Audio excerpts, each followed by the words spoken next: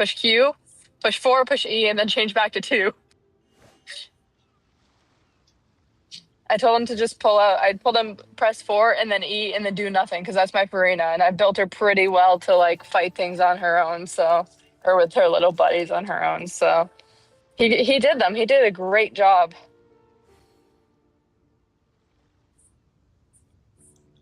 Good. Did he That's mash not a left good click sign. repeatedly and punch them?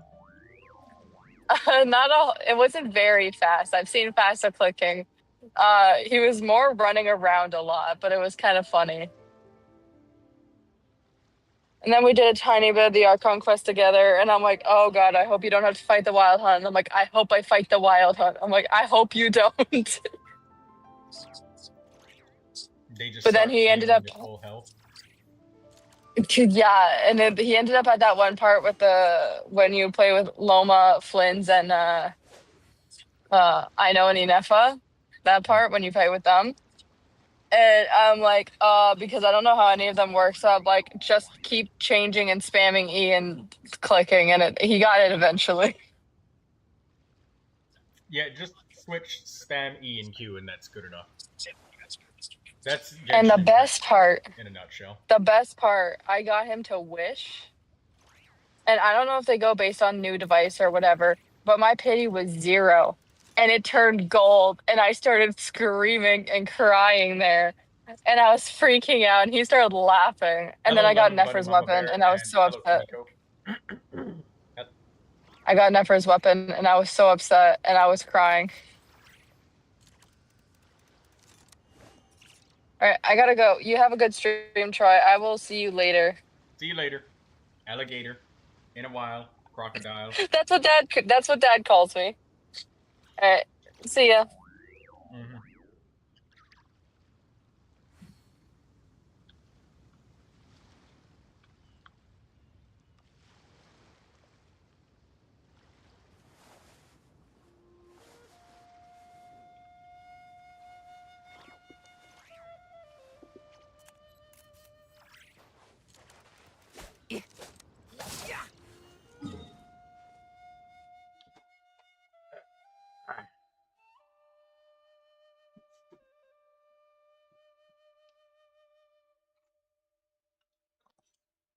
Hello, Daydreamer. Hello, Kimiko. Hello, Lemon Bunny Mama Bear.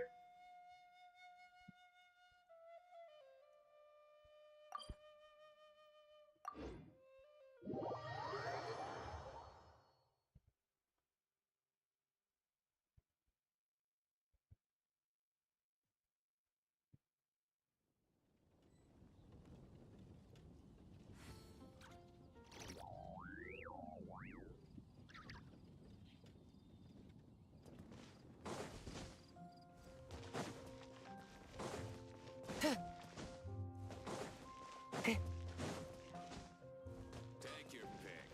You'll find no second-rate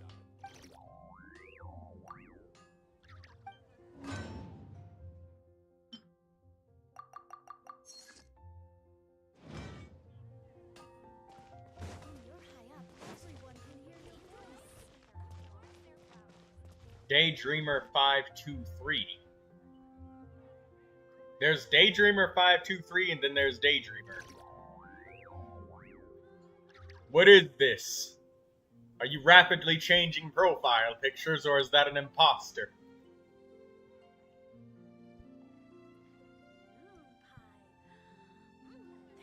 Come take a look. There will definitely be something that catches your eye.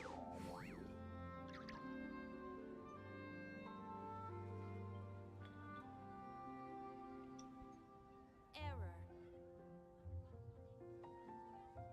There's a strange wanderer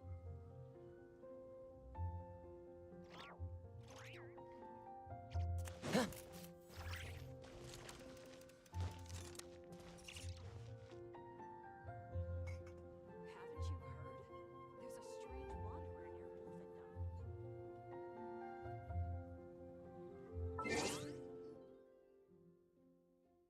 How's the game frame rate seem a little choppy?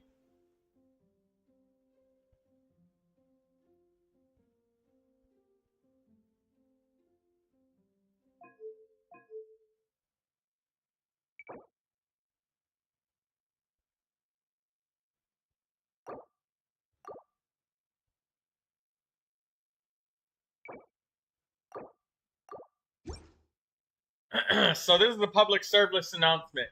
Lindsay, Daydreamer, everybody that's watching, please remember to open up your settings in Genshin Impact and then click resources and click uninstall cache files whenever you're done playing Miliastra Wonderland. Because you're gonna have to download and install so much shit.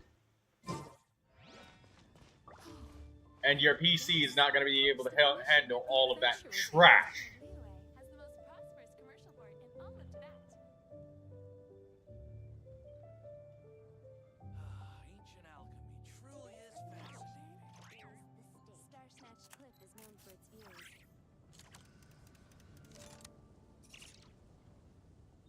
Come take a look. There will definitely be something that catches your eye. What happened? I just got here. Just telling people to make sure they clear their memory cache. That's it. Yeah, that was the start and end of it. That's it. Add Clear the Astra cache. Abyssa.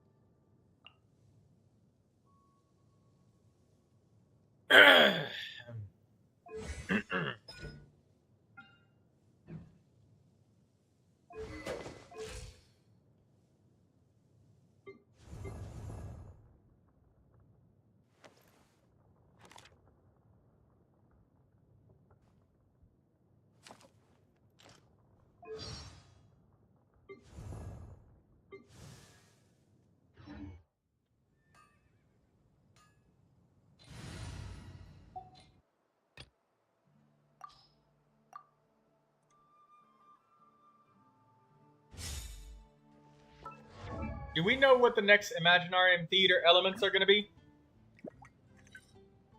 Hello, Blue Regard. How you doing, Blue? Regard.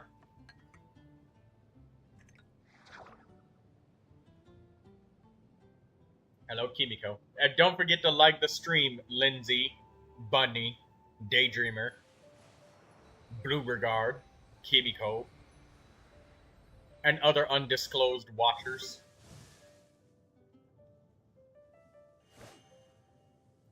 I think Hydro, Electro, and something. Watch it be Hydro, Electro, and Dendro. Again!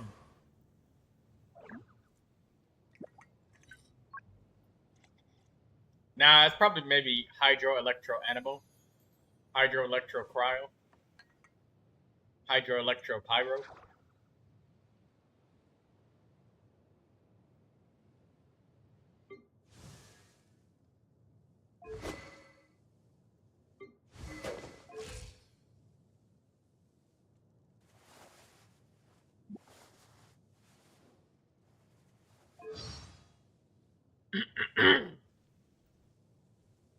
What it sounds like when a puppet opens a chest. I don't have any chests left in my world, so I can't really answer that.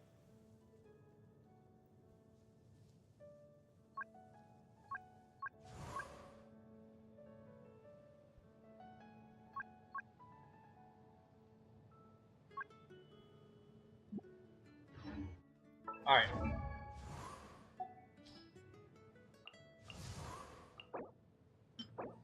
Mizuki.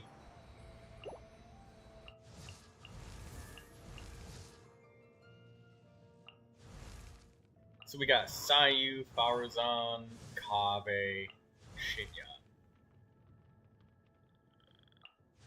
Aino's Ascension 6. So we only have theater was Hydro, Electro, Geo. That's the current one, but the next one.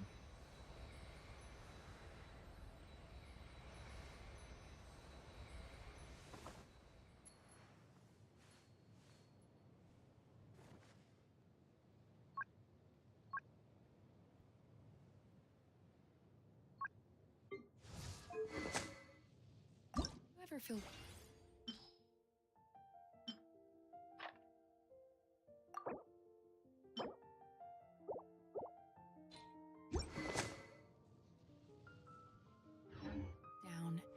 Just drop everything and go out for.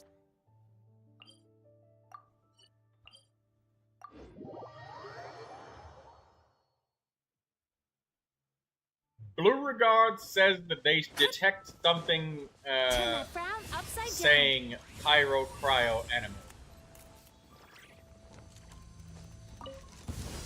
down. Nice and spicy. This moment will be frozen in time. Free. Ow. Time to relax.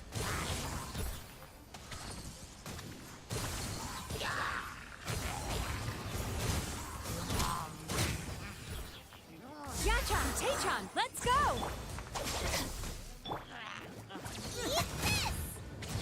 Dodge this. Sweet dreams.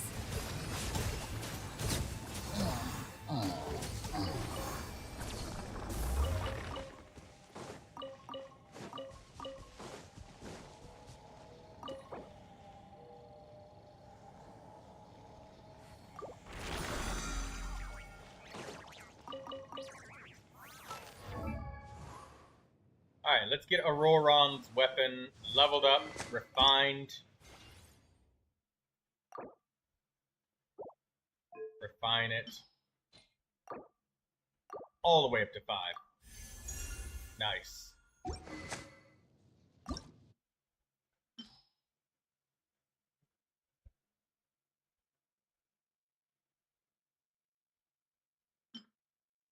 Is that a leak or is that from the Genshin Impact wiki?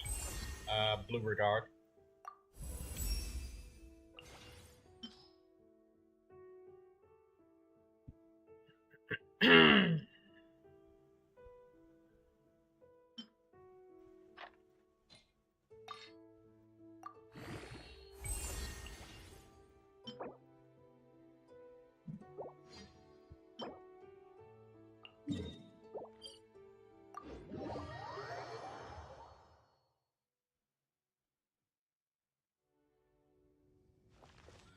Lindsay says teen dragon, but he's not a teenager. Stand with me.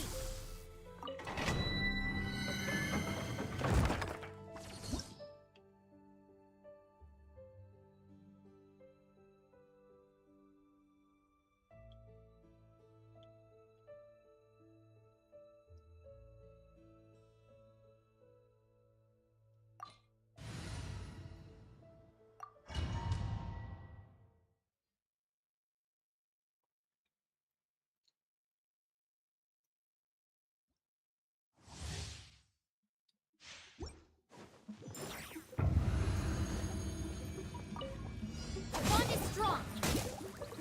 Cool it. Don't get frostbite. Turn that frown upside down.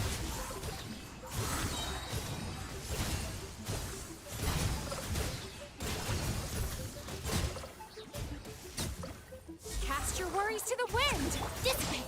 Out of my way. Outside pants into the fire. Hey, Dodge this. Oh, so sorry. time to relax.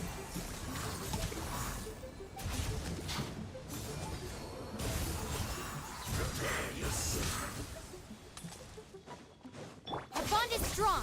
Nice and spicy. Sweet dreams.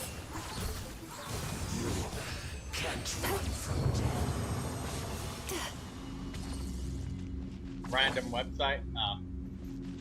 Stand with me. I always check the wiki. The wiki is better.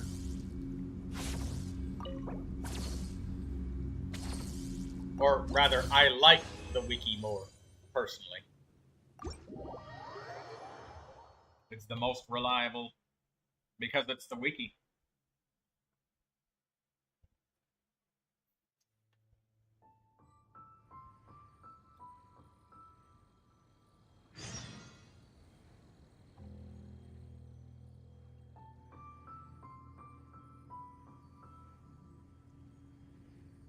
when you get back, can you do the chest boss in my world? I don't know. We will have to see when you get there, because if it's not now, then I may be doing reviews for the Miliastra Wonderland. In which case, as long as you do the highest tier of the boss, which is number 4, it doesn't matter whether you do that in my world or not, since it's based off of the domain. So thankfully, you won't miss out if you do it in your own world. If I am unable to help you, Lindsay.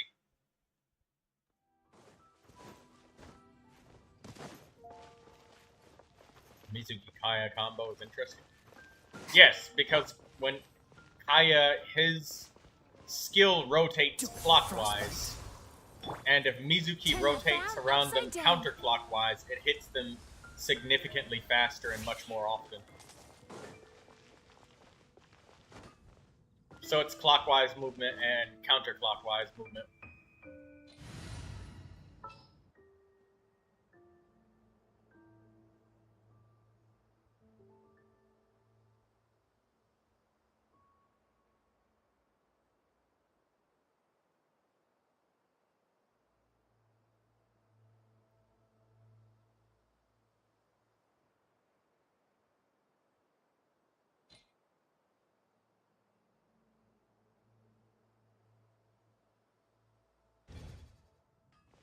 Lindsay, you only have to just do the quick match. So click right here, and then you select quick match. Or quick play instead of regular. So you can quick play it by yourself in your own world. But it's restricted to single player only when you do that. That's a feature. But if I'm not doing Miliastra Wonderland or reviews or something, then yeah. But if we got a group of people, then I can't stop the whole entire Miliastra train to do that. But hopefully Quick Play will be able to assist you. Or rather, I know it can.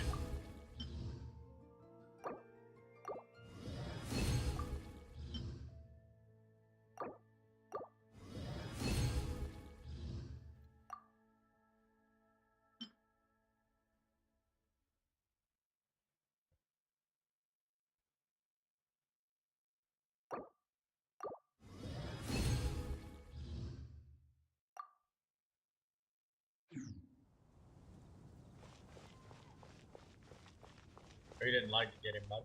Well, that's how it is when you have like day one content being created by players. It's not going to go through the same rigorous process as them having to release something for the original game, Genshin. So there's going to be a lot of untested worlds where they simply just weren't playtested at all.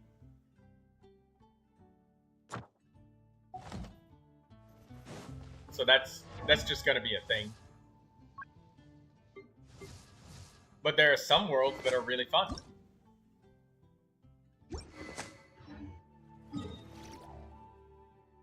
Miliastra Wonderland has what is called volatility.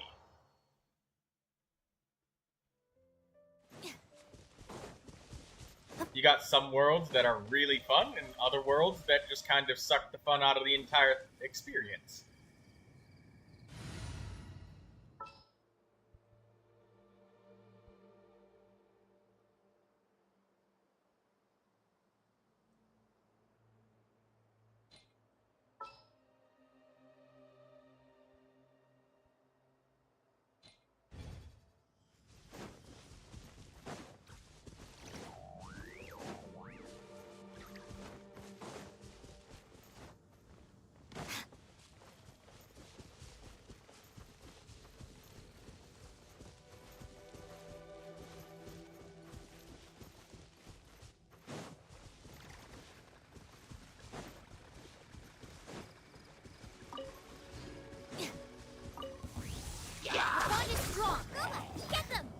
Freeze!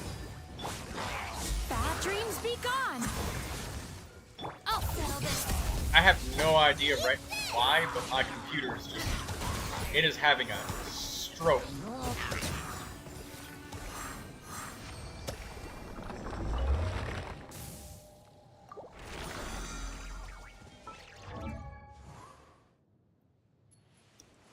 Maybe it's because the computer's a little bit hot. That ain't it.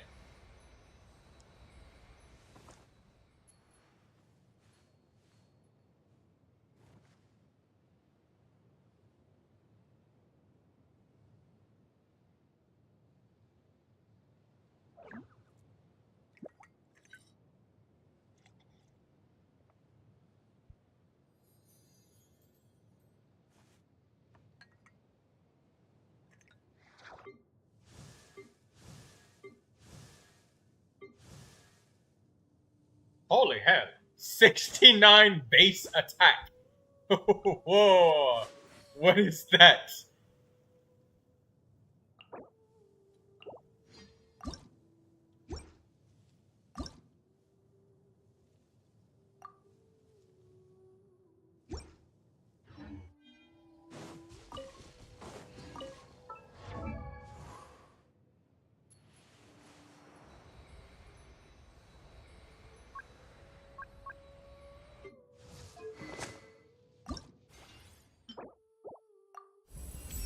That is terrible. Yes.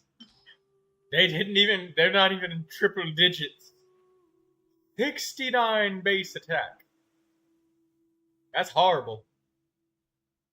Graphic, even.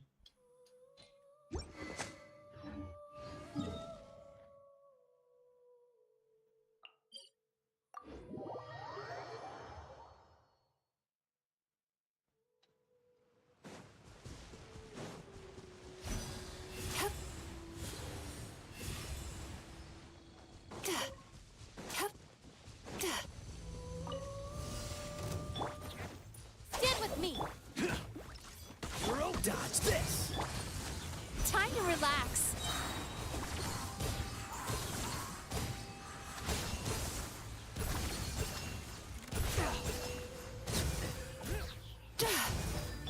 Nice and spicy. You're toast. Cool it. Oh, so soft. Another test. Sweet dreams.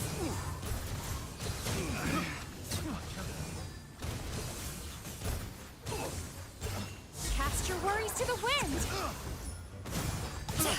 Our bond is strong. Out of the front, Freeze.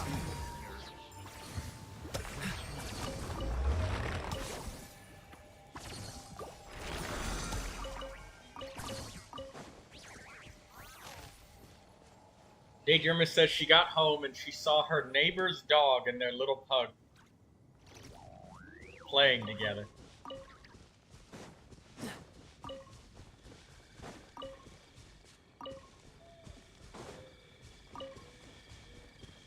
No spoilers on the new Archon quest? Yes. Well, that's a given. The Archon quest just came out.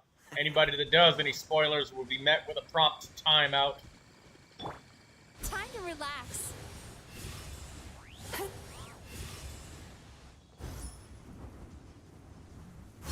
Piggy Troy. The PK Oink. Stand with me. Boba, get them. What is this PK Oink that you speak of? Frostbite. I only know of one type of Oink, and his name is DJ Oink.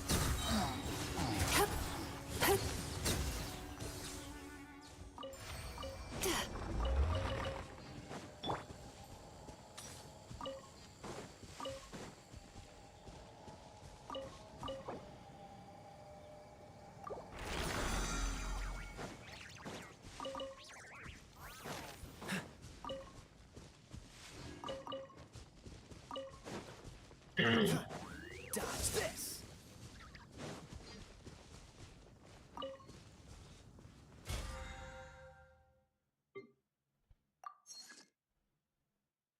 To be fair, the pig was black though. What?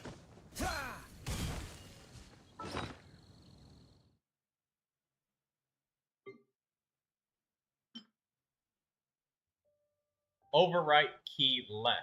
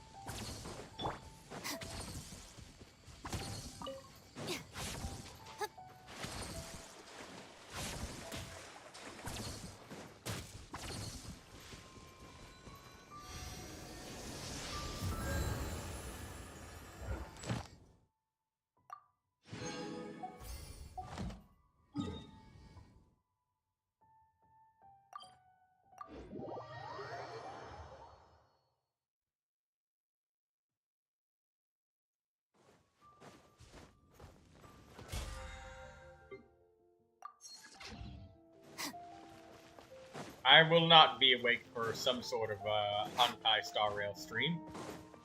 Ad Astra Ab. Thank you for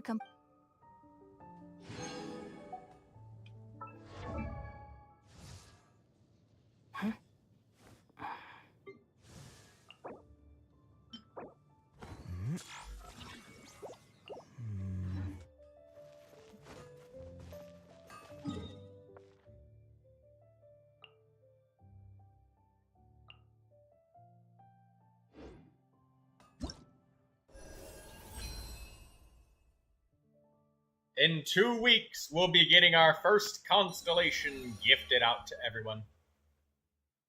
Song of the Welcome Moon, reprise now.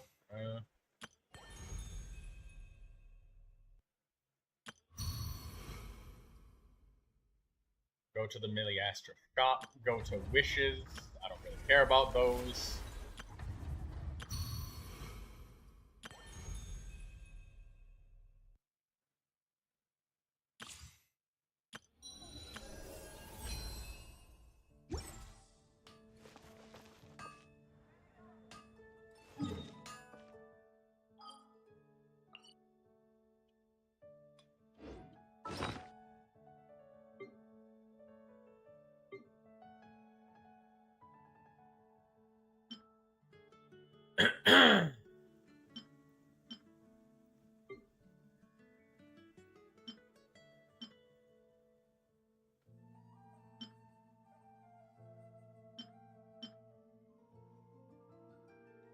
Crit damage, circlet with crit rate and attack. It's got double defense though.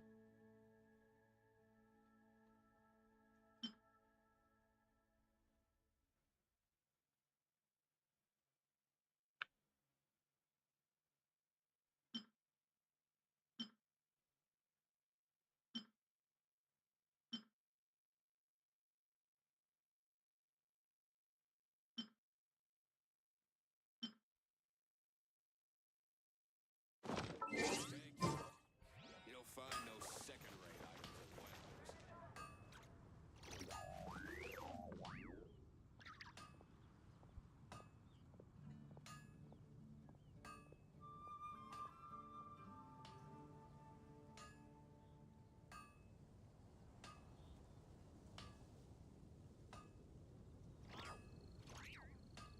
No wonder you're a master.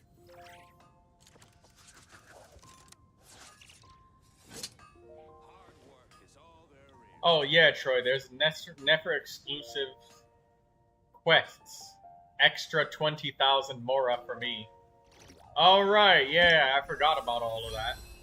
That you can go into the area now. The Curatorium of Secrets.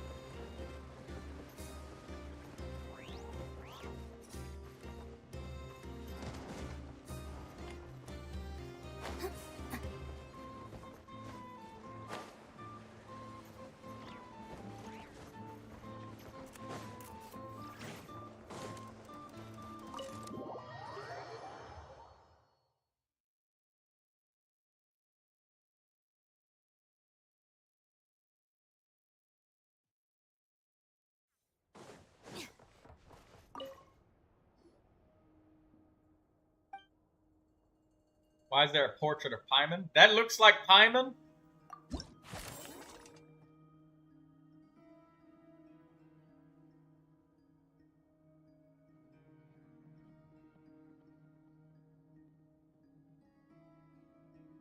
Customers are all satisfied with a new drink.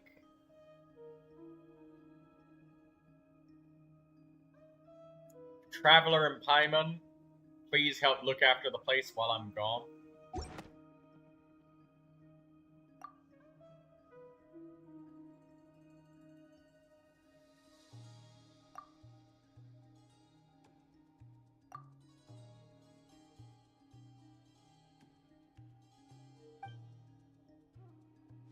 Escoffier comes in. This should be the Curatorium of Secrets, huh? Traveler and Paimon, what a coincidence. Escoffier is not voiced.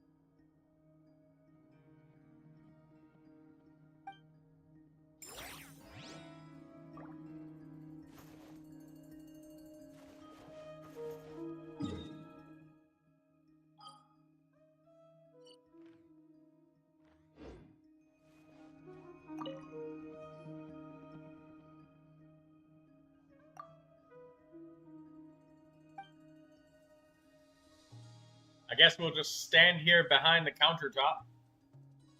Hello, Chevrus.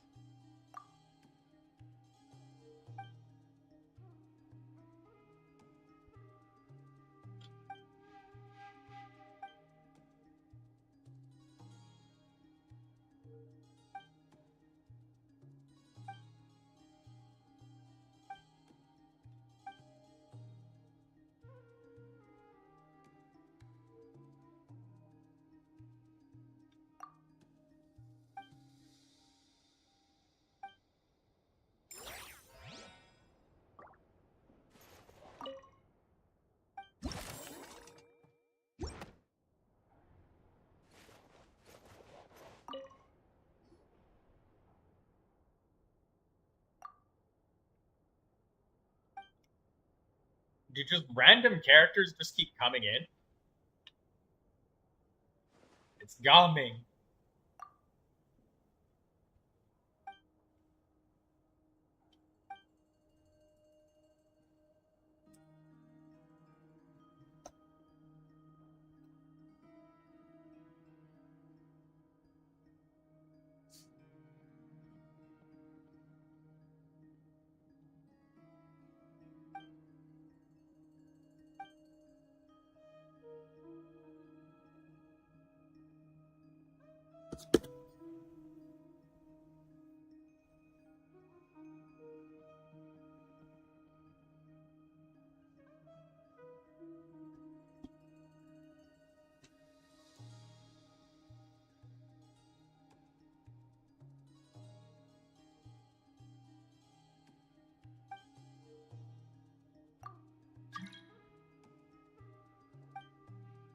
I cannot accept that World Quest invitation.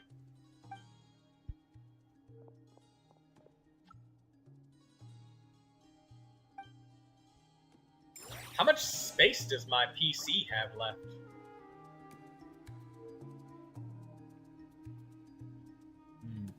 Not a lot.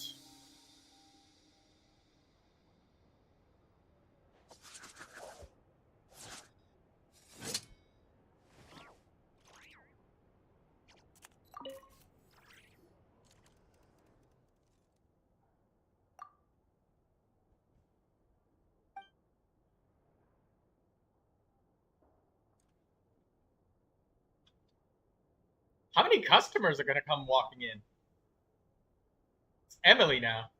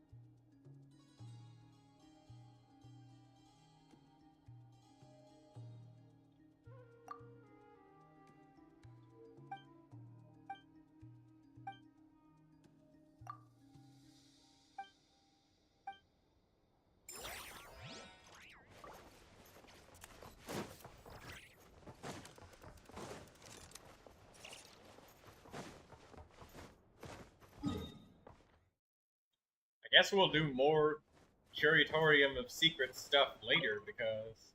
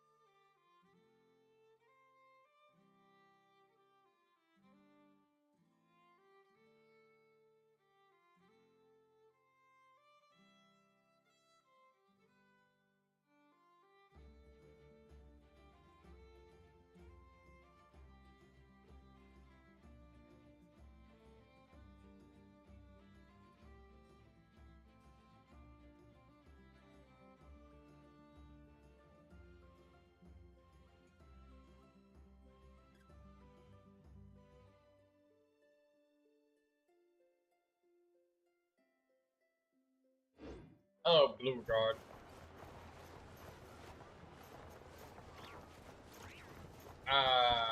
Okay. Hydro Traveler. Can do that.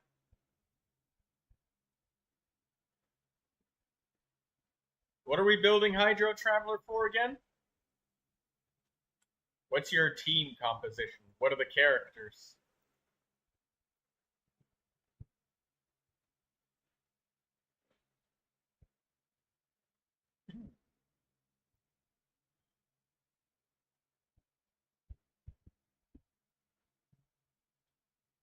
Seven three 941 377.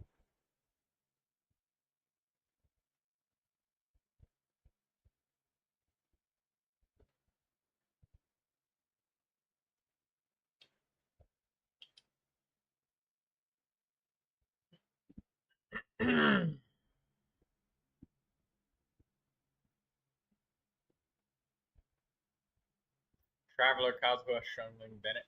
Are you doing the thing where you like pause the game and lay down a bunch of those lanterns before you elemental burst?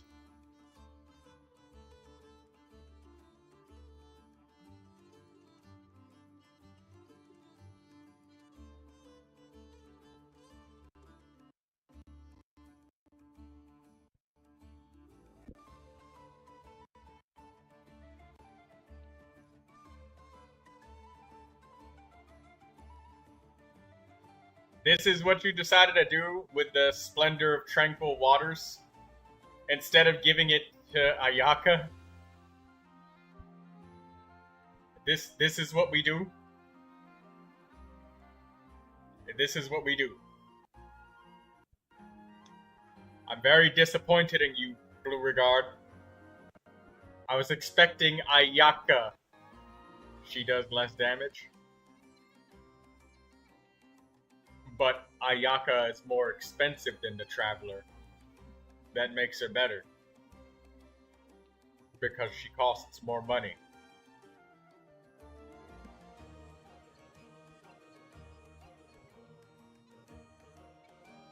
Anyways, looking at the build, you definitely could use some more levels in the elemental skill, because the elemental skill is probably going to be your driving force of dealing damage. The problem is, when Hydro Traveler uses its elemental skill, he remains stationary. He does, however, get a Hydro Shield, which is a thing, and I mean, I guess Splendor of Tranquil Waters is quite literally the best weapon for the Hydro Traveler doing that. But Xiangling is a pyro... Oh.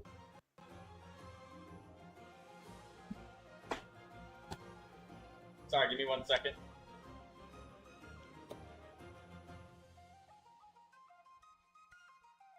There we go. My shit almost fell over.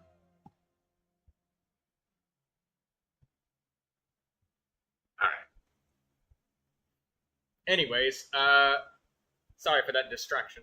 Yeah, Xiangling is using a Pyronado, and Xiangling's Pyronado, I believe that her Pyronado goes in a clockwise formation. So a character that can move and move counterclockwise would help actually apply more Pyro.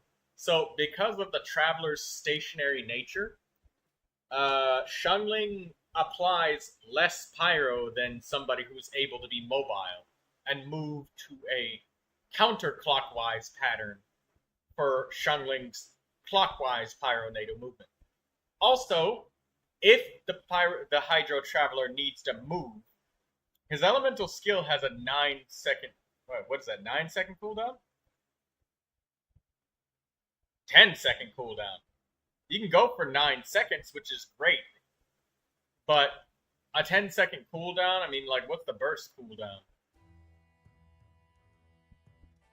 20 seconds?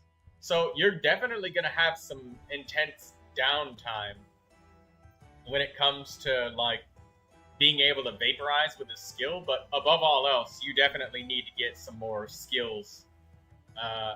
Like, get his elemental skill up to level 9, because right now it looks like it's at level 6.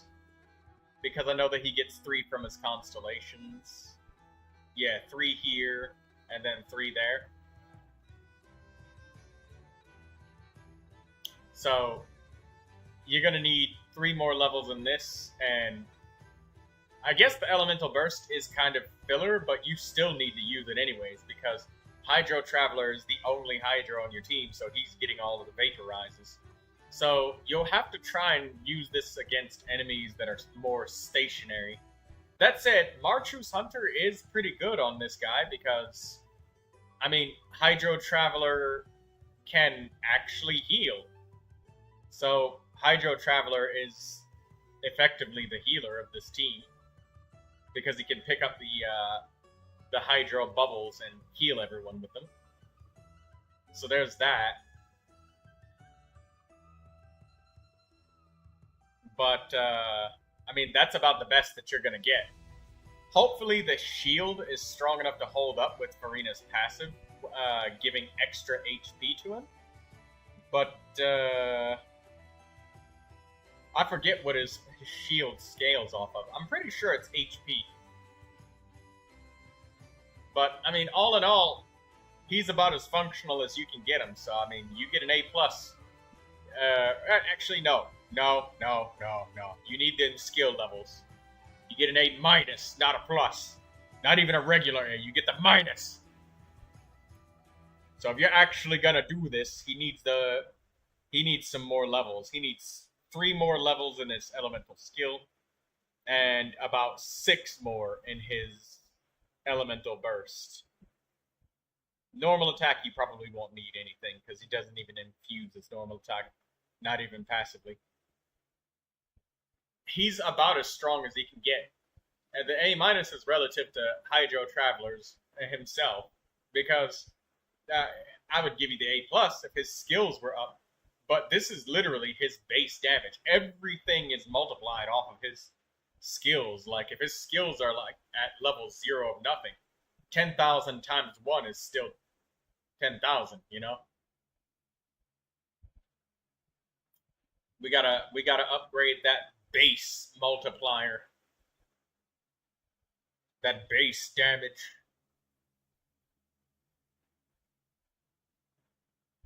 All things considered, this is about as good as it can get for your Hydro Traveler, if he's going to be a main DPS, so good job, Blue Regard.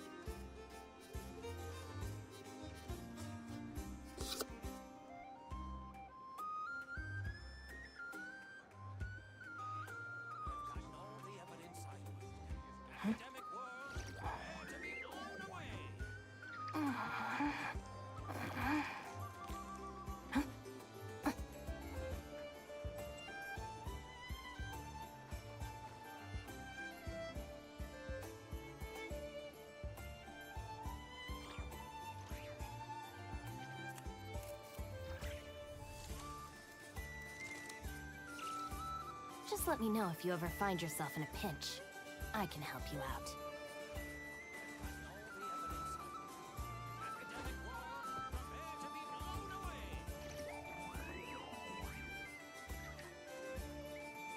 I gotta just adjust my seating because I'm terribly uncomfortable.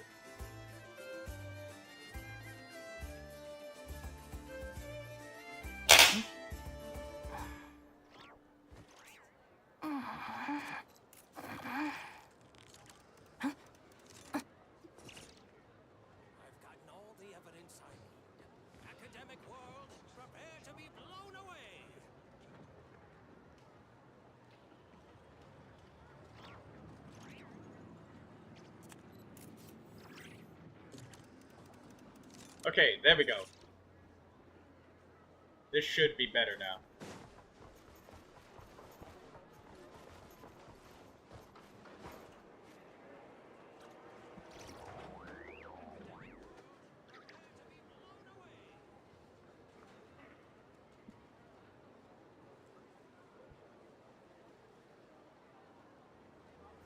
The criteria for certificate exams are straightforward enough. What it really comes down to is whether you are willing to put in the time. If you study and practice, then it's really not all that difficult.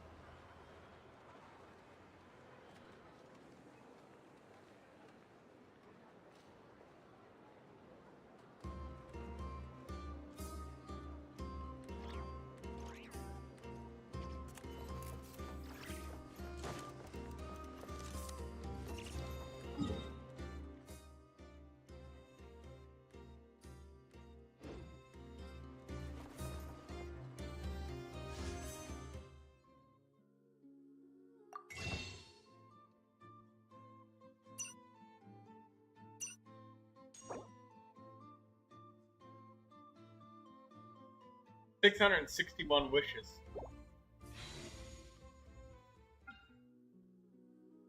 So I'm at 721. If the Arataki gang stirs up any trouble, I'll drag every last one of them back to apologize.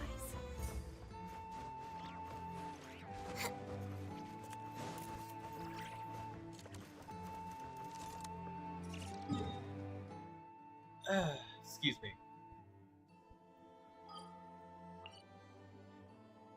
Let's grab our stuff from the teapot.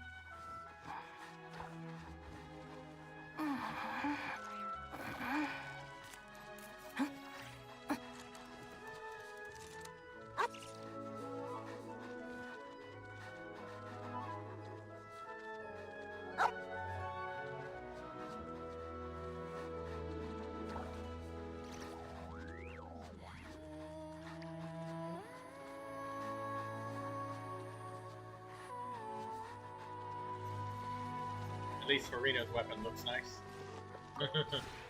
This realm is truly beginning to thrive. I cannot help but be.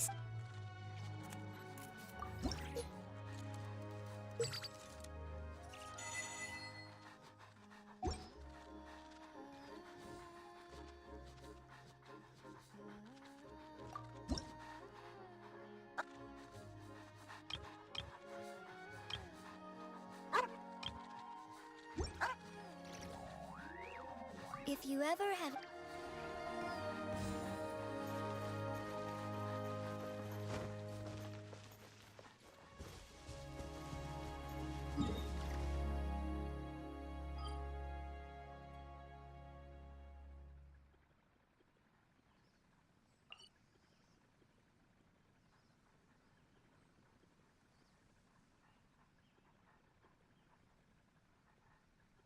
The criteria for certificate exams are straightforward enough. What it really comes down to is whether you are willing to put in the time. If you study and practice, then it's really not all that difficult.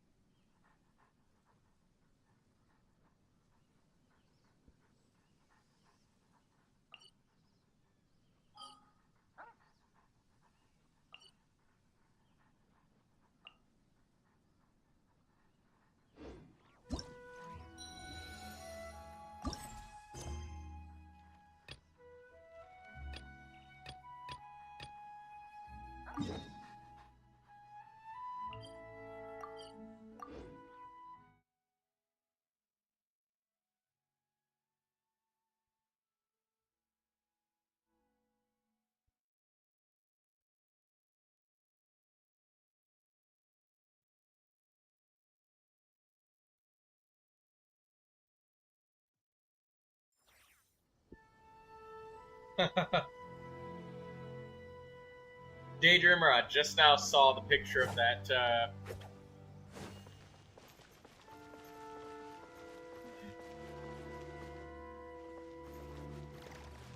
I just saw the picture of that pig.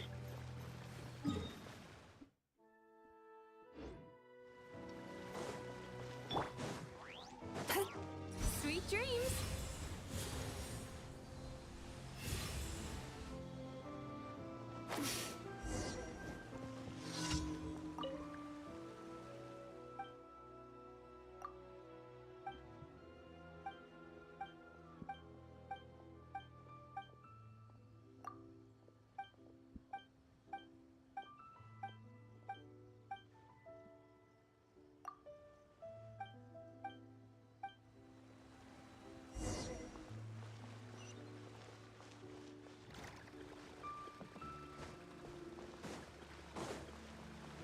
Turn that frown upside down.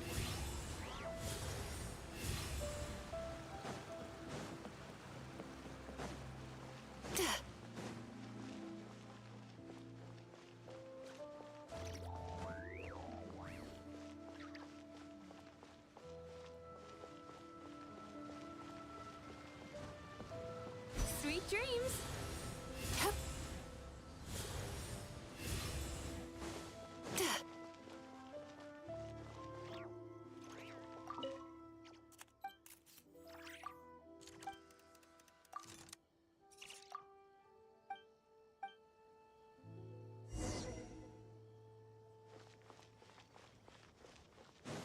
Ayaka was kind of fun because you could ice bridge.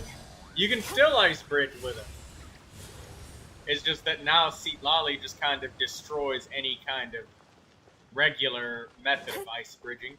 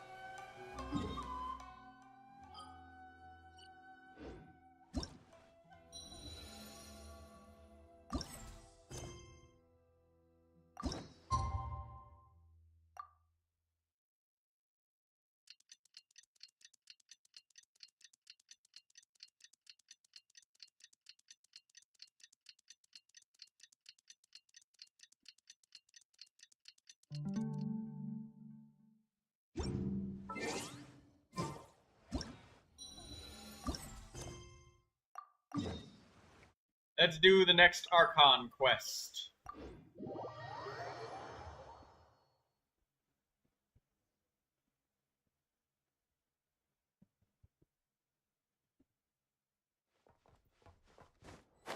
Alright, see you later, Kimiko, and don't forget to like the stream before you go. And thank you for coming by.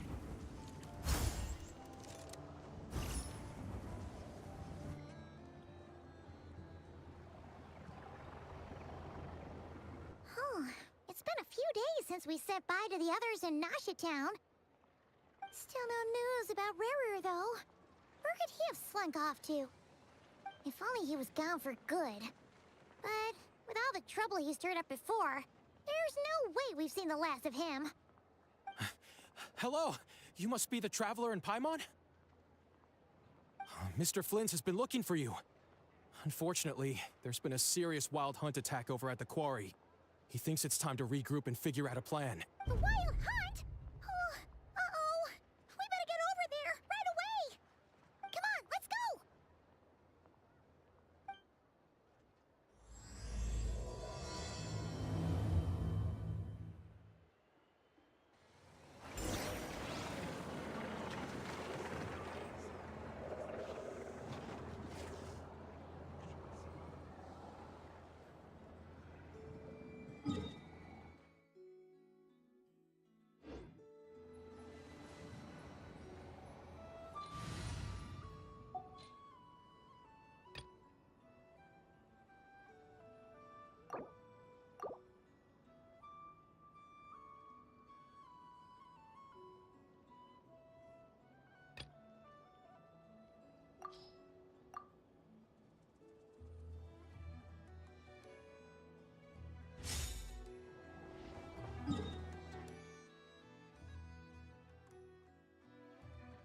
Daydreamer, why do we wait until I do something? You know what? I know exactly what I'm gonna do. I'm gonna start the stream and then bait everybody by saying, "All right, I'm gonna immediately start doing things. I don't have time for anybody now." And then that's when everybody will remember, "Oh yeah, I suddenly actually want a review, so I can get out the damn way." All right, let's do it. I just got back. I asked, but you didn't reply. Okay, my bad. Let's do it, though.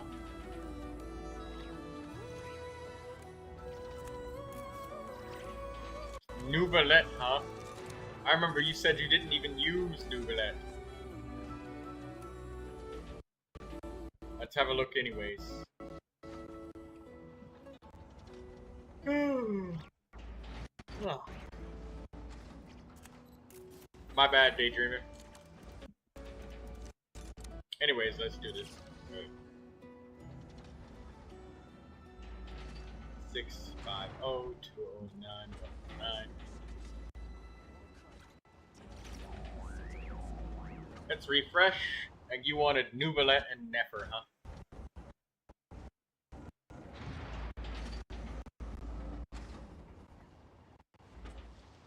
Alright, let's look at Nefer. This is better. You got a critical rate main stat. That's exactly what she needed. Or critical damage, I mean. Critical rate could also be fine, but she's gonna have a lot of crit rate. The Knights of Favonius are all working hard. Especially if you're using her with Lauma at the same time. Or another person with Silken Moon Serenade. You might have to refresh for Neuvilette. Okay. Yeah, your Nefer's fine. She's better than she was yesterday. Yesterday you had an Elemental Mastery Circlet.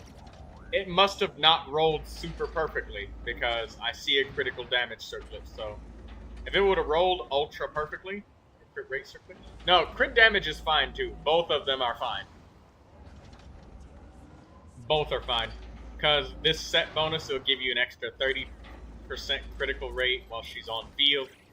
So that's what, 66.9%? And then another 10% critical rate for lunar reactions. So you're at 76.9% critical rate. If you would have gotten a critical rate circlet, you'd be overcapped for sure. Like, by a pretty good bit. But with a crit damage circlet, it's technically more efficient because 100% of your points are counting. But that said, yeah, in the end, critical damage was the one that had more potential to be stronger.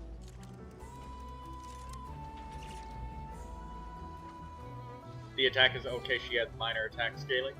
Yes, she has a little bit. We shouldn't stay here.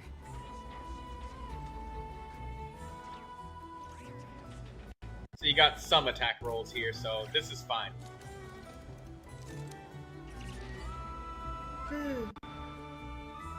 Sorry, yawn. You even got a little bit of energy recharge. Tome of Eternal Flow is gonna give you a little bit of energy with Nefer, but I mean, a little bit of energy recharge doesn't hurt you.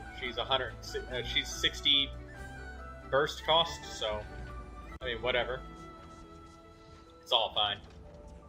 Yeah, your Nefer's fine. No need to change her. She's an A+ now. She just needs a little bit more leveling up, but the hard part is getting the 6 Dendro crystals. All you need now is XP, so she's fine. You get an A+ for your Nefer. Neuvilette. I'll refresh again, I guess.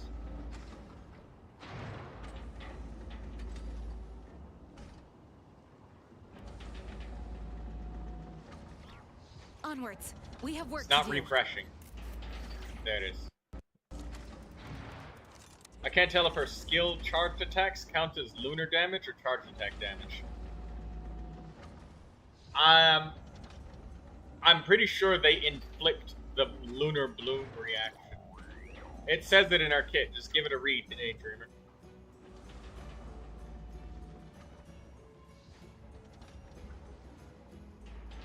Dealing area effect Dendro damage while in state. Nefer's charge attack, Phantasm performance, 2 initial charges.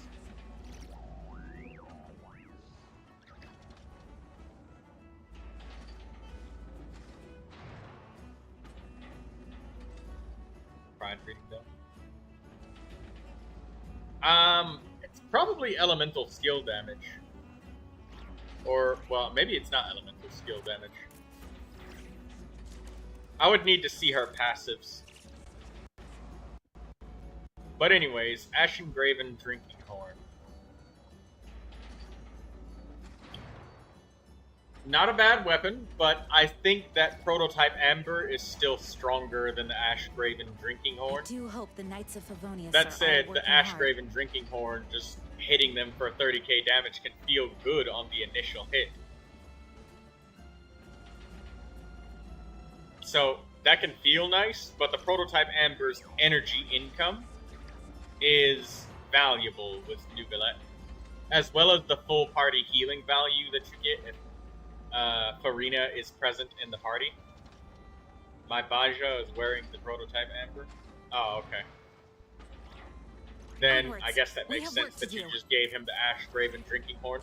It's not a bad weapon though. It's a decent weapon. I mean, it does what it does, and it's not useless. It does direct damage, whereas the other one gave Neuvilette some extra energy and healing. If and only if you have no problem getting full energy and using Neuvilette's elemental burst whenever he needs it, then the Ash Graven Drinking Horn is fine. But if you have any energy problems at all, then the Prototype Amber is going to win for sure. And you have only a tiny amount of extra energy. That said, I like your balance of HP. All your stats are very balanced. You're at 59.4% crit rate. You got Wana 71.5% crit damage. You got 11 HP rolls, which is a lot of HP. That's a lot. You got 19 rolls of I critical, do hope the which Knights is of also Favonius great. are all working hard. Yeah, your Neuvillette's very good. I give him an A+. He's perfect.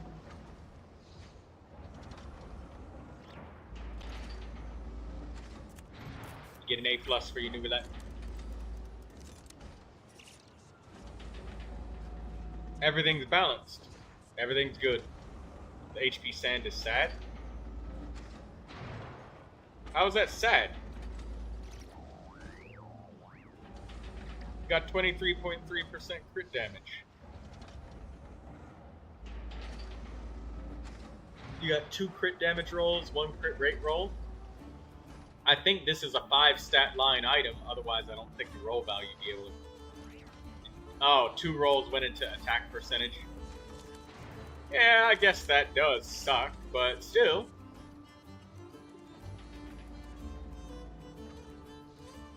It's time still to nice. move on. We shouldn't stay here.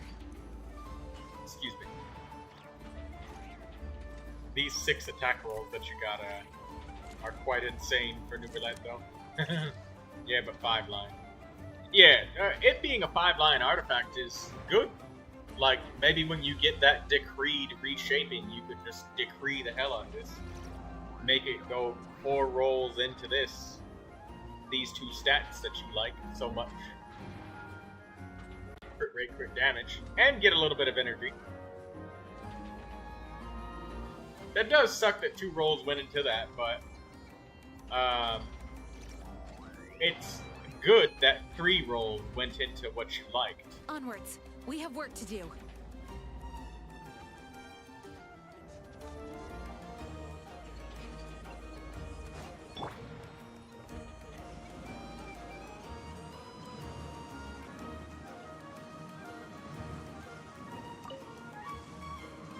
My frame rate is like dying because I gotta recover from closing Akasha. Google takes up so much resources.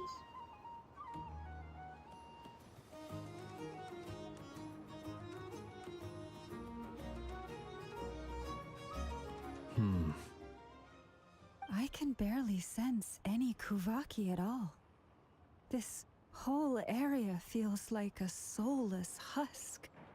Looks like his appetite truly is insatiable. As if the power of that energy cannon wasn't enough. He's not seriously still getting stronger? What's his endgame here?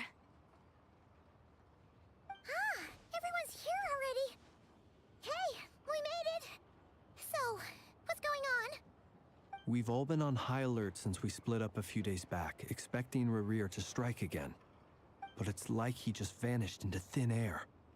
No one has seen him nor found any trace of his presence. That is, until this morning, when a ratnik found signs of wild hunt activity while out here on patrol. As you can see, the Crystonite itself is physically intact, but the Kuvaki it contained is all but completely diminished. And we're sure that Rerir did this.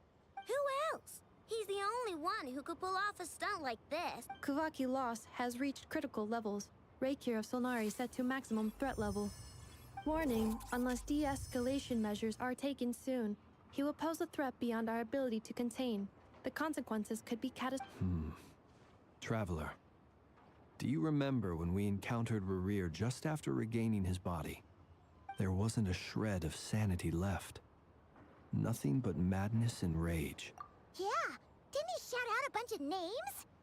Then he started raving about how nothing in this world mattered to him. Oh, Paimon gets chills just thinking about it.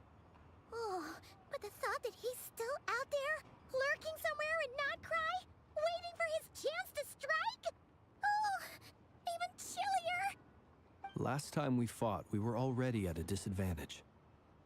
If he has such overwhelming strength, why would he suddenly go into hiding? Yeah, if I were him and I wanted more Kuvaki, I'd just take it by force. No point staying in the shadows. Unless something went wrong. The other thing is, how does someone who's completely lost their mind still have the wherewithal to cover their tracks so perfectly? Beats me. According to certain medical studies, insanity does not always entail a complete loss of rationality. It may be that he is simply living in a world of his own. Actually sounds about right. He was ranting. There are many unanswered questions here. He could be right under our noses. Besides his name and title, we know little about him. Certainly nothing about his past, or what he might be hoping to achieve. Exactly. And we wouldn't even know where to begin looking. I'd be willing to bet that even if we gathered together every scrap of intel in Nodcry, we still wouldn't find more than, like, 3 useful facts about him. So, if we do nothing, he'll just keep getting stronger. And last time we had Marionette and her big robo-buddy to help us. And we still... Paimon's head hurts just thinking about it. Well, I do have a little hunch about his next move. Given that he attacked the quarry, I'd say it's likely he'll target other places rich in Kuvaki. Somewhere like the Eye of Krati, or the Pillar of Embla. One thing's for sure. If we just sit back and let him keep absorbing Kuvaki, we really won't stand a chance against him.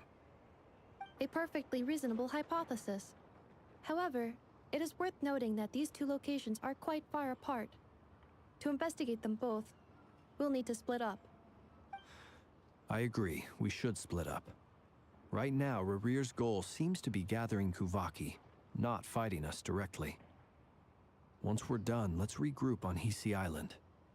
Wait, why Hisi Island? If I recall correctly, your largest goddess statue was carved from Kuvaki-rich ore, was it not? That's right. Yes, it could well be a potential target of his. I should head back and start evacuating the pilgrims.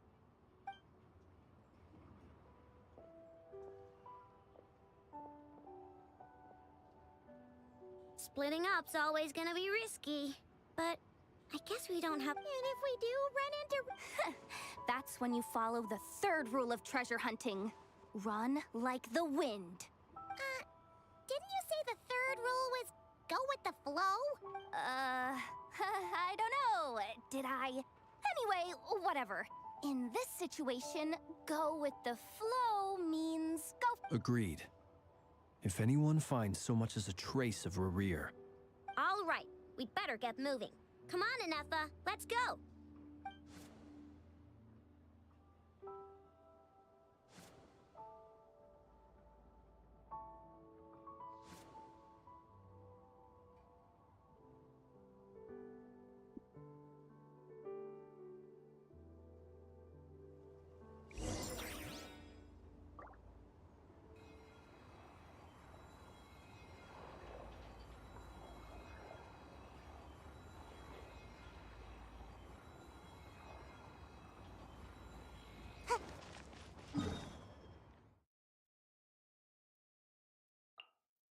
Well, we got that big giant Kuvaki cannon. We'll just shoot him with that. Unless he absorbs it and powers him up. This guy's going around absorbing a ton of energy.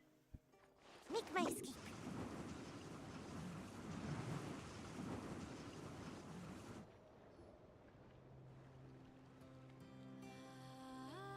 Any leads? Nope. Diddly squat. No clues to where he might be hiding. It feels like we're sitting on a powder keg that could go off at any second. Oh, I hate this feeling. I'd rather face him head on than be left hanging like this. So, you guys didn't find anything either? Not loving the word either. How about you, Flint's? I questioned a few Ratniki and eventually narrowed my investigation down to one suspicious individual. But by the time I got to his place, almost as if he knew someone was on to him. Either that, or he's just extremely cautious and doesn't stay in one place. He's been biding his time for a while now. The question is, where or what is... No idea. Since regaining his body, he seems to have lost all interest in the fragment in my possession. If he did still want it, he's had plenty of chances to take it. All we can do now is hope that Ino and Anefa turn up some leads. Darn it, Rarir! If you've got the guts, come face me one-on-one! Wait, he's actually here? I didn't mean it! I swear! No, it's coming from Silver Moon Hall. The Lady Kutar might be in danger. Let's get over there, quick! Oh, he's going after the moon goddess.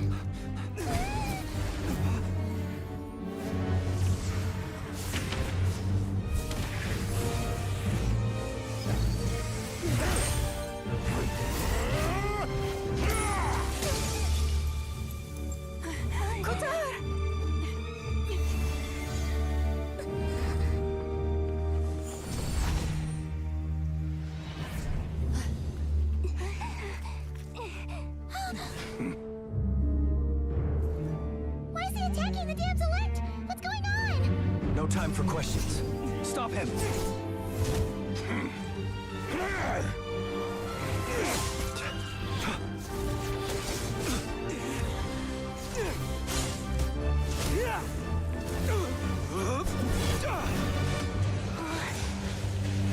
This is insane. Yehoda, get Kutar out of here! On it.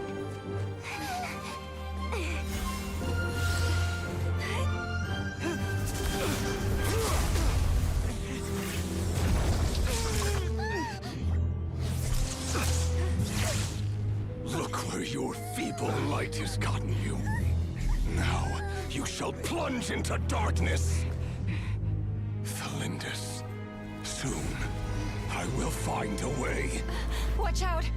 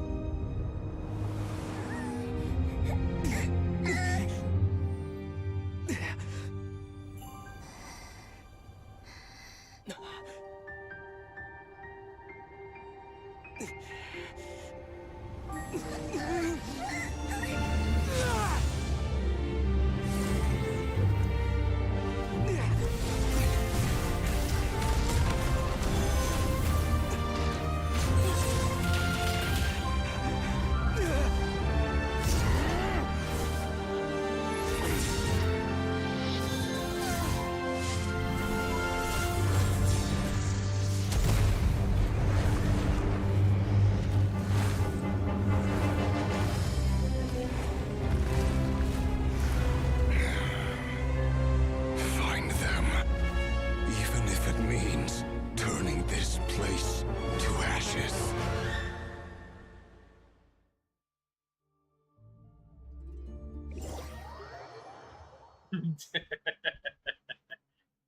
Blue Regard says Prototype Ember versus Ray Rear. That was too close. We barely made it out of there alive. What's that guy's deal? How'd he get so crazy strong? He's a threat to this entire nation. I doubt his strength could even be measured by conventional standards. I have a question. When me and Anefa showed up, we saw him chasing after this lady like he wanted her dead. What was that all about? We weren't there for the whole thing either. They were already duking it out by the time we arrived. Yeah, we didn't see how it all started. It all escalated so quickly, we had no choice but to step in. Kutar, can you shed any light on the situation? Kutar. Cross-checking database. I see. So you're the one that the Frost Moon Scions refer to as the Moon Goddess? Wait, she's the moon goddess? Oh, no wonder she looks just like all those statues. There are many reasons why people might worship the moon, and just as many why they might despise it. I've never met that person before, but there was no mistaking his deep-seated hostility towards me. Why he holds me in such contempt, I cannot say. But since he hunts the power of the moon, It's no surprise that I am a target. Kutar. There are many potential motives. For instance, you help the traveler escape his grasp. This could be his way of taking revenge. It is also possible that he covets the Kuvaki inside you and seeks to take it for his own. The list goes on. But right now, devising a counter strategy should be our #1 priority. The likelihood of this location being discovered is close to 100%. A counter strategy? But we don't stand a chance against an enemy like this. Surely our only option is to run. He's not gonna chase us to the end of the world, right? So as long as we can sneak out of Nodcry undetected.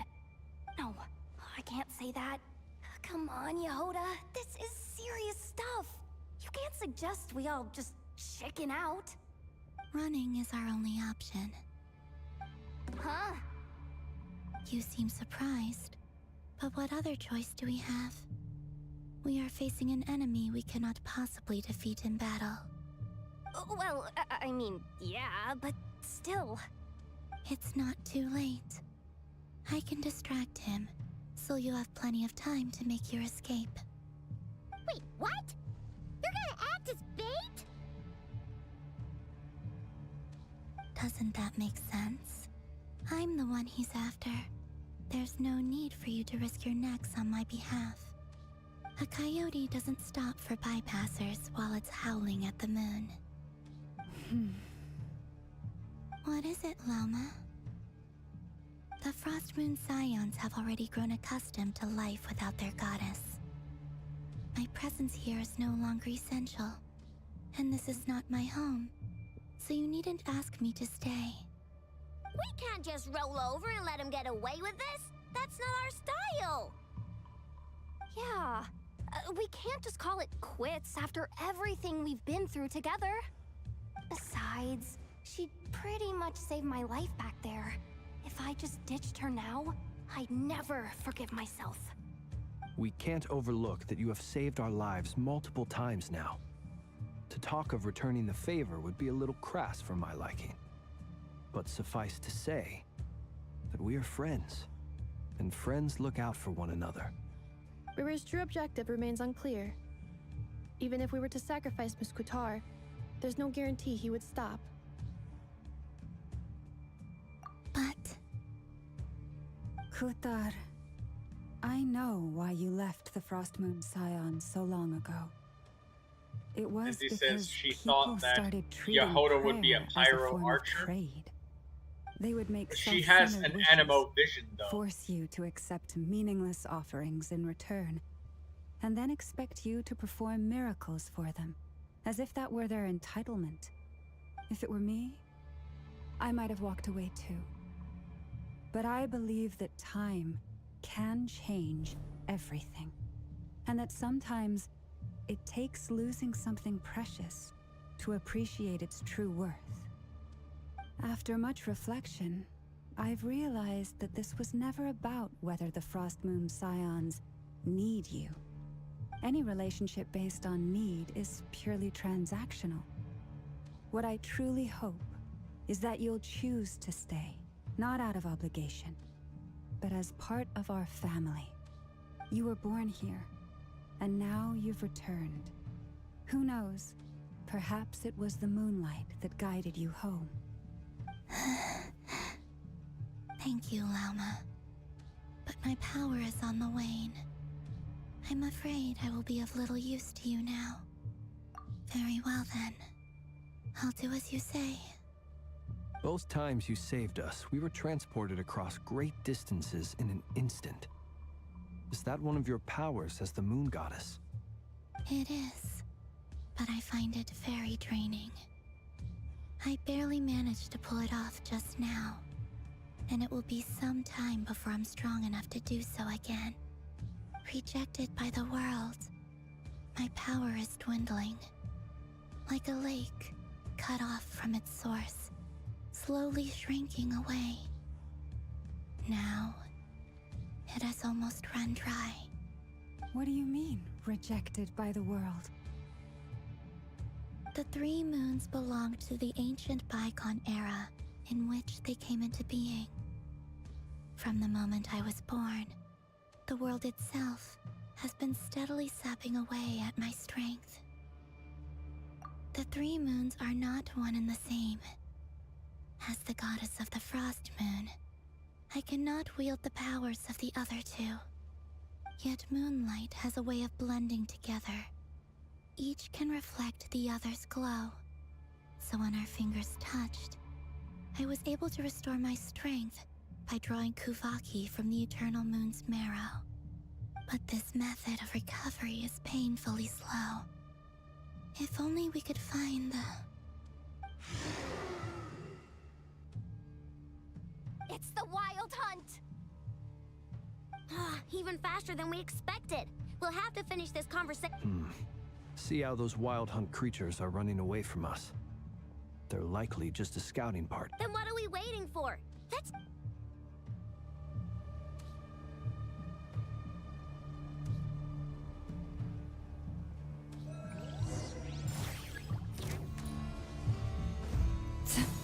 Branches a song. Flash attack! Just one! Oh, they just keep coming! This is driving me nuts! Career's closing in on us. We need to pick up the pace. There's too many of them! And this time, we can't fall back on Kitar's help to escape! This goes on much longer. Annihilation mode. With one heart, The long sleep beckons. Observe. Close your eyes. Be silent. Fear the dark. Observe. Night falls. Flash attack! Cleanup sequence initiated. Preparing for dust up. receive my blessing for the everlasting flow. The night cometh. Be silent. To dust. Night falls. Observe. Look, rainbow! Annihilation mode. With one heart, we pray. Branches aside. The long sleep beckons. Be silent. Let the mighty be Oh, I accidentally wasted my Neuvilette elemental burst at the last second. That was a fun character trial.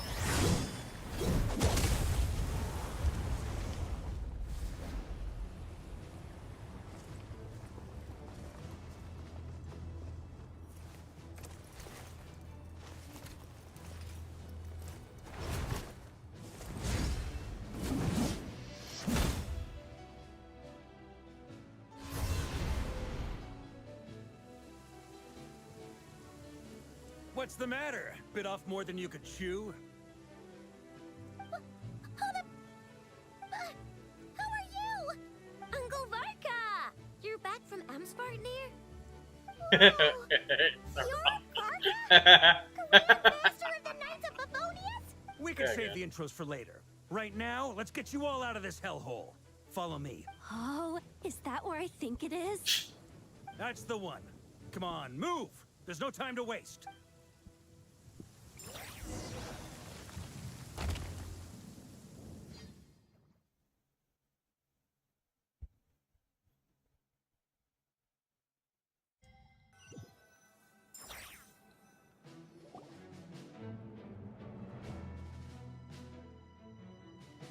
Wow! Where are we? This is so well... Well, that goes without saying. This is the Knights of Favonius' meeting place in Nodcry, and a contact hub for the Northern Intelligence Network. AKA, the black market of intel. No matter what faction you're with, it's the place to buy and sell information. Their headquarters are in Nodcry, but they've got contacts in every nation. As an expeditionary force on foreign soil, working with them has offered us the most effective way of getting our hands on reliable local intel. This is where we meet. So anyway, where were we? Folks from Nodcry should be pretty familiar with me by now. But I believe this is the first time we've met. Allow me to introduce myself. I am Varka, Knight of Boreas, and Grand Master of the Knights of Favonius. We've heard all about you. This meeting's been a long time coming. You look way younger than Paimon expected. But you definitely have that Grand Master vibe. Well, I'm no spring chicken. Just not showing my age yet. Definitely feeling some of that back pain today, though. Rushed back from Amsfartnir without a wink of sleep, only to get right into another fight with that freshly revived maniac. Another? You mean you fought him before? Yep. He wasn't nearly as strong back then, but he was still a formidable foe. I brought some of the knights along to give him a little surprise, but he saw us coming from a mile off. My squad took heavy injuries, and I barely made it out alive myself. We knew it might have been our last chance, so we staked everything on it. But still, it wasn't enough to stop him. I tried tracking him down afterwards, but he didn't leave a trace. Even in his unhinged mental state, he's as cautious as any trained operative. So, I decided to come find you. Stand beside And as Barco luck would when have you it, get the chance. turned up to find you being ambushed That's by if the he's wild a hunt. model. Is that why he's been frantically absorbing Kuvaki? Maybe I'm part of the equation, but even if I weren't, I'm sure he'd still be gathering power. He's clearly working up towards something. Note to self, Uncle Varka's strength rating officially upgraded. Guess it's my turn to ask questions now. So, what exactly has been happening in Nodcry? Why is the wild hunt returned in humanoid form? And why is it after you? That's a long story, but I'll try to make it quick.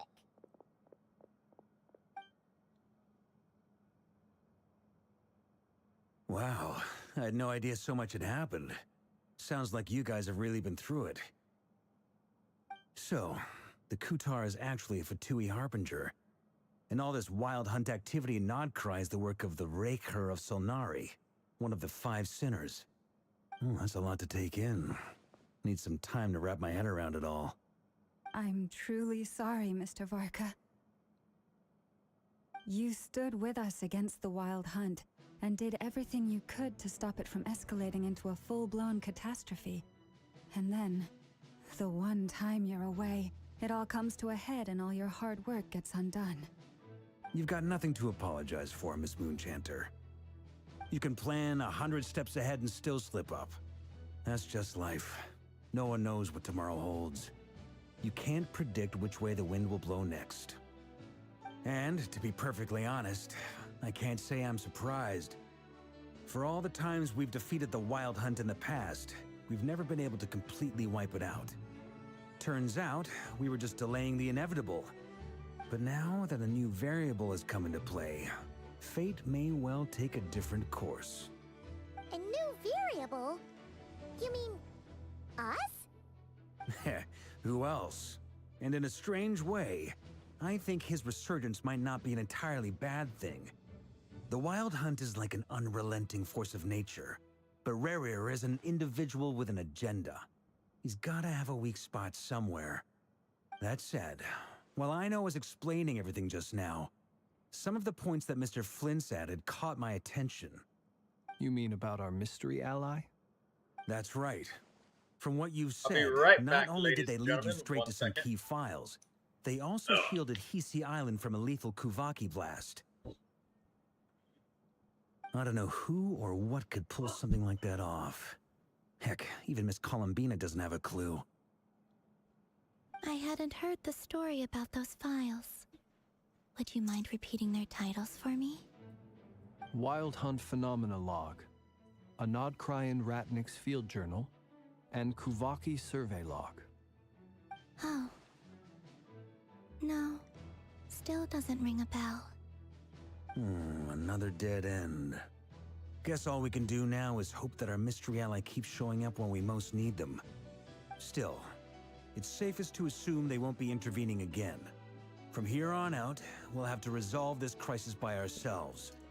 Your intel also explains something else I've been wondering about. The reason I led my team to Amsfartnir was because we'd had reports about a possible source of the Wild Hunt showing up there. But once we looked into it, it turned out to be a red herring. I don't know who was behind it, but clearly, it served its purpose. I doubt it's by chance that he happened to make his comeback while my attention was diverted. And from everything you told me, it sounds like his scheming began well before his return. So maybe luring me away was all a part of his plan. But is it even possible that he orchestrated all of this by himself? The Moon Maiden and the Raker of Solnari. Nodcry of all places. The way everything is unfolding, it can't be a coincidence. So, what do we do now? Got any ideas? Right now, we've got at least 3 things to consider. Let's go through them one by one. First, we need to figure out how to take down Rarier. If we can't beat him in a straight-up fight, the rest won't even matter. To my knowledge, the bulk of Nodcry's fighting force is already gathered here. But even with everyone united, we're still no match for Rarier in his current state, let alone with his power still growing. What if there was a way to tap into a new power of our own? How so?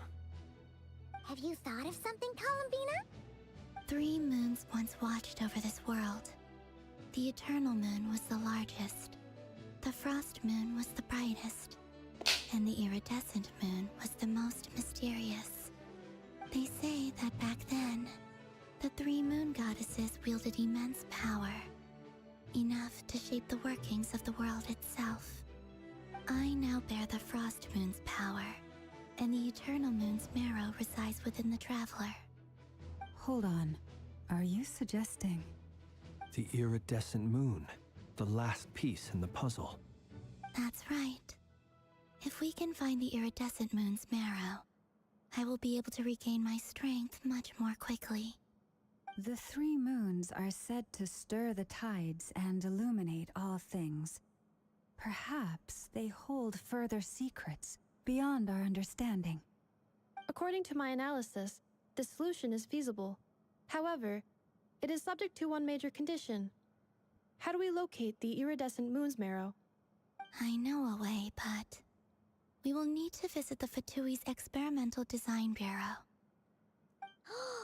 The Experimental Design Bureau? Are you saying we need to involve Marionette? Yes. I must speak with Sandrone. It's a long way from here to the Experimental Design Bureau. There's a high chance you'll be spotted. You shouldn't go alone. Then that's settled. Next up, our second priority. Somehow, we need to figure out Rarier's end goal. As you saw for yourselves, when he was still in his Wild Hunt form, everything he did was for the sake of recovering his body and resurrecting himself. His first act since then, after laying low for a while, was to try and assassinate this young lady. People's obsessions often reveal their greatest vulnerabilities. There must be a reason why he despises the moon so deeply. Perhaps it sheds some light on his title, the Raker of Solnari. The Wild Hunt has plagued Nodcry for centuries now. If we want to stop it for good, we have to get to the root cause of what's driving it. It's true. We still know very little about him. If Kuthar hadn't given us that lead, we wouldn't even know his name. But where would we even start? I doubt even the Intel Queen of Nodcry has a clue, and she has info coming out of her ears. Oh? That's a rather hasty conclusion for someone who's so painstakingly meticulous when it comes to dealing with machines. She heard me.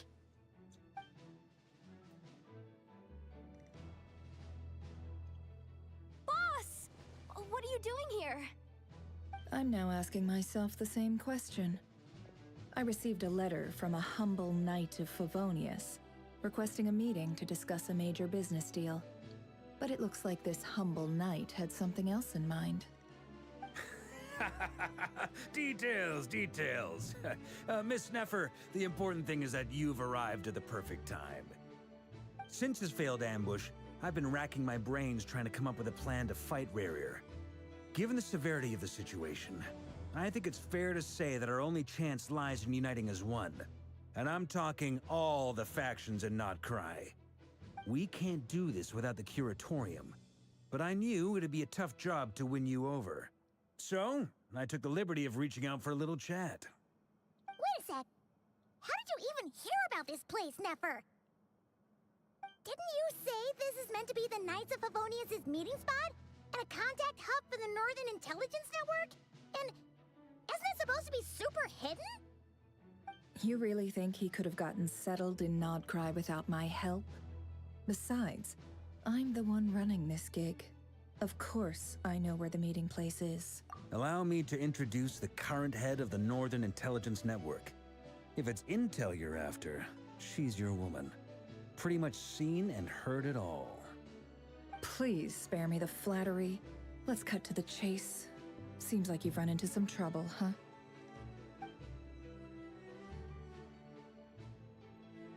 Well, this certainly qualifies as an unforeseen crisis.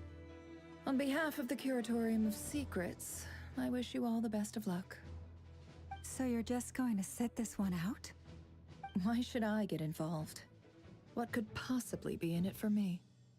What if we told you we can't do this without you?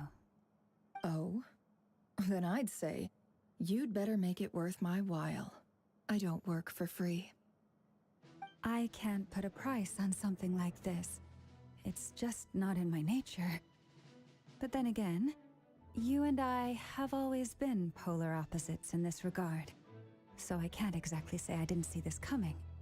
If you insist on compensation, I will pay you. Consider this a formal commission.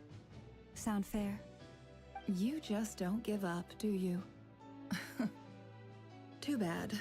I know you well enough to know you can't afford my prices. The riskier the job, the more it'll cost. And a Moonchanter's stipend isn't exactly generous. Unless you're planning to start passing the donation box around among the faithful. Boss, just a thought. If they come up short, maybe you can take the difference out of my next few paychecks. Things got really dangerous during the fight with Rerir. If this girl hadn't saved me, I'd be ley line fodder by now. I'd be gone for good, boss. If there's any way we can make this work, I'd really like to help her. Please? I'm begging you. This is why I'm always telling you never accept favors. They are the hardest debts to repay. You have to be careful who you get involved with, or you invite all kinds of misfortune. Very well, Yehoda, I will help. But just this once. Don't count on this happening again.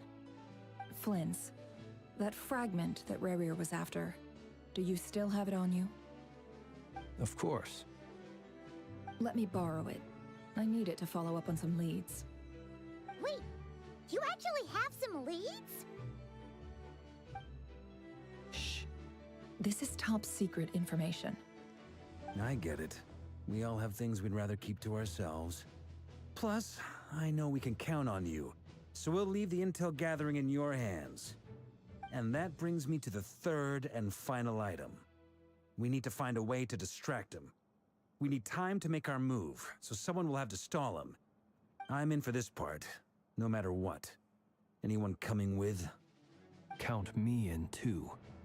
Come off it, you two. Quit playing heroes. I'm way ahead of you here. And Nefa did a scan of the Moon Goddess's Kuvaki signature, and we're gonna use it to make some decoys over at the Kramkake craft shop. Anyone who's in, follow me. Once they're ready, we'll deploy the decoys across Nodcry.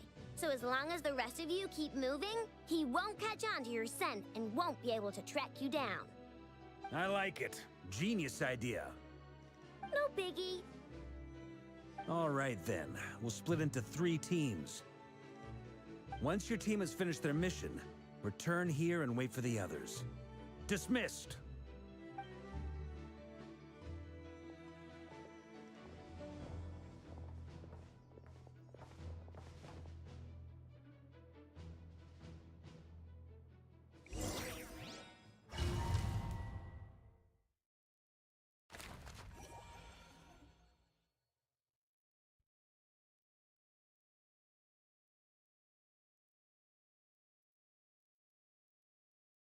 Oh, I have to click something. Oh no, this is just a loading screen.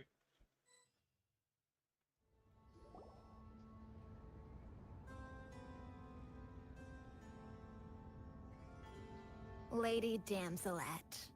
Wait, and you two? What are you doing at the Kuvaki Experimental Design Bureau? We've been doing our best to mind our own business lately. But if you're just gonna waltz up here like this, you're seriously pressing your luck. Don't blame us for doing what we have to. You really think that's gonna scare us off? We're not looking for any trouble. I just want to see Zandrone. Do I need to remind you that you're still a wanted fugitive for deserting us?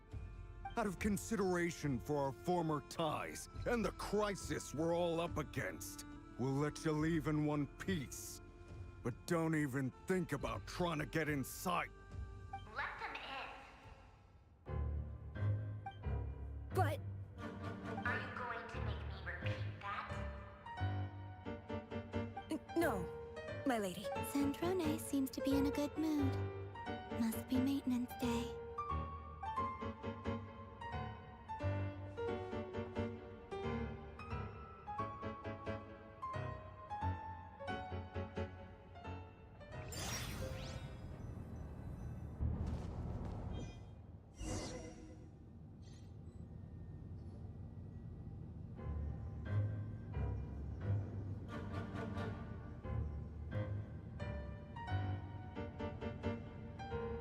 So tell me, to what do I owe the honor this time? Actually, before you answer that, just so we're clear, we're not colleagues anymore, Columbina. I don't owe you anything. I promise it's nothing big. It seems like you've gotten the wrong idea here. The only reason I let you in was because I was bored. It seemed like a way to kill some time and satisfy my own curiosity. Whatever miscalculations I may or may not have made in the past, I haven't lost the plot enough to even consider sticking my neck out for your sakes. I'd like to speak with Arlecchino. What? Huh? You mean the knave? I'd like to speak with Arlecchino. Is she in Nodcry? No, she's not. Once the work on this facility was completed, she went back with the Rooster and Regrator. The only ones in Nodcry are me and... What is it you need to speak to her about anyway? Rerir is hunting me. If I'm going to face him, I must first retrieve the lost moon.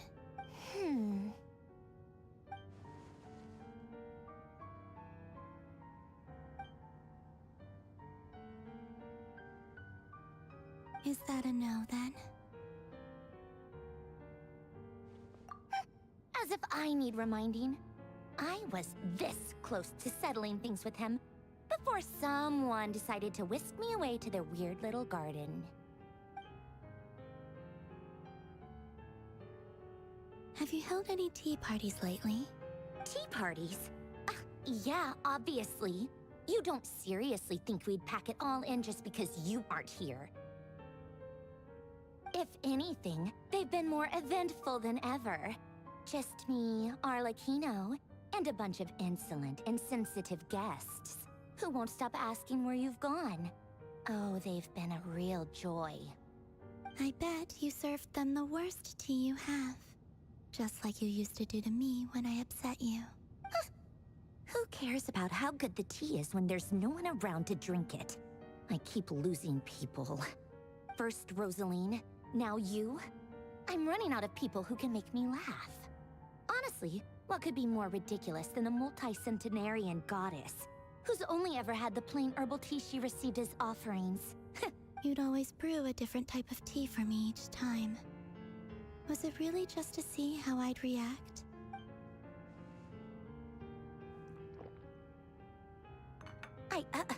Well, duh. Why else? Watching you squirm was practically my only form of entertainment.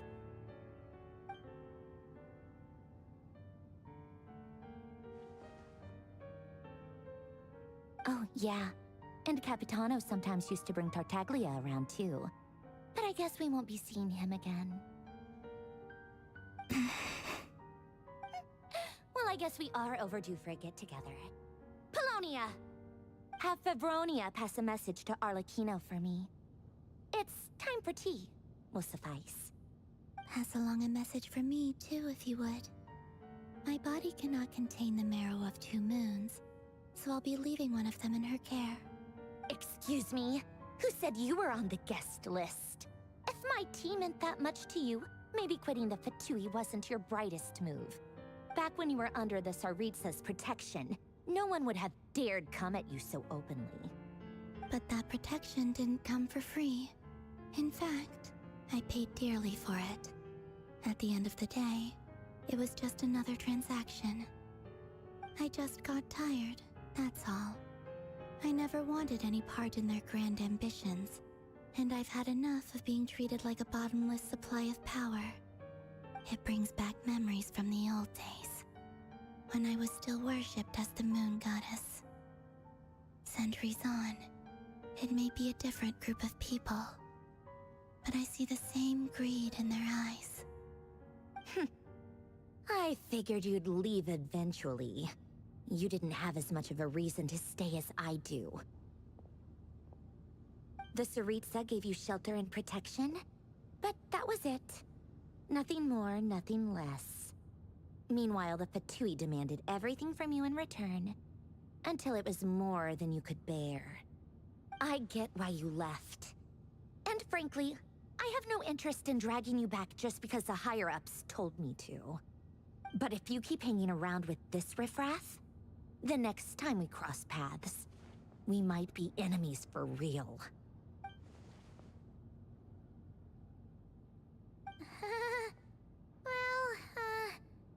Guess that's our cue to leave. That might be your plan. But it sounds like someone else wants you to stay a little longer. Hello, Lucius. What do you mean? Lucius, why? Listen. Where have you been?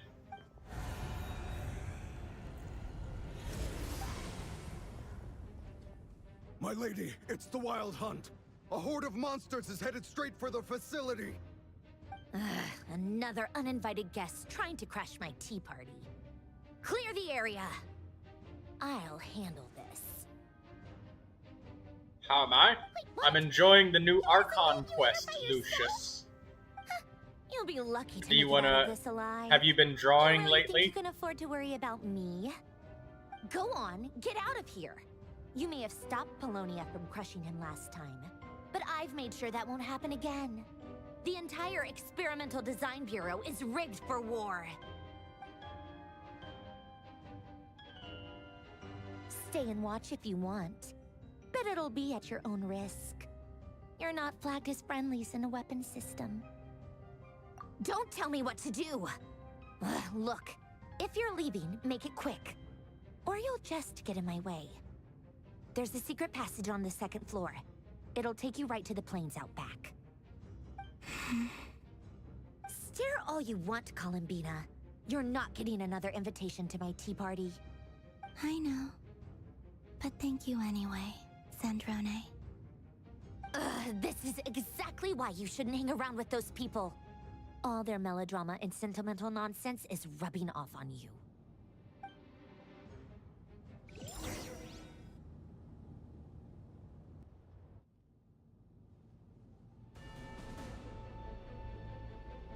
Come on then, Mr. Ray here.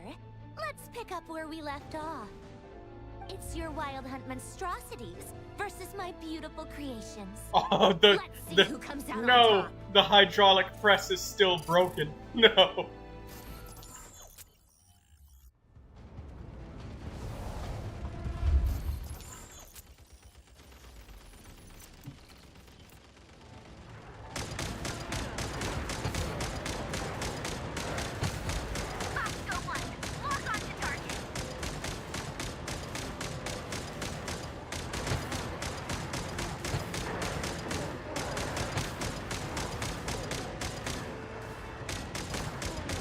You know, playing Project Zomboid makes me realize just how effective mass gunfire really is.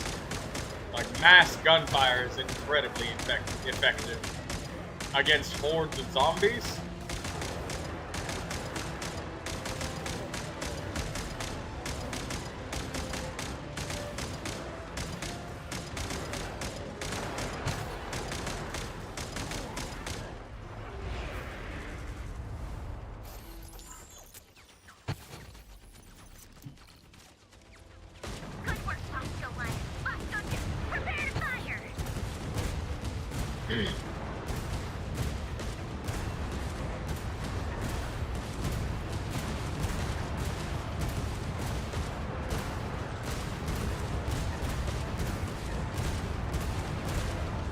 I've gotten the rate of fire just right.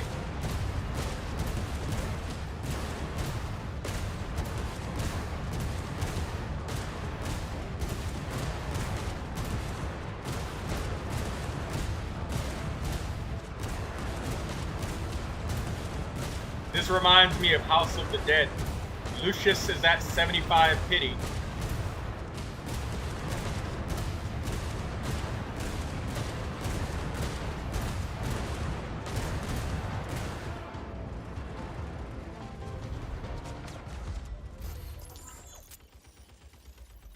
We got the Gatling gun. Oh, no, it's right. Don't let them get near.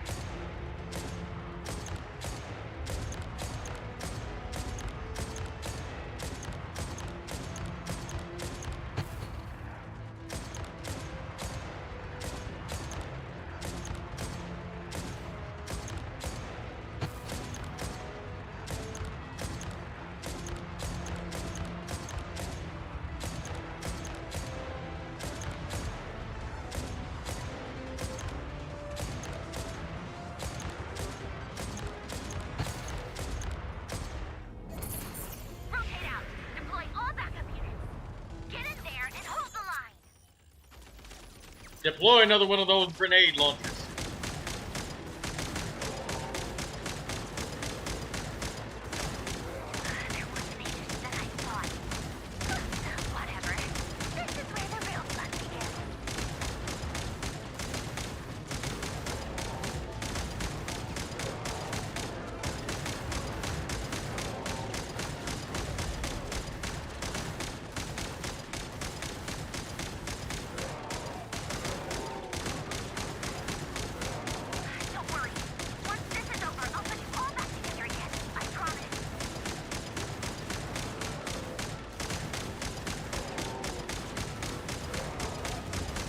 There's so many of them.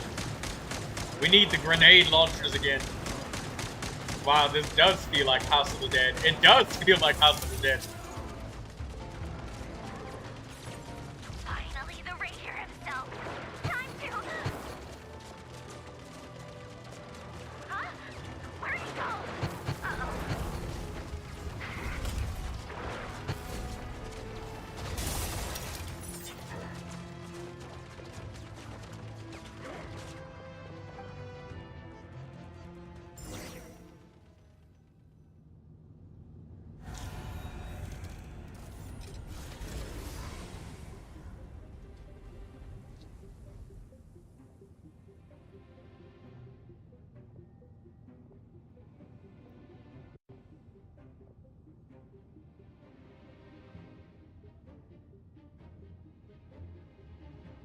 Polonia, get him!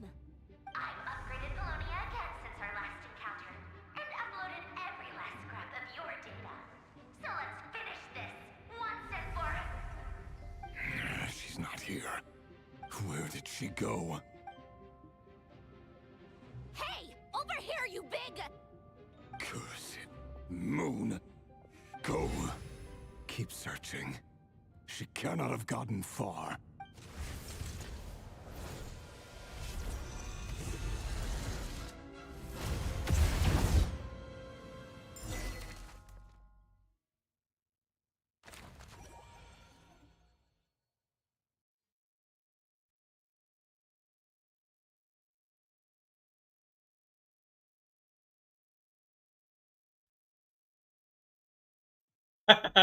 Daydreamer in a nutshell.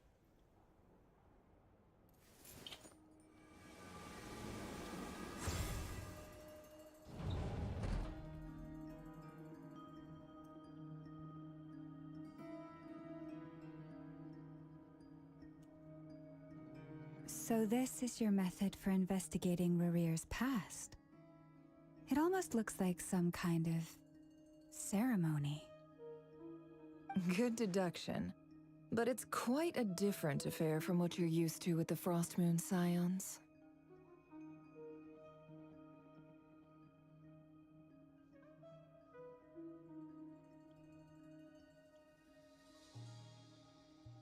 Whoa! First time I've ever been in here.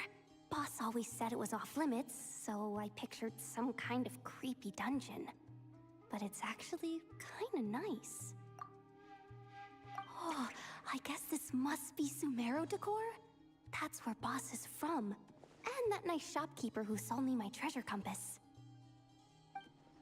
I'm not sure exactly what you've got planned, but it looks like you're all set. When do we begin? Whenever we wish. But for some reason, I've got a feeling this isn't going to end well. I've never faced Rerir myself, but from what you've told me, his power is beyond anything I could imagine. I, on the other hand, am just an ordinary businesswoman. Our paths should never have crossed, yet here I am, forced to make an enemy of him. If you ask me, you're about as far from ordinary as it gets. So what are you saying? You're getting cold feet? Once I take a job, there's no backing out. Still, I have to ask myself if the power I'm relying on will even work on an opponent of this caliber. And also how to make sure I come out of this alive if things spiral out of control. Death is the one thing we can take for granted. It is the great equalizer, however fortunate or unfortunate we may otherwise be. So it's important to consider how to spend what lifespan we have left. Come on, boss. Lighten up. Quit talking about death. It's bad luck. For once, I agree with you. When you're up against a foe like Rerir, there's no such thing as being too prepared. Is there anything I can do to help? That won't be necessary. I've already made up my mind. Time to cash in a precious favor I've been saving for a rainy day. Yehoda, I need you to find someone for me. The sooner the better. Is it Dory? Find who? That shady merchant who sold you an overpriced treasure compass the other day. Come on, boss. You're pulling my leg again. In what way is she shady? She showed up when I was completely lost and sold me a neat little gadget that was exactly what I needed. Trust me, she's a good person. Anyway, I know who you're talking about. Don't go anywhere.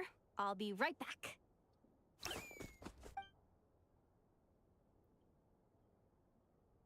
Quit grabbing me. I genuinely can't run any further.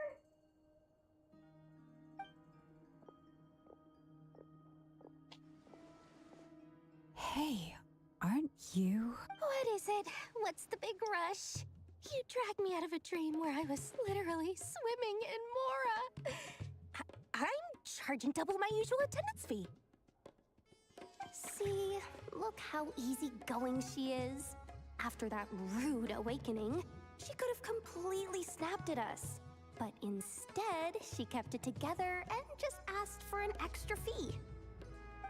Dory Sangama Bay? I never would have pictured you two doing business together. If you want to make it big and not cry, it's all about connections. Lady Nefer just so happens to have a lot of intel. I hope Lindsay and Lucy that you guys tell all your friends about me pulling the character, and that will break 100 people for the first time in my stream all at once, pulling for Durin, and when you know it, that's spending hundreds of find wishes. myself in a life or death situation. Good thing my compatriot was there to swoop in and save the day. I've been giving her a 30% discount off all of my goods ever since. Now, so that no one here feels left out, I'm willing to extend a 20% discount to fellow friends of Boss Nefer. Plus, any other friends you send my way will enjoy 10% off. What can I say? The great Lord Sangama Bay is nothing if not generous. So, let me guess. You've run into some trouble? I've got everything you could possibly need. Yeah. And the more you buy, Tell everybody, the more Lucy. you'll save. You guessed correctly. Make sure you bring your friends. What have you got in the way of survival gear? The one type of gear But I've we don't never know if been he's short coming on. out, but What if are he you looking is, for? A I'll do jetpack it. fresh from the But Academia's you have to do labs, something for an me too, ancient suit Lucy. of armor, You have dredged to up from the do your bottom best of to the help me sea. get lots of At the people. very least, I need to know what kind of It is my opponent you're hope that dealing with here. If even When we you're do this worried stream, about it'll be the staying first alive, time that I it have must be pretty 100 people serious. watching. That's what I want. What if I told you it's someone with the power to bring a nation to its knees? Is that so? Then we really are talking top-shelf treasures. I don't have anything like that in stock right now. I'll have to ask my supplier. Your supplier? A powerful woman, make no mistake. I can't reveal her identity, but luckily for you, I hear she's planning to visit Notcry in the near future. Is it Ningguang? If you're willing to wait, I can ask her when she's here. Can't say exactly how long that'll be, though. Then, let me put it another way. What would you do if you encountered an enemy like that? Roll over and serve yourself up on a silver platter? Of course not. I have a handy little trinket from one of my generous suppliers, which... Hold on. What exactly are you getting at? No, no! This is for my personal use only! Let's just say I'm borrowing it, all right? Just for insurance purposes. You'll get it back later. Favors are the worst kind of debt to owe, and now you've got a chance to repay one. A win-win situation, don't you think? Oh no, it's not Ningguang. Fine. You can borrow it for 5 days. No, make that 3. And for every extra hour after that, I'm charging you 1,000,000 mora. Deal? Deal.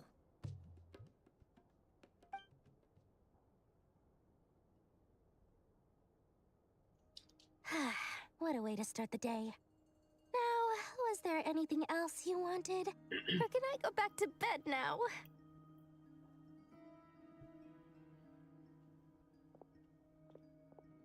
That will be all. Take care now. Don't trip up on your way back, friend. See you later! You're my favorite shopkeeper.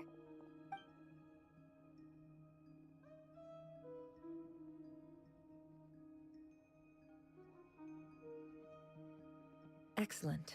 Everything is well and truly ready. The ceremony can now begin. After initiating the ceremony, your minds will follow me wherever I go. You will see many strange things in your mind's eye. So remember, don't be frightened, and don't make a sound.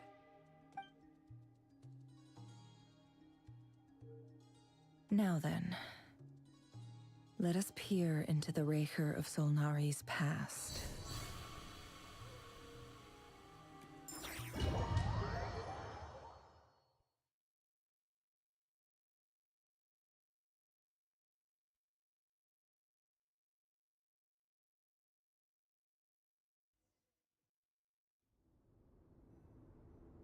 I made it. I don't recognize this style of architect. Simple furnishings, table and chairs. It's a more ordinary house than I might have expected. Looks like the fearsome Raker of Solnari came from surprisingly humble beginnings. Unless this passed for luxury in Conria. Unlikely. Anyway.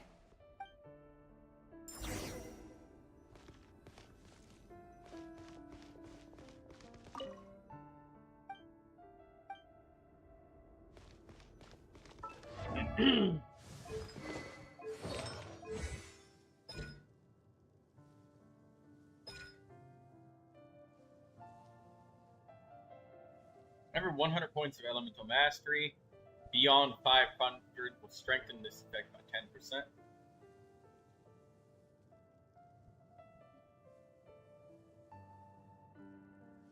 Oh wow.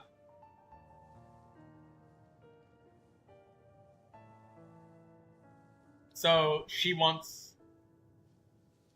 1,000 elemental mastery just like everybody else. Daydreamer, this is some important information for you. That Nefer's talents, with her build, she would be happy to reach 1,000 elemental mastery. To max out a passive talent. And that 1,000 can be reached via having other party members. She's at 700. Well, this trial Nefer is at 600, so I think your Nefer's better. In that one aspect. I mean, like, you do have a quite considerably lower critical rate. But, I mean, that's fine. Because, what's the Trial Nephers team? Nothing. This is just a story. But Trial Nefer had, like, Lauma with her. You absolutely want to use Lauma, and perhaps you would really benefit from using Aino as well. I would imagine Silken Moon Serenade on I thought I'd keep Lauma, myself busy and by then checking out that new kebab shop. I've heard good things about their menu. oh, Blue Regard, did you spend a wish? Why didn't you should have said something if you were spending wishes.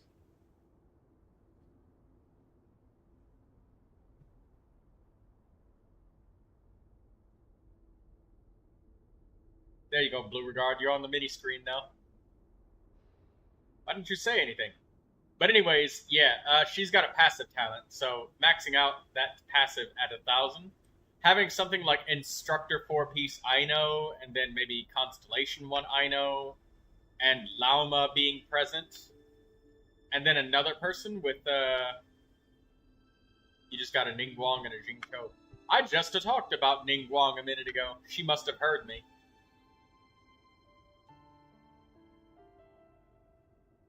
I'll test it out, and if it's as good as everyone's saying, let's go back together sometime. P.S. New stash from the Universitas Magistrorum. I brought some goodies home. A few teacups and a pin rack. Hope you like them. They didn't sign their name, but they must have been close. Sounds like they were living together. Hello, Ace. How you doing?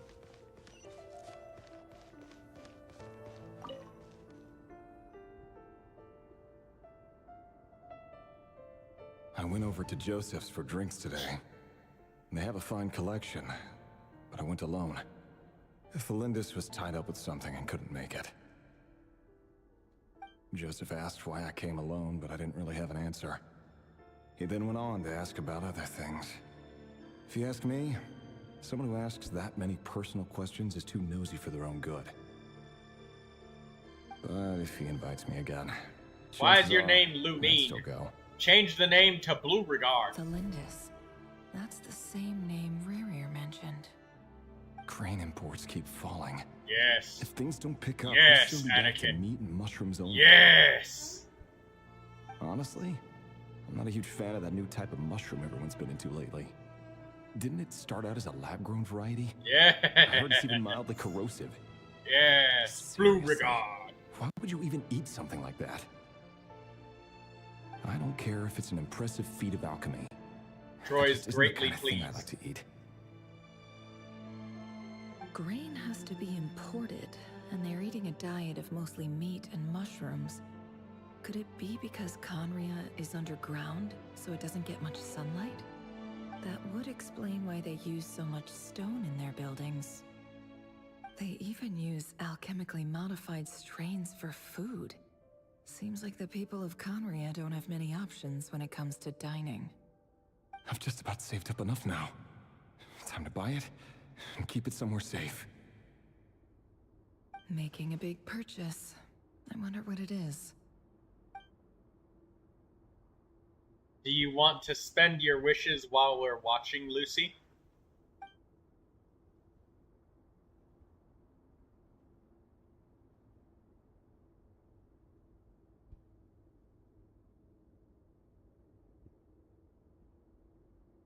He really is a professional.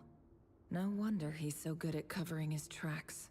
Despite what he's become, it seems like he's retained certain habits, at least in this regard.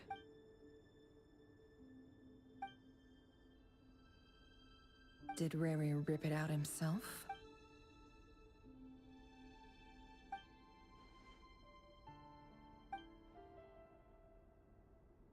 Before I met you, I was convinced that my heart was nothing more than a stagnant pool. The burial place of a fallen moon. A withered, windless grove where the waters rested forever unrippled. It was you who helped me see that my heart hadn't entirely withered away, that it could still beat to the rhythm of love. This is just trivial sentimentality from the looks of it. What the burial place...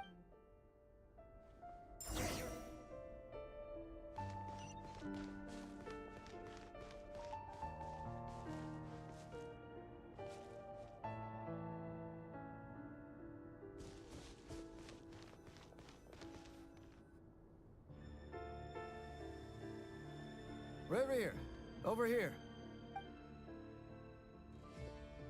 Dane! Oh, and, Vedafon here? What a surprise to see you here, sir. Hello there, Reverie. You need not address me so formally outside of court. This is the young He doesn't version get that of much Red free Reader. time, so I invited him over for a drink. Even the court prophet deserves a break every now and then, right? Well, I'm flattered. So, what are we discussing today? Hey, Ace gave in to the peer pressure. far as I I am see it, so sorry for your loss. Come on, don't give us that. Didn't you say you were about to pop the big question? How's that coming along? Who'd have thought the great Twilight Sword was an even greater gossip? I just didn't expect you to be the first one to settle down and get married, that's all. Yeah. If you told me that a few years ago, I wouldn't have believed you either. So, are you planning to come clean about your job then? I'm guessing you still haven't told her. Sure, I'll have to tell her at some point. But I'll need to pick the right time and place. To be honest, I have no idea. Come on, stop being such a pessimist. For all you know, she could be thrilled. A member of the King's Guard. Quite the cover story. Does the king himself even know? Of course he does. Anyway, enough about me. How have you been? Me? Same old, same old. Nothing much to... Huh? What's up, Ved? It's nothing. Vedafulnir, Dainslift's elder brother. Renowned throughout the court of Conria as the Visionary, and said to possess a wisdom far beyond the reach of any ordinary man. Daydreamer. And yet, This is despite the gulf degeneracy. between us, he seems to have something to say about me. Does he even know me? Does he see me as a friend of his brother, or just another of the Vinster King's blades? Why did he react so strongly? Was it really to do with what we were talking about? Brown, curly hair and brooding blue eyes. So this is what Rerir looked like back in the day. Perfectly normal. No different from anyone else. As frightening as this monster is in the present, there's something even more unsettling about seeing the human he used to be.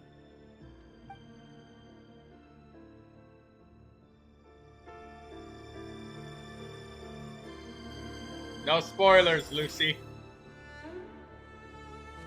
Saying spoilers are met with a very swift mute.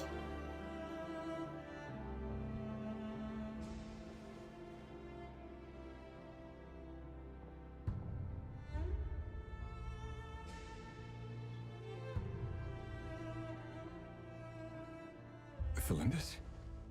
You're back early? Our equipment's being serviced today, so I got off earlier than usual. How's your day been? Aw, why the long face? Is something the matter? Has your boss been giving you a hard time? Went for a drink with Dane and the others after work. Isn't that a good thing?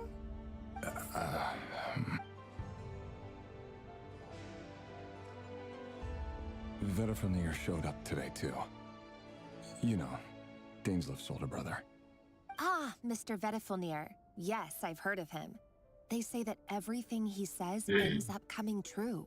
He overheard Dainslift mention that I'd recently proposed, and seemed to have an issue with it. But when I asked what it was, he kept it to himself. So, you're worried? You can be such a child sometimes, Reverie. We're nobodies. Why would the Visionary be concerned about us? I'm sure someone in his position has much bigger fish to fry. Maybe you're right. You worry too much, Rarier. We've been together for ages now, and everything's been going so well, has it not? You've even proposed to me. So, you do remember. Tell me then. What's your answer? Like I said, I need some time to decide. You can't just rush into things like this. We may be nobodies in the grand scheme of things, but if we want things to work out, we've still got to plan ahead. All right. Take your time. Just don't keep me waiting forever. Yes, Ace, go ahead and enjoy the dialogue. I always let the dialogue play. Right. In the eyes of people like Battlefielnir and Dainsleif, what do we matter? Can someone whose gaze is so fixed on a far-flung future even see the present clearly? Besides, the dynasty's fate rests with the king and his inner circle. Whatever I do, it won't make much difference. Meanwhile, every idea they come up with, every decision they make, it affects everything. These days, the king is lost in his research, and the purge of the Crimson Moon bloodline grows ever more intense. The opposition tried to speak out, but nothing came of it. I'm under no illusions as to why. Because we eliminated them and got rid of their bodies. A man can have 1,000 reasons to carry a sword, but there are few good excuses to use it. Yet the king has never even considered a gentler approach, and he never will. What becomes of someone who kills on another's behalf? Can he ever find true peace?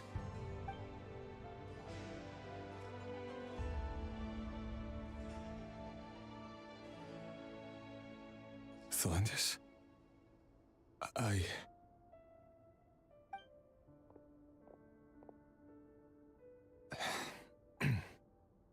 It's nothing. You were right. Fate has never smiled upon nobodies like us. But by the same token, it's unlikely to bear a grudge against us either. There's no reason we can't keep living happily together, cherishing the simple joys of each day as they come. See?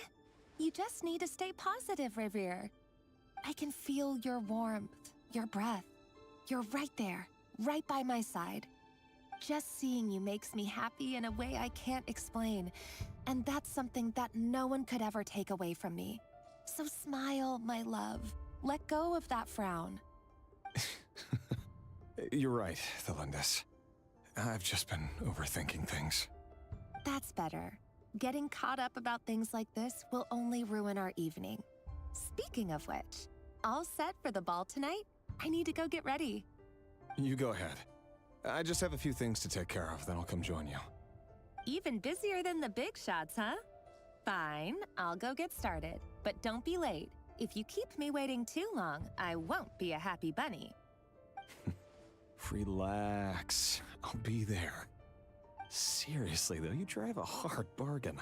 You're really gonna leave my proposal hanging and still expect me to take you to the ball? Well, that goes without saying. I already told everyone I'd be coming with a dance partner. Besides, they're two completely different things. Let's take it one thing at a time, all right? All right. White outfit it is.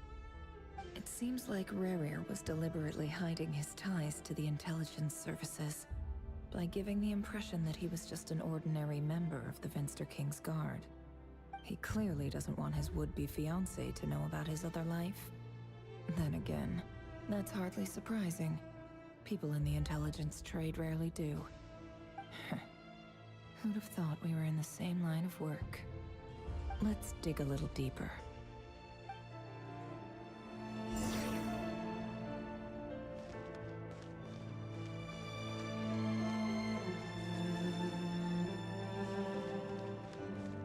Okay, we're gonna leave the hut.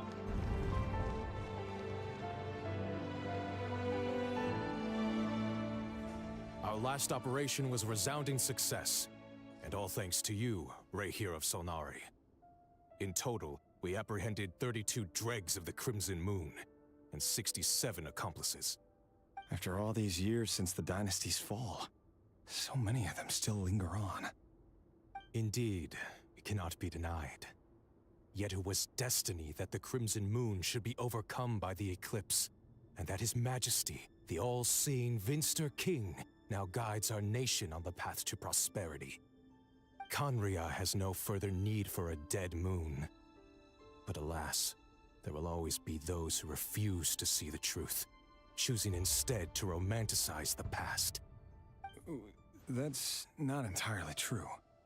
Much about the Crimson Moon era was worthy of remembrance. And that's exactly why they keep trying to see it restored. Many of its secrets remain unsolved to this day. As it happens, that's precisely the field of study my partner is devoted to.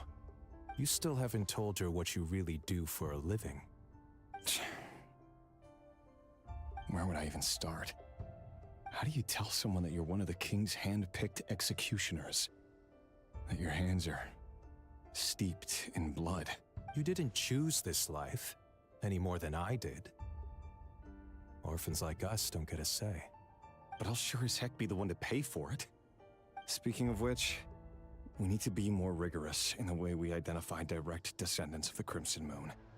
Someone, it seems, has strong opinions about my future plans. Most likely my marriage in particular. Your concerns are not unfounded. They've taken out many of our colleagues these past few years, and for that very reason. These are no helpless lambs we're leading to the slaughter. They're wolves in sheep's clothing. Take care, Rey Hero of Solnari. I look forward to toasting you at your wedding. Thanks, Thorkel. You look after yourself, too.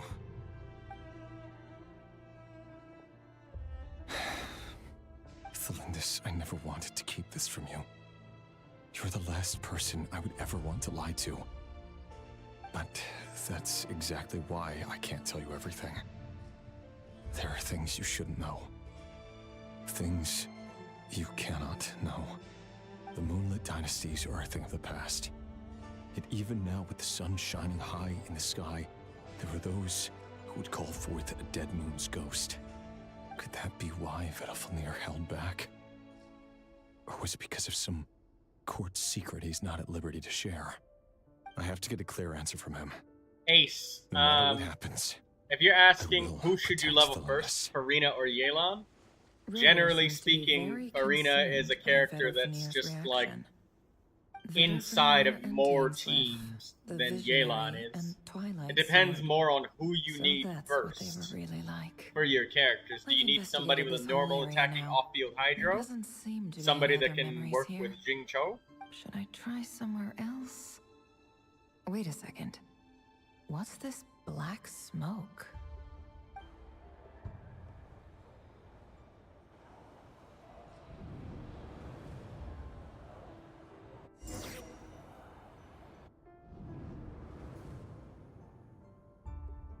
So, he's late after all. Just you wait, Rarier. You're in for it. Big time. Are you waiting for someone, ma'am? Could I tempt you into buying some flowers? Oh, sure.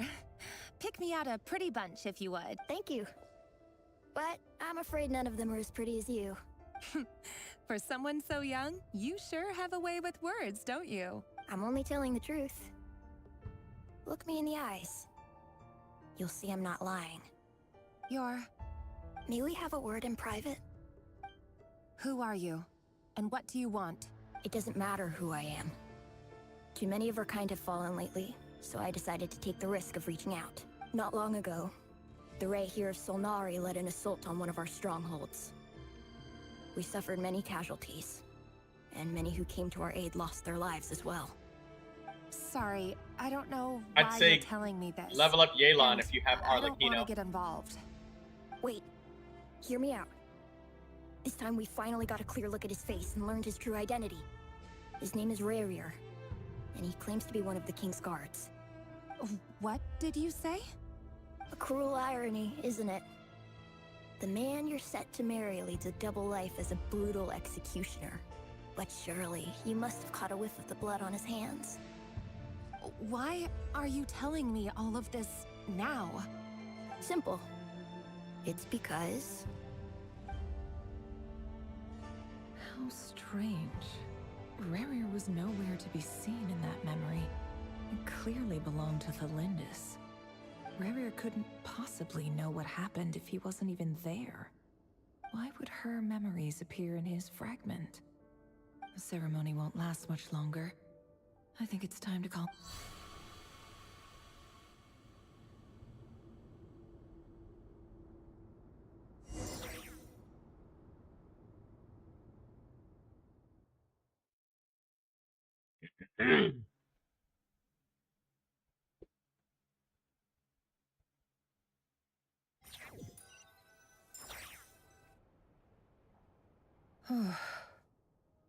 So that was your doing?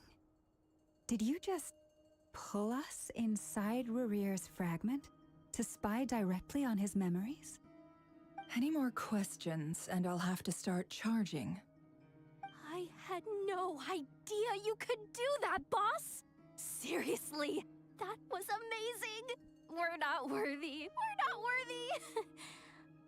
I gotta admit, though, I'm itching to see what happens next. Feels like we barely scratched the surface. I'm just as curious as you are, but the ceremony only allows for limited time inside. That's all we can see for now. Luckily, we managed to learn quite a lot. So far, so good. I just hope the others are doing okay too. Especially the group with the Traveler. Their mission is a risky one. Let's hope it's all going smoothly. If you're worried about them, go see how they're doing. If I know Boss, she's gonna need some time to write up all the details and make sure it's all coherent. I'll stay behind to lend a hand, but feel free to head back and meet up with the others.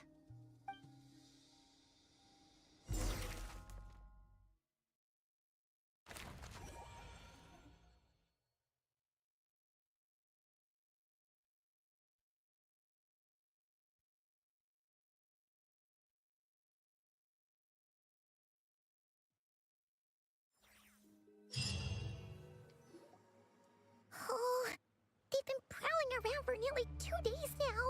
Oh, they might not have seen us yet, but them constantly sweeping the area, our way out is completely blocked. Oh, that's never gonna work.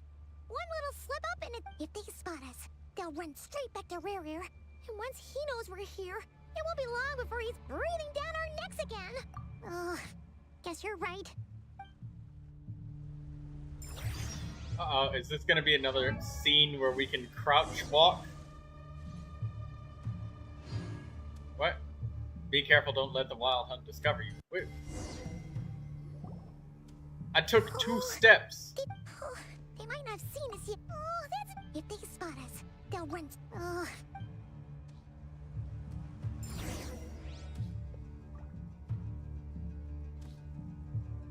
Oh, they're behind us back there. Okay.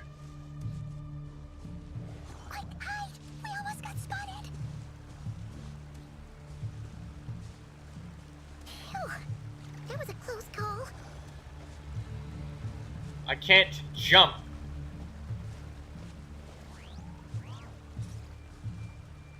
Watch out! It's coming this way! Stop turning the camera. Keep going. We're nearly there. This is the final hurdle.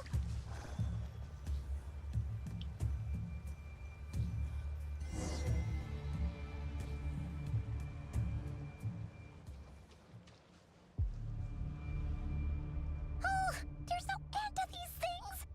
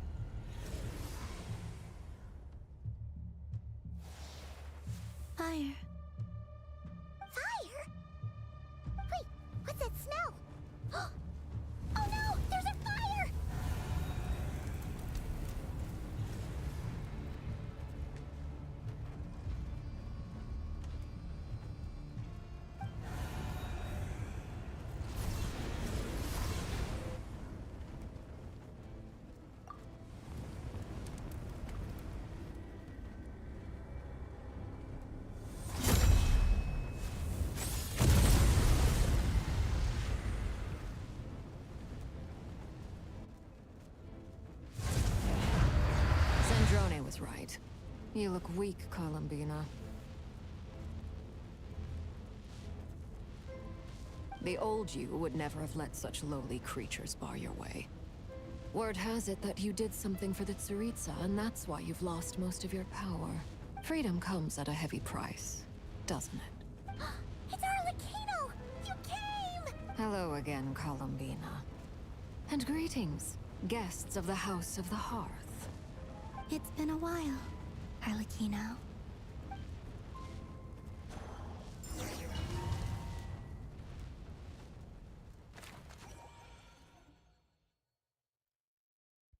Sandrone at the Kuvaki Experimental Design Bureau. She's gonna be having a whole lot of robots to fix.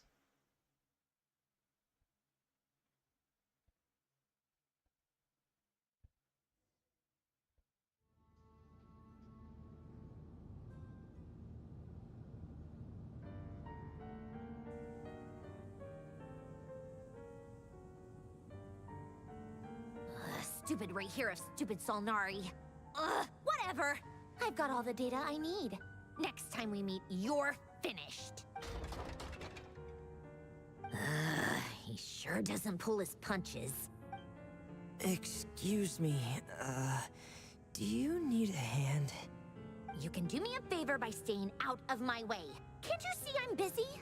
Wait a minute. I recognize that voice. Hello, Miss Sandrone. Father sent us over to help. How considerate of her. Hey, Fremine, get over here and help me fix this. Lenny, you do your thing. Just keep your sister away from my machines. Nearly every machine that Catgirl touches ends up going haywire. Go put her on cleaning duty or something.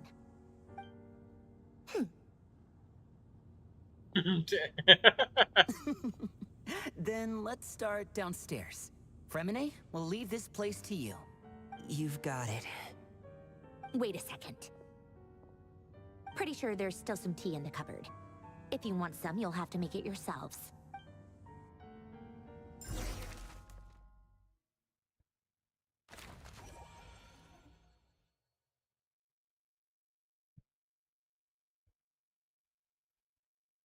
You know, this secret base is located awfully close to the Krumkake craft shop.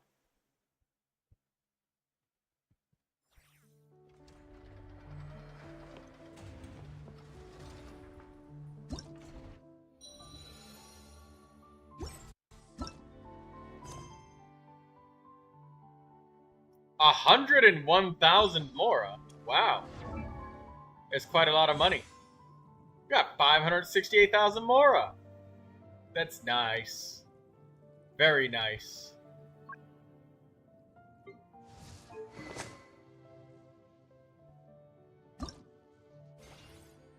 Let's finish fully upgrading Auroron's weapon.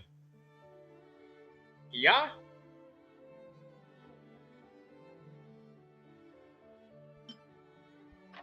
Sehr gut.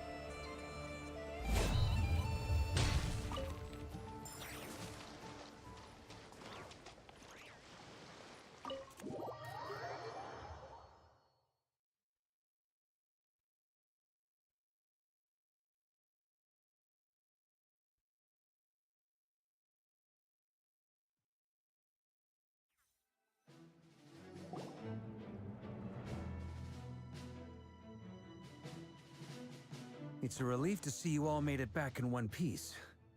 Huh? Feels like there's quite a few people missing. Where's Flint's and the others? And what about Niffer? I returned ahead of them. Flinch is helping Ino and Anefa to set up the decoys and buy us some time. As for Miss Nefer... Boss is still wrapping things up on her end. She sent us back to fill you all in on the top secret intel we've been gathering. I see. Then let's get right into it. But first, who do we have here? You brought someone else in to help? Greetings. I was invited here to help as a longtime Tea Party companion of Columbina's. You may call me Arlecchino. Surely it can't be. Those eyes. Oh, where have I seen them before? Wait, of course. In those memories we just saw. The only Arlecchino I know is the fourth of the Fatui Harbingers. So either you share a pretty uncommon name, or you're more than just a Tea Party buddy. You're well informed, Grandmaster. A man from Mondstadt living all the way out here in Nodcry, and yet the people and affairs of Snezhnaya seem to hold a special place in your heart. Oh, the feeling's mutual. Sounds like you know all about who I am, too. A Fatui Harbinger. The atmosphere in here just got really tense. Guess we can't just start trusting Fatui Harbingers, even at a time like this. I must admit, though, I'm a little curious. Seeing as the Moon Goddess no longer belongs to the Fatui, what makes you so willing to put your neck on the line here? Nor does Nodcry belong to Mondstadt, Mr. Varka. Yet still, you're fighting for it all the same. Things don't always have to have a tangible payoff. Sometimes, stopping things from spiraling out of control is a higher priority than chasing the spoils of victory.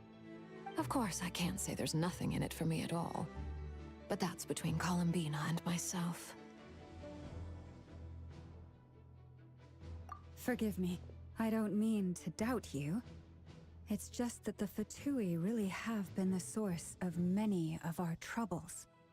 We have our own way of doing things here in Nodcry. But ever since they arrived, the Fatui have treated us with nothing but hostility. I know there's been a lot of bad blood between us in the past. I've done my utmost to avoid friction whenever I could. But sometimes fundamental conflicts of interest simply can't be settled amicably. That's why I'm here solely in a personal capacity. This has nothing to do with the Fatui. As a gesture of good faith, I'll be frank. I can help Columbina track down the iridescent moon's marrow, which will help her restore more of her power. Anyway, what else is on the agenda? Let's begin. She says she'll be frank, then completely skips over the details. Looks like she doesn't want to give away too many secrets after all. But she clearly wants to change the subject. It'd be awkward if I tried to bring it up again now. I guess we'll just have to go along with it. She's the fourth of the Fatui Harbingers after all. One look and you can tell she's not someone you'd want to mess with.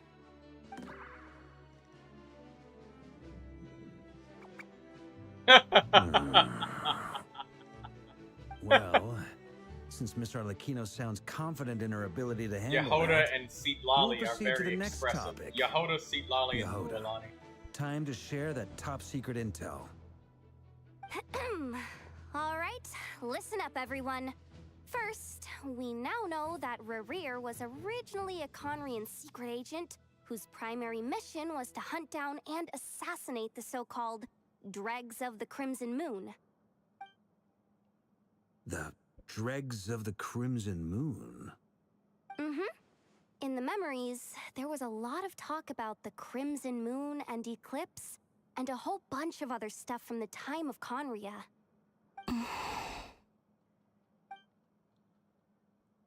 To my knowledge, those were the names of two different Conrian dynasties.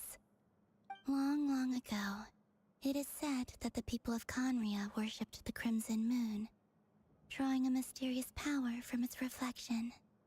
But one day, a coup saw the Crimson Moon eclipsed, hence the name of the new dynasty that replaced it, and how it became the new emblem of Conria. Still, long after the Crimson Moon dynasty had fallen, the last ruler of the Eclipse dynasty, the Vinster King, still coveted the secrets it left behind. So, he sent the Rayhir of Solnari to secretly hunt down the Crimson Moon's few remaining followers. In those days, Rerir showed no signs of madness. In fact, he was as normal as any other person.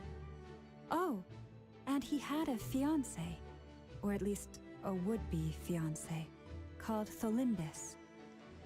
What's the matter?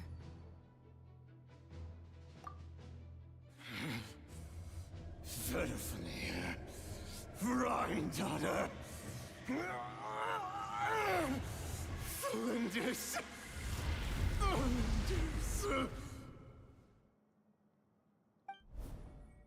Interesting.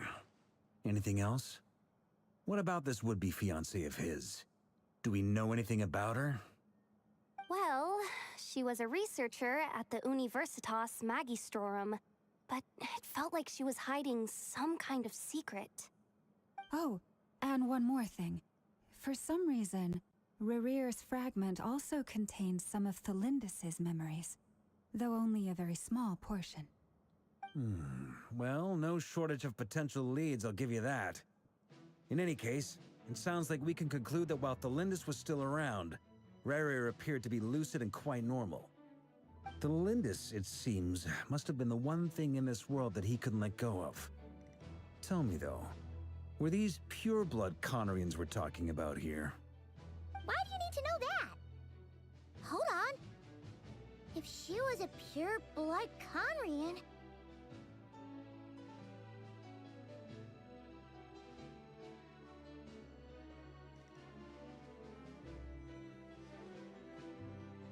Oh yeah! Just like how it was with the captain! If we could somehow find her, do you It's possible, but it would take a miracle. We can't... That merchant who Nefer knows, Dori Sangama Bay. All right, then. Let's keep working in our separate Traveler, Paimon, Kutar, and Miss Arlecchino. We'll go look for the iridescent moon's marrow. As for the others... On the way over here, I noticed that the Wild Hunt monsters had grown even more frenzied in their search for Kutar. At this rate, the people living here will be in grave danger too. So I'm thinking of gathering together some of our followers to go wipe them out. I'll head back to the curatorium and meet up with the boss. Feels good knowing we've all got something to be getting on with. Given that the Wild Hunt has been a lot more active lately, the Lightkeepers have likely begun their own operations too.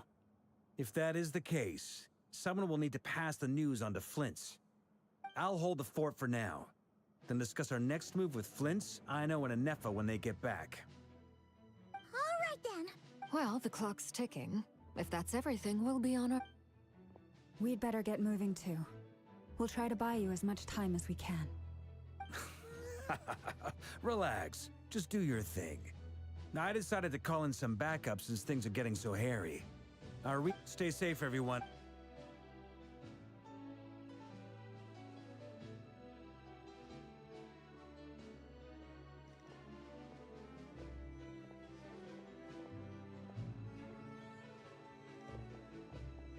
We're back. Did we... A tad late. The others have already set off. To summarize, our resident moon goddess has found us a new ally, and Boss Nefer has uncovered some promising info. Everything going smoothly on your end? Not great. I don't know how long we can stall them for. The decoys are getting taken out way faster than we imagined. I'm gonna make some more later, but I need a timeout first. I'm so tired right now. Oh, right! Inefa, could you fill in Uncle Varka on what we just discussed with Flint? Sure. Uncle Varka, you previously told us about how when you went to investigate a source of the Wild Hunt in Amsvartnir, you discovered that it was just a diversion. But according to Flint's intel, several outbreaks of the Wild Hunt had already occurred in Nodcry in the period leading up to that. That was before Rerir had regained his body, when he was far from regaining his full strength. In other words, in theory at Remember least, to take your he picture still with lacked the Mark, means says to act in Lindsay. two places at once. Well, yeah, I mean, I could, but Friends, there's been with no everything that's been opportunity happening, of that. the Lightkeepers across Nodcry are But rallying to you fight should back take against the the picture, Wild Hunt. Lindsay. They're gonna need your help. If that's what you I know, want to do, I'm sure I you're will capable of stand coming up next with to it something and far then more say effective than something, decoys. and you can But pause for the now, stream and take a you should picture stay of whatever. here and get some rest. And Effa and I will head back over to Amsfartnir to see if there's anything I missed. I told you Uncle Varka would say that, didn't I? A deal's a deal. Not a word about my snack intake for the next week. Database updated. Reliability of Ino's predictions increased. What does that mean? They were betting on how you'd respond after hearing their intel. It's the obvious choice, isn't it? We already decided that Anefa should go investigate the situation over at Amsfartnir on her own. You might as well stay here and keep watch. Someone needs to hang back and oversee our strategy meetings. And besides, you still haven't fully recovered from ambushing Rerir. So I've ended up with the easiest assignment. Well, I appreciate it, everyone. See you when you get back.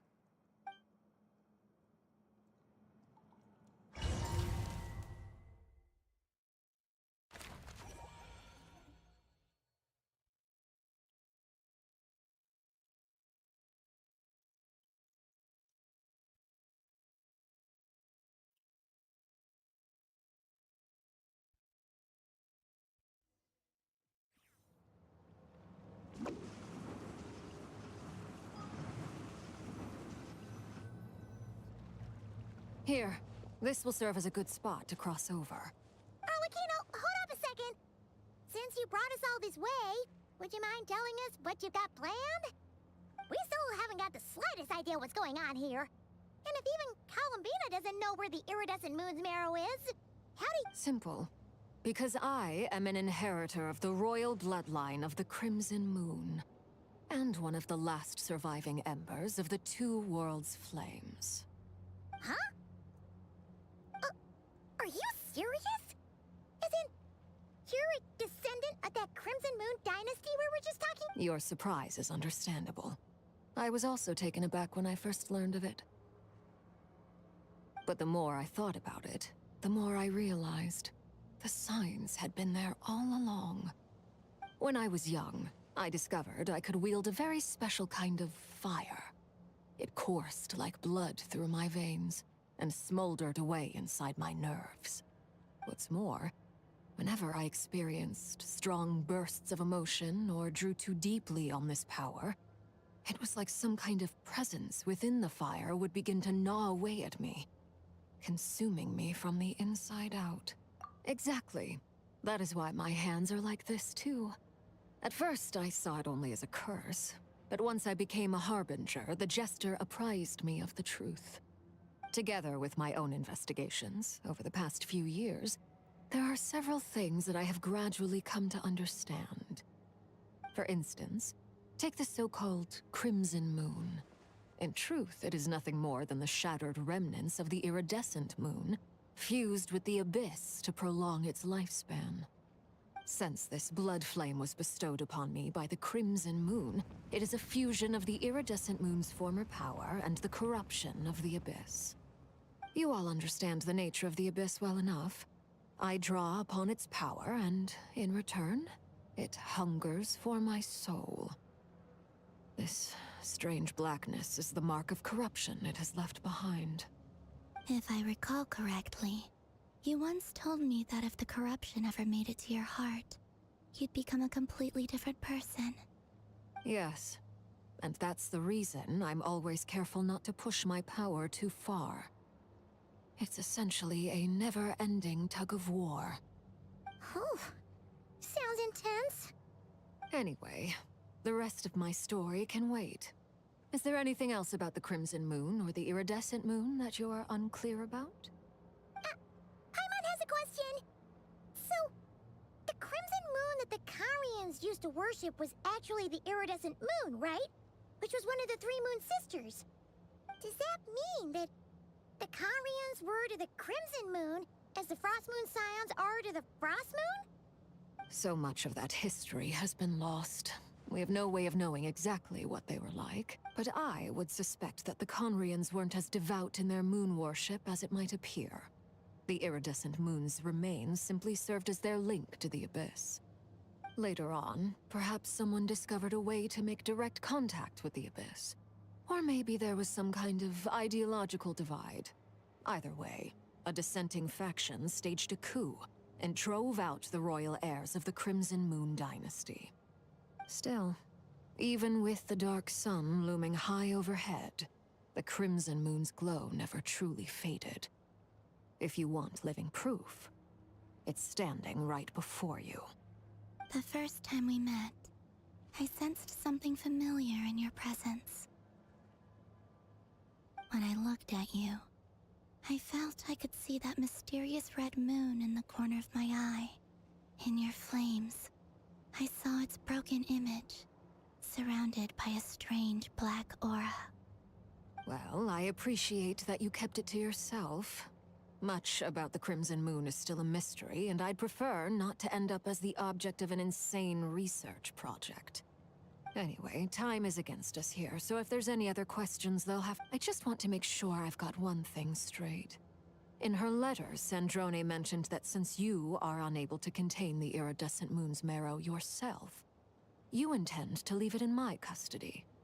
Correct? That's right. For now, it's the only way I can pay you back for your help. The iridescent moon is already part of who you are. So with its marrow in your possession, you'll be even more powerful than before. Deal.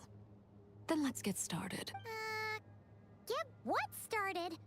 What does this place have to do? When I first became a Harbinger, the Jester gave me a book called Harry, also known as Leobranto Inamorato.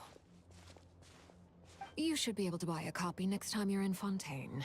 It's a love story set in the Crimson Moon era.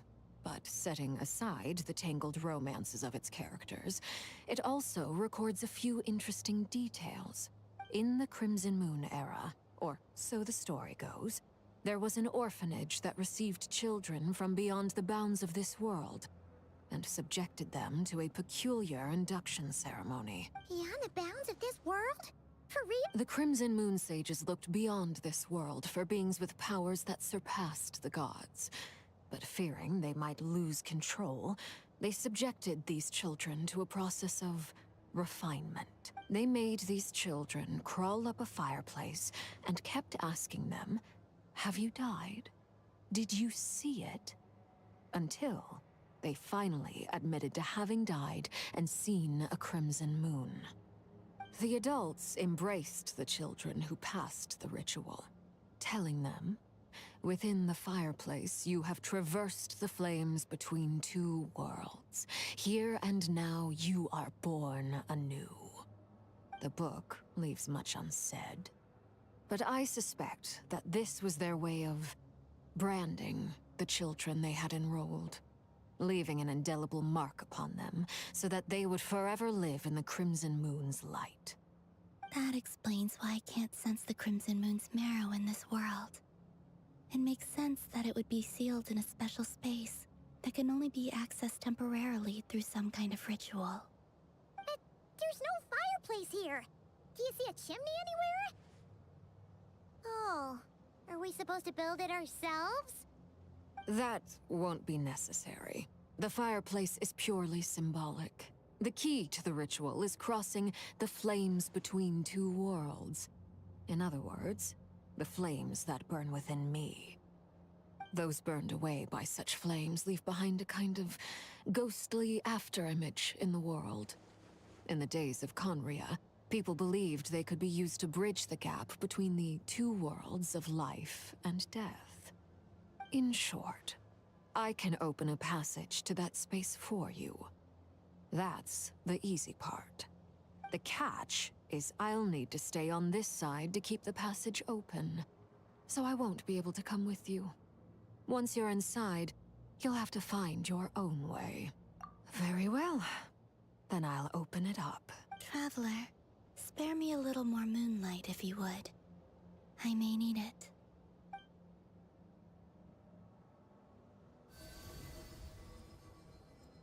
Thank you. I feel like I've recovered some of my strength now. It should be enough to move us across short distances and confront whatever dangers might await.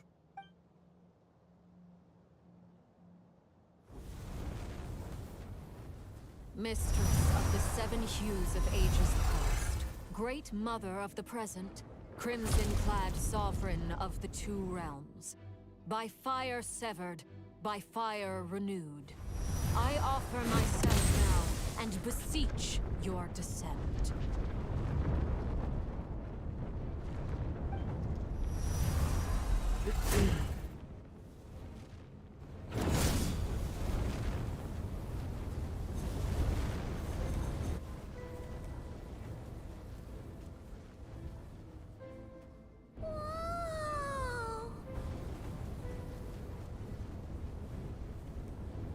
One word of advice. As you're crossing over, no matter what voices you hear, do not answer. Got it! I sense a sinister gloom inside. I feel that I am about to meet an old friend who is Make my escape.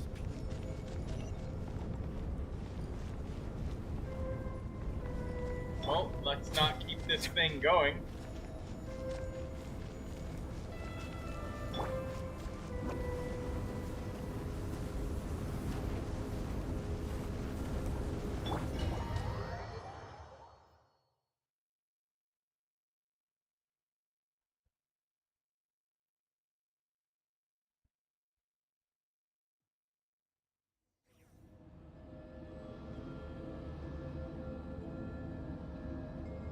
I sense your presence and craving death and rebirth. Wait, you're... Why are you? You're crossed over from another world, transcendent fate itself. Hey, look up at the sky! Blue Regard says that they remember disconnecting in there and having to do redo a lot of dialogue. Is that Yep. What a tragic sight. Fragments of your broken body, seized by the abyss, and hung up aloft like mummified remains. Iridescent moon, was this truly what you wished for? Careful! There's something spooky about this place. Haimon's right behind you. Whatever you do, don't run off without her.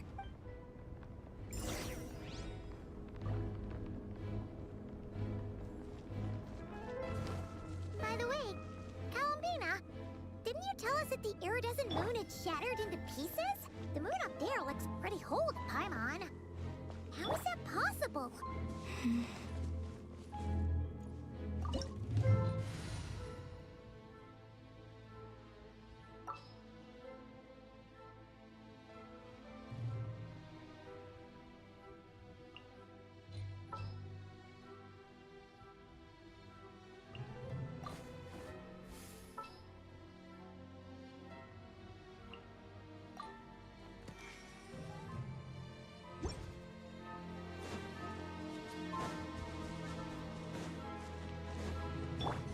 Settle down!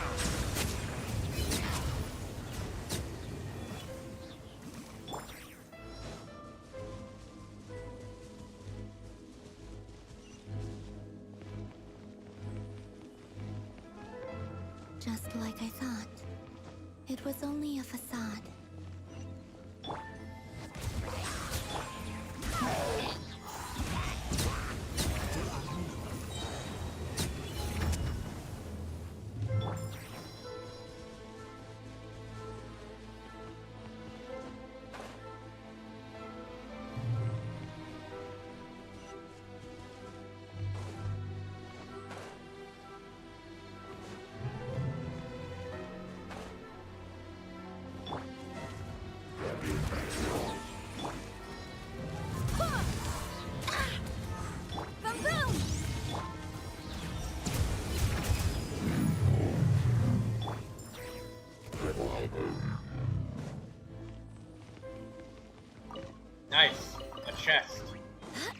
Haven't seen one of those in a while.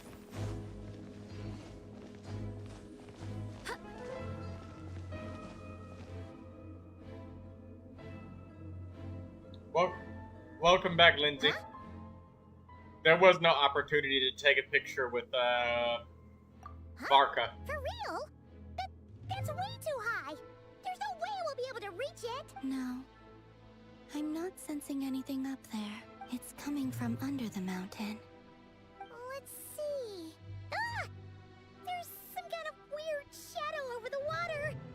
Wait, see that? Looks like a mechanism of some sort. It was only cutscenes.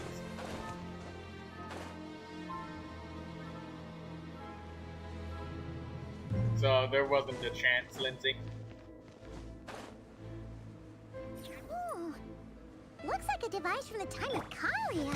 Maybe people once came here to study the Crimson Moon's domain, and they left this behind.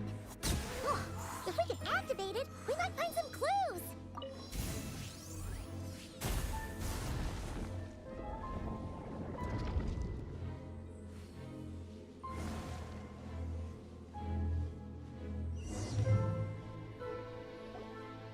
Hey, look at that! Yep. Do you think these mechanisms might... Thalindis, we'll leave the rest of the research in your hands. We'll be heading back now. I hope this isn't ruining date night. Ugh. Mind your own business. Just leave me some snacks on the table. Thalindis? Is that Rere's girlfriend? How come we're hearing her voice here? Oh yeah! So, do you think she was studying this strange space all along? The Abyss has made this space extremely unstable. Maybe that's why some of the things she said and did were preserved here. Like echoes. Or after images. Whenever I see this view, it takes me back to a poem from my childhood. Waning moon, oh lifeless damsel, weeping on the mountain crest. Mourning still in wistful tone, her fragile soul now laid to rest. For me, of all people, to be here investigating the mysteries of the Crimson Moon space. Is it a coincidence or something more?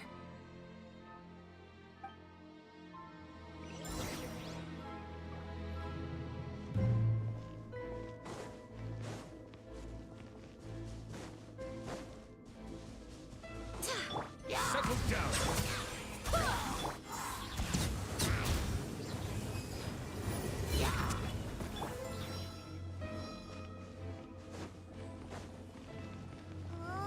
Looks like the Abyss has messed up this mechanism. We need to find a way to get it working again. Let's see if there are any other devices nearby.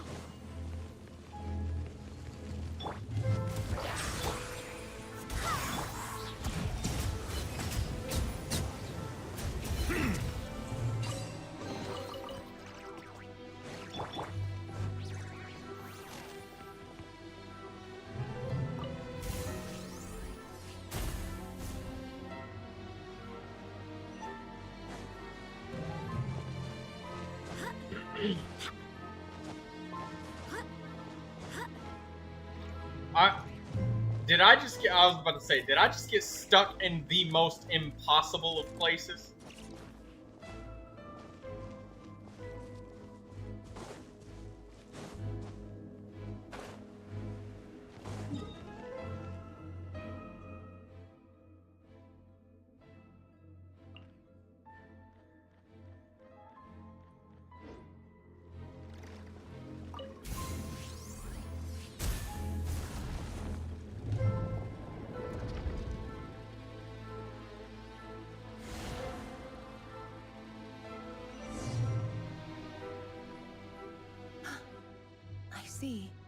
So the moon marrow, or rather the power of the 3 moons, is the key to unlocking...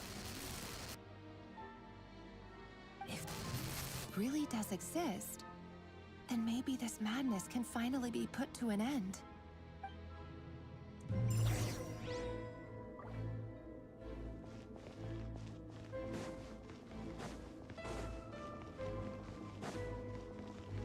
I want to see what happens if we go up here to this one.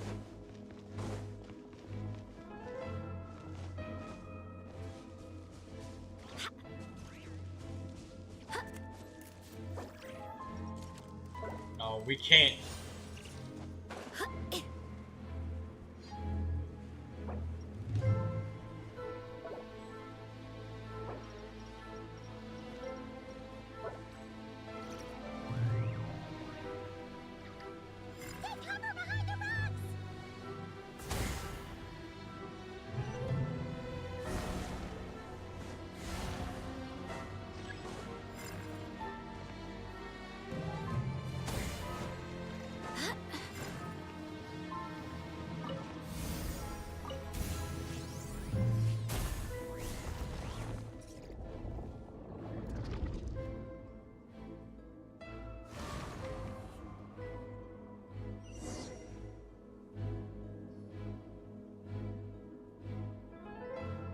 With the Abyss inhibitors in place, I should be able to access the chamber with the Moon Marrow.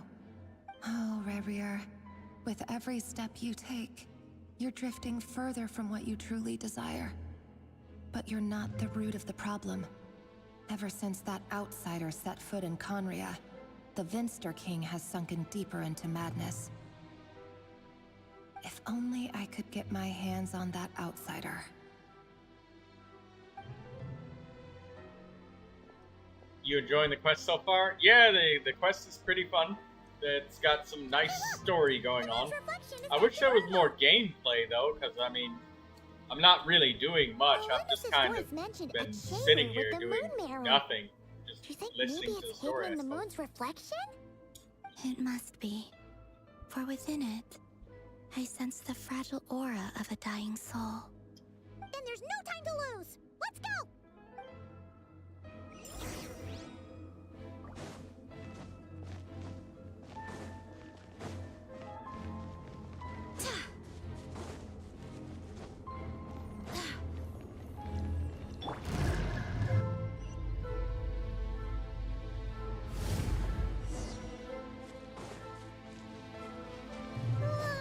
These things are so creepy! Looks like we'll have to destroy them if we want to get to the iridescent moon's marrow. Settle down. That must be the iridescent moon's marrow! Oh, we'll need to destroy these things before we can reach Lindsay it. asked, do I prefer more action? I just prefer more interactivity in general. Because, let me check the stream time. I've been streaming for 3 hours and 18 minutes now. But almost 2 hours and 30 minutes of this have just been cutscenes. And then, you know, about 30 minutes worth of,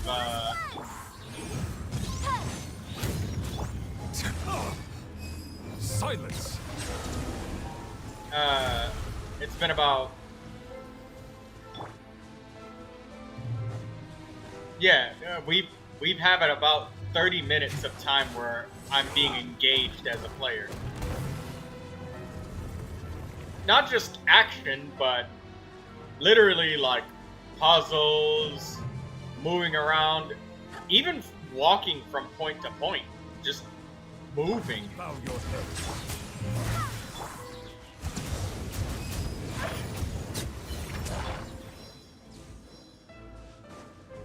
Literally, even I'd even take that, just moving from point to point. But it kind of feels more like we've just watched a TV show or a movie, basically. Because the movie is about an hour and a half long. We're so close!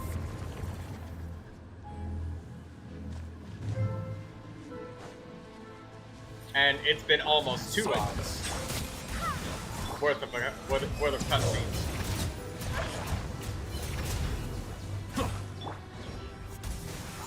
Motion to compel. No, my sword. Settle down. Barbados, guide us.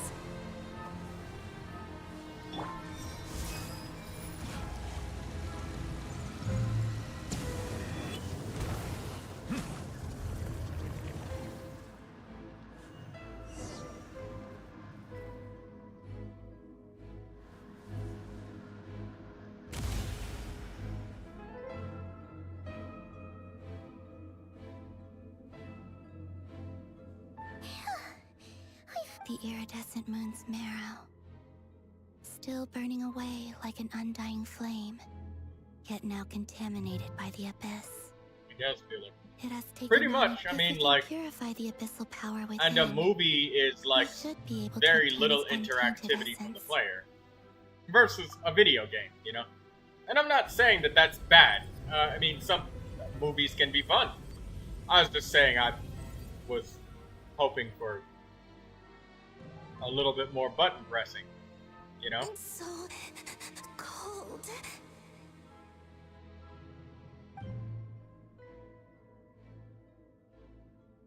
Is it you? Are you here? Huh? Are you talking to us? At long last, I can see you once more. Our fates have crossed, and I am finally free. I'm sorry, I lied to you. Even knowing what was to come, I still couldn't let go of the fear in my heart as death drew near.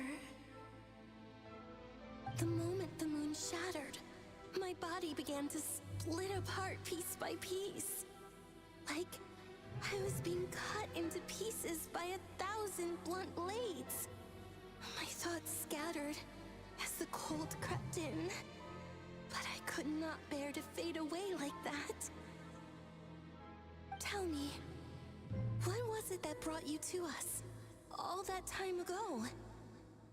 If only I had possessed your courage, then I might have been spared this torment more painful than death.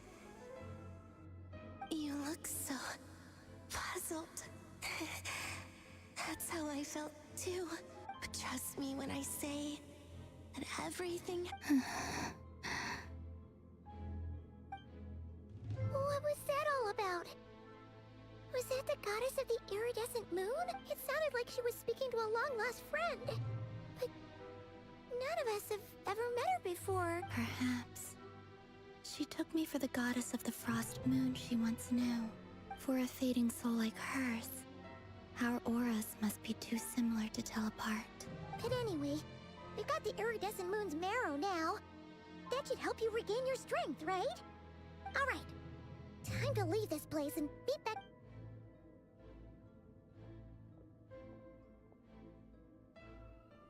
That's odd. This place looks different than when we came in.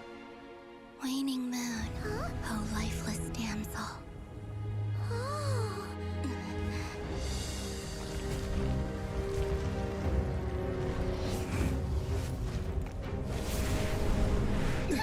Hurry! The place is collapsing! It wants to trap us here. Who's it? The abyss? Now we've taken the moon marrow. All that's left here is a dark will. It will show us no mercy.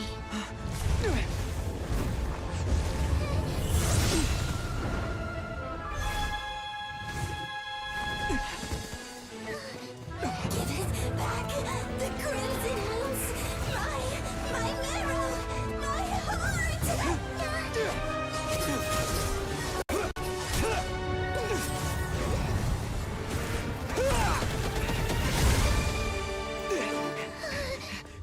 Finally! Huh? Oh no! The exit's blocked! They're back! Now what do we do? This is where you fall. Witness my rise. What are you waiting for?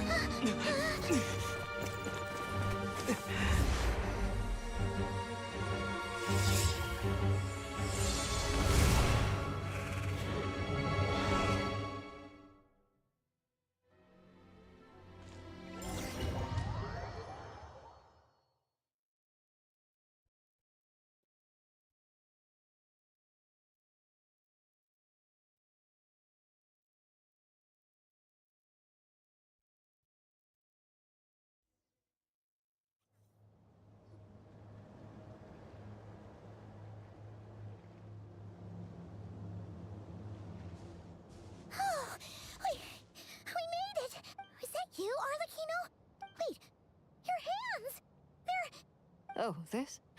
Don't worry. It's a small price to pay. The Abyss wanted to trap you inside, and I defied its will by bringing you out. No wonder it's a little angry. No.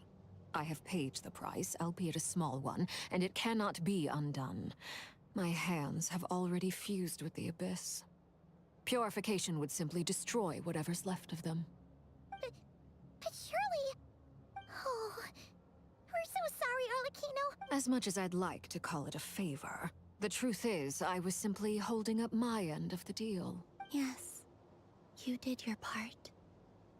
And as promised, I will leave the iridescent moon's marrow in your care. From this day forth, may the two worlds' flames burn ever more bright.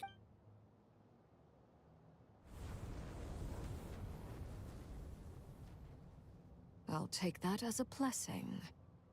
Now, Columbina, give me your hand. Accept this moonlight I offer in return.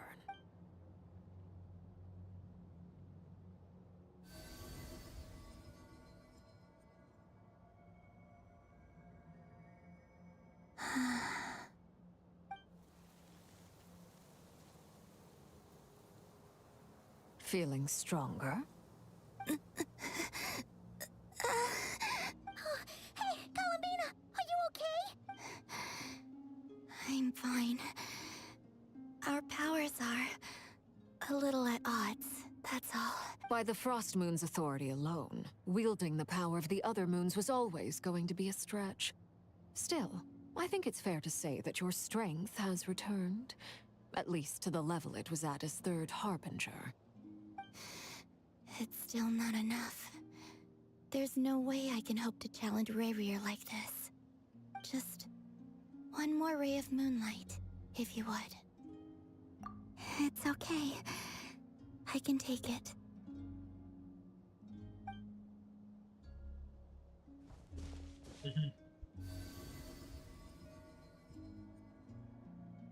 Lindsay enjoyed the burst line, the elemental burst.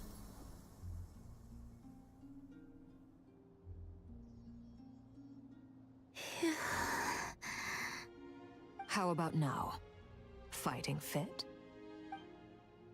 At the very least, I won't have to stay hidden like before. I want to see him gone from Not Cry.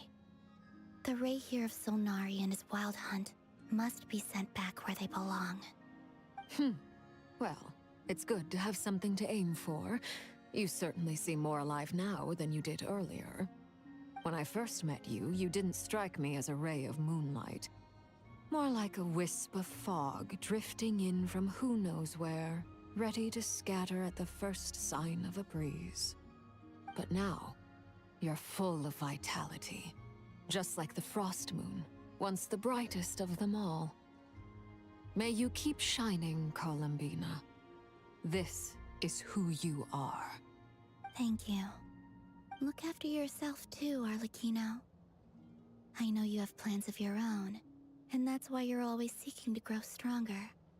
But whatever you're after, don't let the Abyss take a hold of you. I do not wish to see you go down the same path as Rayrear. I appreciate the concern, Columbina.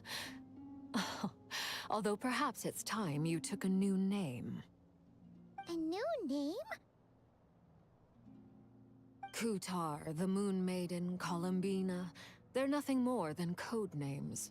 They describe who she is and the roles she's played, but they're not her real name.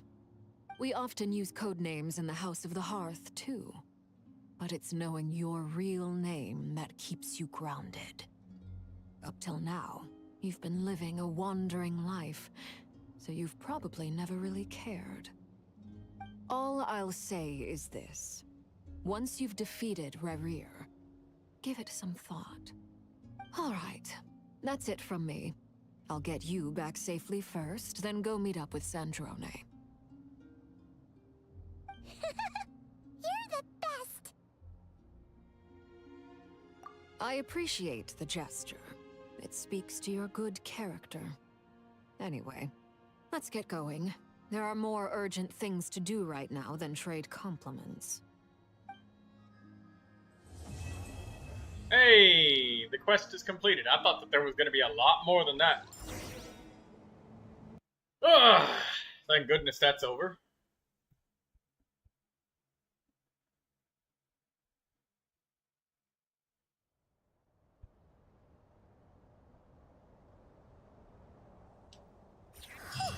It was a close call, but we got the iridescent moon's marrow and restored Columbina's strength. Oh, it's still not over. No, we did. It is over. Oh, there's another one. Well, damn. Okay. I guess I was wrong. I guess there was a lot more left over to do.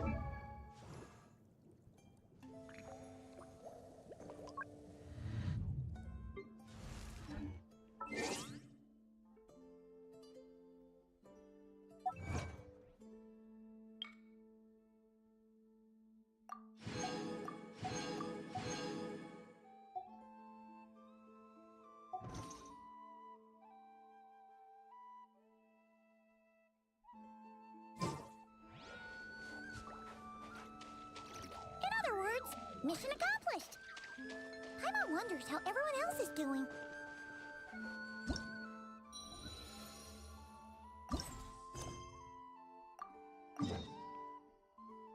You haven't gotten to the after party yet.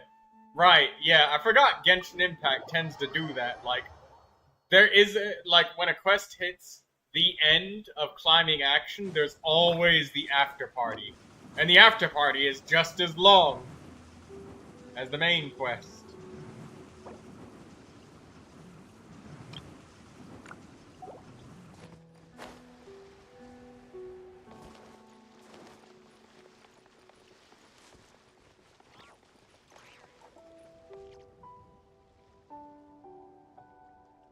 Oh, do you think the others are making... Oh, hey, Flint's! Llama! All is well, thank you.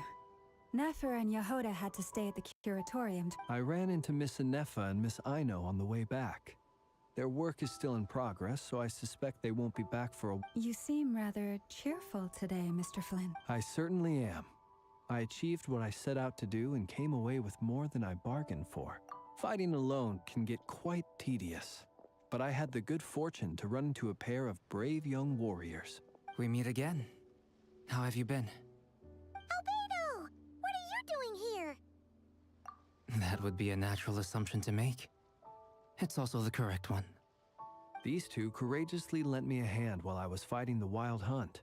Yeah, this is gonna be like the after party where they party, eat, and given how just people of party and outstanding eating, talent pretty tend much. to cross paths, it's no I wonder wonder how we're many already acquainted. hours of after party quests are there in Genshin Impact? Why don't you come and introduce yourself?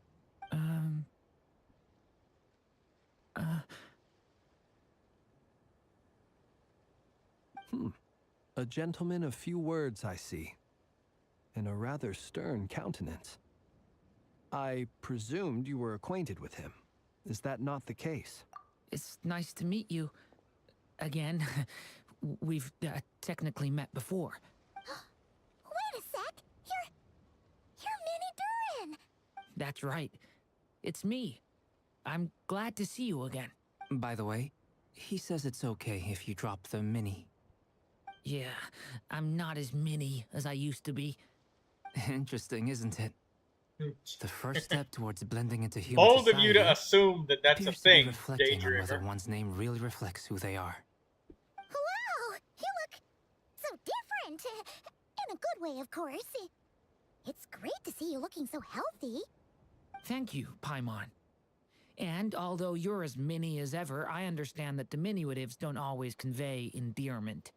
I'll be sure to simply call you Paimon as a sign of my great respect for you.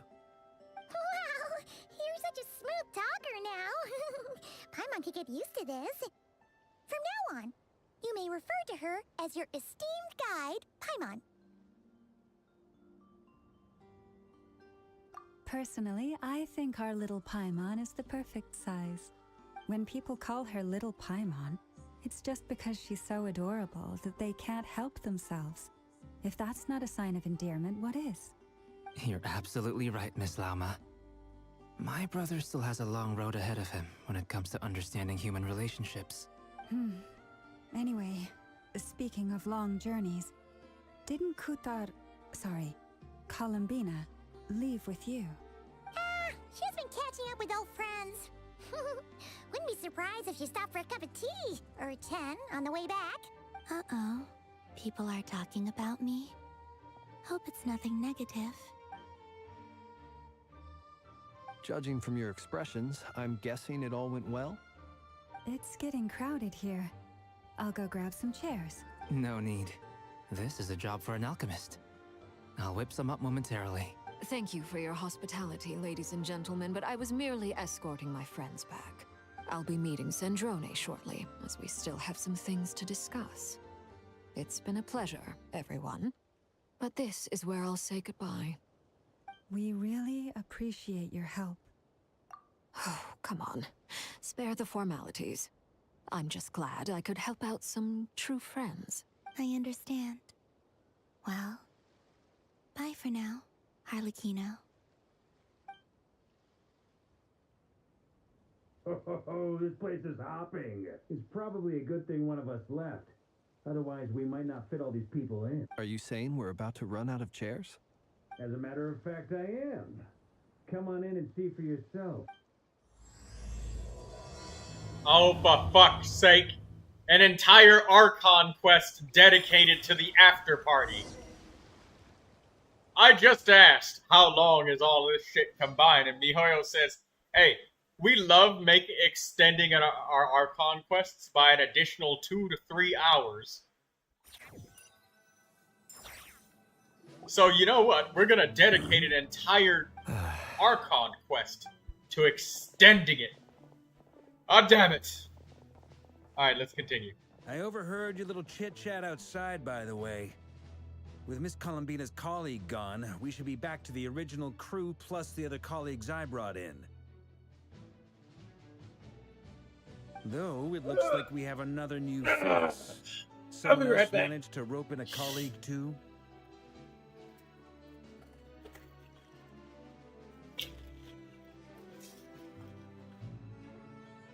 Frankly, you and Paimon are the only people I know here.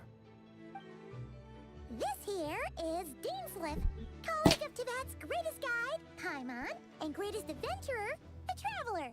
Well, not exactly colleagues, more sort of friends. When someone else jumps in to do the announcing, you know you're speaking to someone important. Let's hear what he has to say. Note to self.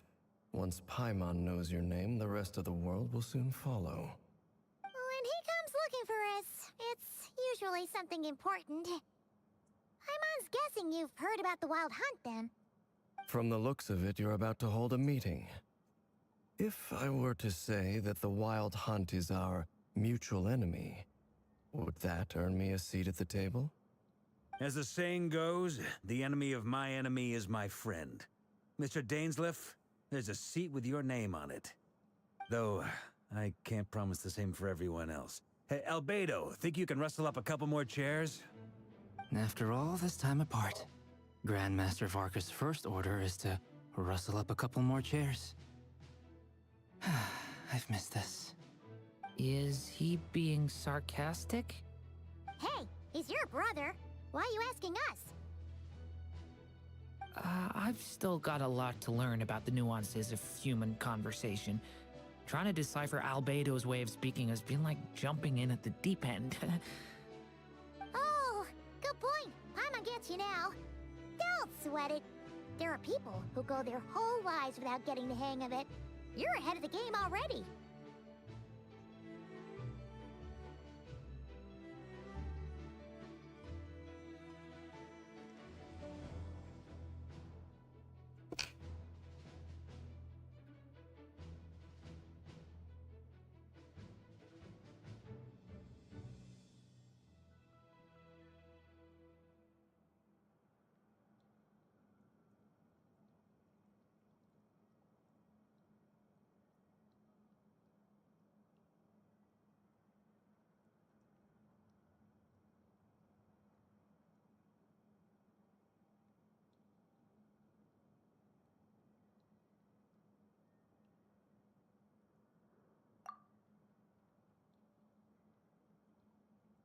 I wonder what's taking Nefer so long.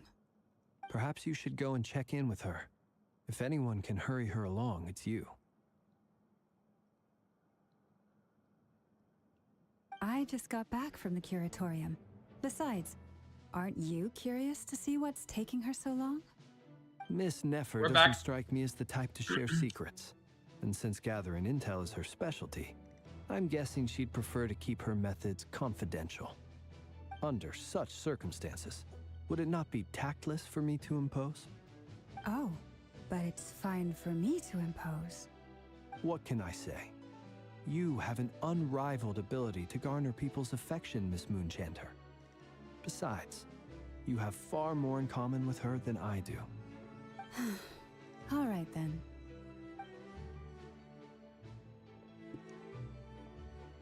Impressive. She barely fought back at all. I admire your powers of persuasion, my friend. As I'm sure Miss Lauma will realize soon enough, the trick in life is to always pitch in with other people's responsibilities so that you can be selective with your own. Another trick is to simply hide in the background. Spoken like a true sage. Anyway, looks like we've got some time to kill before the meeting. Let's take a little breather, folks. And feel free to chat amongst yourselves. We'll get down to business once the other two arrive.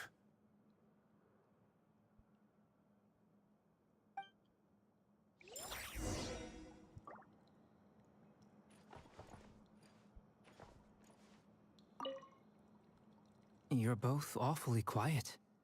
Why don't I start us off with an icebreaker? Much obliged. Have either of you ever had your portrait painted? If not, I'd be glad to help. That sounds like a lovely idea. You know how to paint, then? I dabble occasionally. He's an excellent painter. Tables, chairs, people, dragons, you name it. He'll paint it for you. I'm flattered. I think Lucy is our version of Albedo, able to paint everything and anything. Anyway, how about you, Durin? What sort of portrait would you prefer? Oh, I'd be fine with anything. Whatever style feels best to you. Very well. Then I'll play it by ear. You can replicate any style I want? I can try. If you show me a sample, I'll do my best to match it. Thank you. In that case, I'll dig up some reference material for you.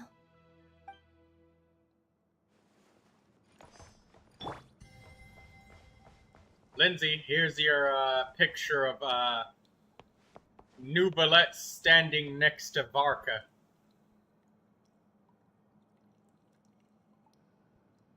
You can't get rid of the talk to Varka. Or actually, I might be able to.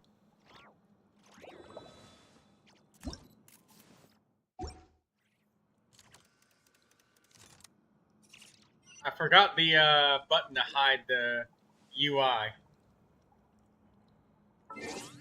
I'll just use photo mode. There you go, Lindsay. Here's your photo. You should take a picture. This is for you to take. If you're watching the live stream, you'll be able to do it. Water comes in many flavors to the discerning. If I take the picture, it's going to be Mondstadt having water the is live crisp stream all over and it. So I'm pure, showing you multiple while angles. Water from Liyue has So an you can take a enduring picture of whatever angle you In want. Inazuma, the water possesses a depth of flavor unlike There you go. any other. Sumeru's water, meanwhile, has a rich and complex flavor profile, but it must be savored patiently to fully appreciate it. Is there something you'd like to say to me? Yeah! For starters, why'd you just show up here without even giving us a heads up?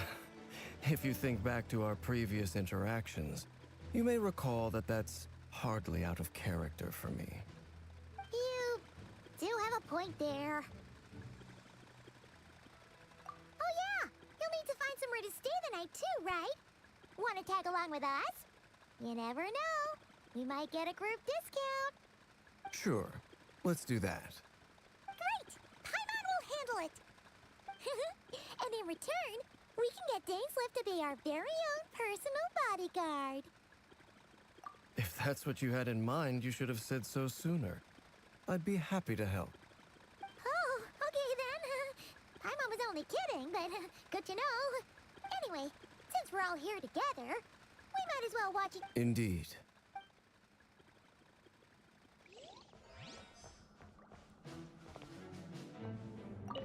Truth be told, I can't remember the last time I was in a meeting with so many people. You're not alone there, my friend. The Lightkeepers also struggle to bring everyone together for a serious discussion. I don't doubt that. I've only ever met two Ratniki, one being you, and the other being that young guy, Itlua. Itlua is a good apple. I'll give him that. He's kind, honest, and regularly delivers supplies to my lighthouse. A true Ratnik to the core. In that sense, he puts me to shame. So you're what? A fake Ratnik? That's what it sounds like you're saying. But I get the feeling that's not quite what you meant. Come on, why the awkward silence? Sorry. I'm not even gonna bother trying to hide it. You've known all along, haven't you, my friend? Now that was an awkward silence. Let's just keep this between ourselves. Probably best if Itlua doesn't know, huh? That goes without saying. Gotta be careful what you share with youngsters after. Anyone else in the know? Let me guess. The Traveler and Paimon? It's dangerous being too sharp for one's own good, you know. Then, in the name of the Animo Archon Barbados himself, I swear, your secret's safe with me. When we went for drinks, you said that you and Barbados were practically best buds. In the light of that claim, do you really expect me to take your oath seriously? Of course. Just as long as you don't go spreading around the fact that I'm close with Barbados, all right? Fair enough, then. Nothing like a bit of mutual leverage to seal the bonds of friendship. Oh, that was pretty funny.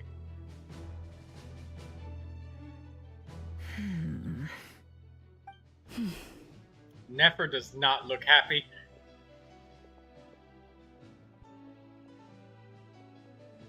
Ah, Miss Nefer. You made it after all. But what about Yehoda? I'm here to give you an update on how things are going on our end. Once this is over, I'll be heading straight back to continue my work. I left Yehoda back at the Curatorium to watch over things while I'm gone. Huh. So much for just this once. Shh! Not so loud! We're on a roll here. What if she remembers and suddenly decides to back out? Did you say something, Mr. Varka? Huh? I didn't say anything. Right, Flints? Must have been a frog. They get so noisy around here at night. And there's an actual it's like frog. they're putting on a concert in the background. Anyway, before we begin, there's a few introductions to make. Let me start by saying that it's an honor to be speaking before so many distinguished colleagues and collaborators. First up, we have Miss Lauma. As Moon Chanter, she's the leader of the Frost Moon Scions, a local religious community in Nodcry. Then there's Miss Nefer, boss of the Curatorium of Secrets, an intel gatherer extraordinaire. Nefer is leading the investigation into Rerer's background, assisted by Yehoda and Lauma. From the little I've heard, they're making some great progress. Over here, we have Mr. Flints, a Ratnik and guardian of the abandoned lighthouse. In our last operation, he courageously distracted the Wild Hunt to buy time for the rest of us. For those of you who've never met, this is Mr. Albedo, a renowned alchemist and captain of the Knights of Favonius investigation team. By his side is a new face for us all, myself included, Mr. Durin, who has come to lend his aid. Next up, we have the Moon Maiden and former Fatui Harbinger, Miss Columbina. Then we have the Traveler, who's earned more titles than I could possibly hope to list out, so I'll spare you the rundown. And Paimon, the ultimate travel companion and quite possibly the best guide in all of Tevat. Wow! That's a lot of people! Great turnout! Miss Nefer, it looks like you might have another job coming your way, so, congratulations on the booming business, I guess. You think I haven't got enough on my hands as it is? Who's looking for me now? That would be me, Miss Nefer. I have a commission for you. And you are? Who I am doesn't matter right now. What does matter is that I'd like you to gather more intelligence about the Recher of Solnari. Well, it's not as if we never take on anonymous commissions. But in your case, I'll have to decline. I'm gonna take a wild guess and say your job's probably more hassle than it's worth. Something about you seems like bad news. It's my eyes, isn't it? Conrian, I assume. And what's with the mask? Are you trying to hide your identity? In any case, the fact that you're even still alive raises an awful lot of questions for me. You know, his mask really doesn't hide very much at all. It's like a Phantom of the Opera mask. You see the right half of his face, so you know, like, there's also a left half, and human faces tend to be pretty symmetrical, you know, so we can see the rest of your face, you know, like, your face isn't really hidden. Maybe you're probably hiding a couple of scars, but that's enough of your face to know what the rest of it looks like. My name is Dainsleif, and yes, I am from Conria. As I'm sure you're aware, the Recher of Solnari's real name is Rerir. He was once an acquaintance of mine. Really? Then you must have been quite an influential figure yourself. You flatter me, but none of that matters anymore. My point was simply to clarify why I have asked Miss Nefer to investigate Rerir's background. So you're both from Conria, and it sounds like you used to be friends? What am I missing here? Surely you already know how he became one of the 5 sinners. I'll tell you everything I know. The history of Conria, the names and identities. I have never spoken openly of this before. But the truth was exactly as people say. The 5 sinners were each driven by their own desires, and it was by playing upon these that the Abyss tempted them to their fall, tearing Conria apart in the process. The visionary, Vedifenir, who wished to foretell the future. The wise, Haroptatir, who sought limitless knowledge. Gold, Rhindaughter, who desired to create life. The foul, Sertologi, who pursued supreme strength. And last, but not least, Recher of Solnari, Rerir, Ravager of the Moon. Of the 5, Rerir is the only one who remains a mystery to me. He never harbored grand ambitions. So what changed in the space of a single night? How did he— In other words, you're saying that his change came as a shock to you, and you have no idea what actually happened? That's right. You mentioned how the Abyss tempted them, which led to their fall. But what did that look like in practice? And what other context can you give me about the events of that time? The more detail you can give me, the better. Strangely, now that it comes to it, the fateful night took place during the era of the Eclipse Dynasty. One day, my elder brother, the visionary, Vedifenir, was summoned to the palace by the Vinster King, only for the king to gouge out his eyes and cast him into the dungeons. When I came to hear of this, my fury knew no bounds. I gathered together every ally I thought I had, and together, we set a night to storm the palace and free Ved. Centuries on, the memories of that night still haunt me like a never-ending nightmare. We broke through the palace gates, just like we had planned, each striking towards our separate targets. But then, I was betrayed. Even Vedifenir, the very person I had come to rescue, abandoned me and partook of the Abyss's power. So, It's personal after all. Then tell me, Mr. Dainsleif, what price are you willing to pay? You, of all people, must know that nothing comes for free. I cannot say what price would be worthy of such a commission. But know this. Rerir was not always a madman. Believe it or not, there was a time when he was just an ordinary man, working for the Conrian Intelligence Service. Uncovering the truth of Rerir's past is the only way to unravel this mystery.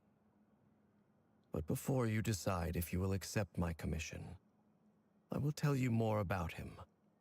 Enough, I hope, to help you plan your next move. Sounds pretty good to me. Feels like we just flagged down a random passerby, only to discover he's actually a master strategist who has a score to settle with our enemy. Can I borrow your halo? It could be useful in the lighthouse. Hey, enough with the wisecracks!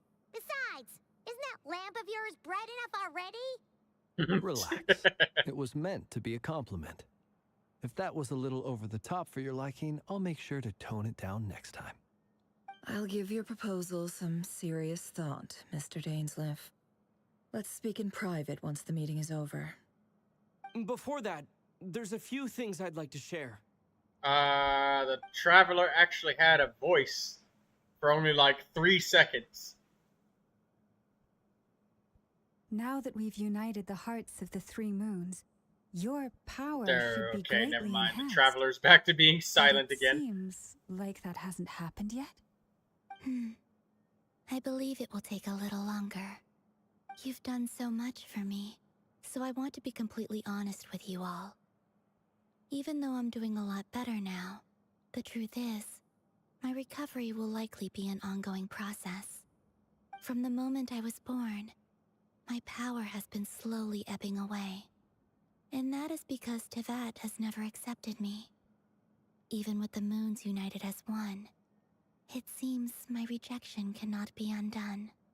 So far, I have yet to find a solution.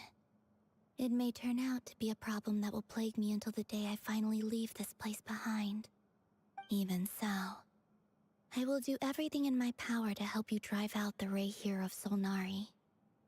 As Arlecchino put it, this is not about chasing the spoils of victory. It's just a gesture of heartfelt gratitude. Kutar.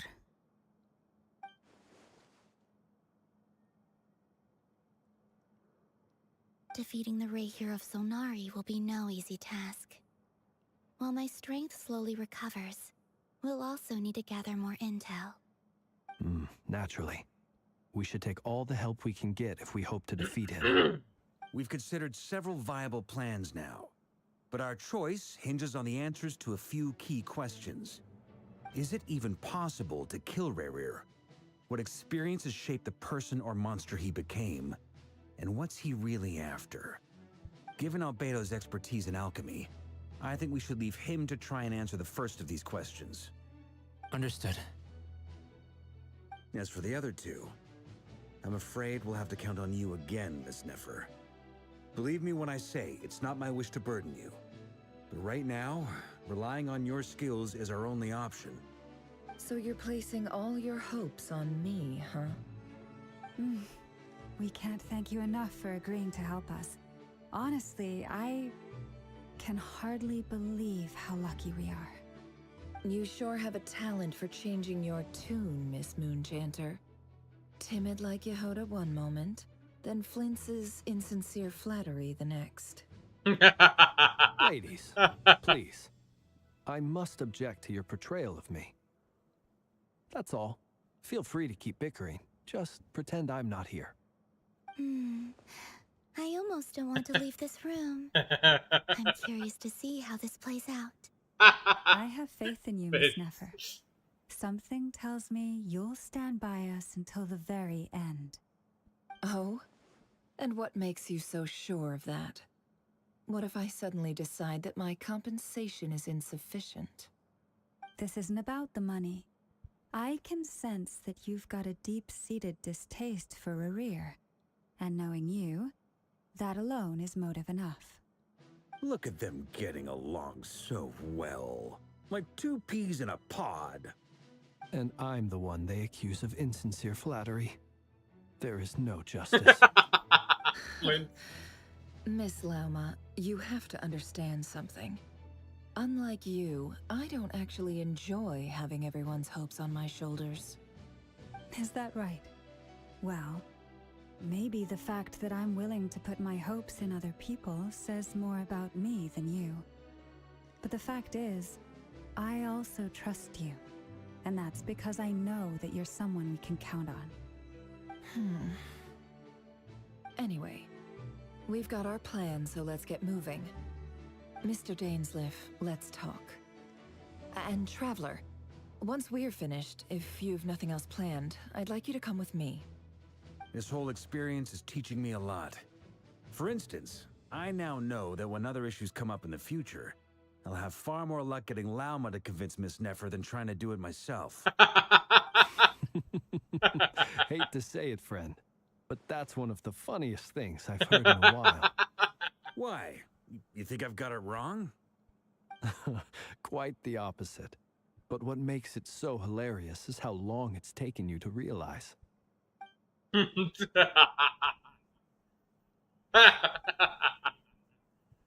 Oh, great.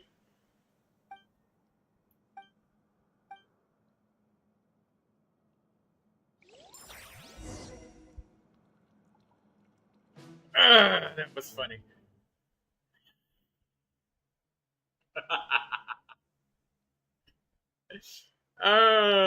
Flynn's just being like, yes, ladies, I must object to your portrayal of me. I am appalled by this outlandish accusation and assassination of character.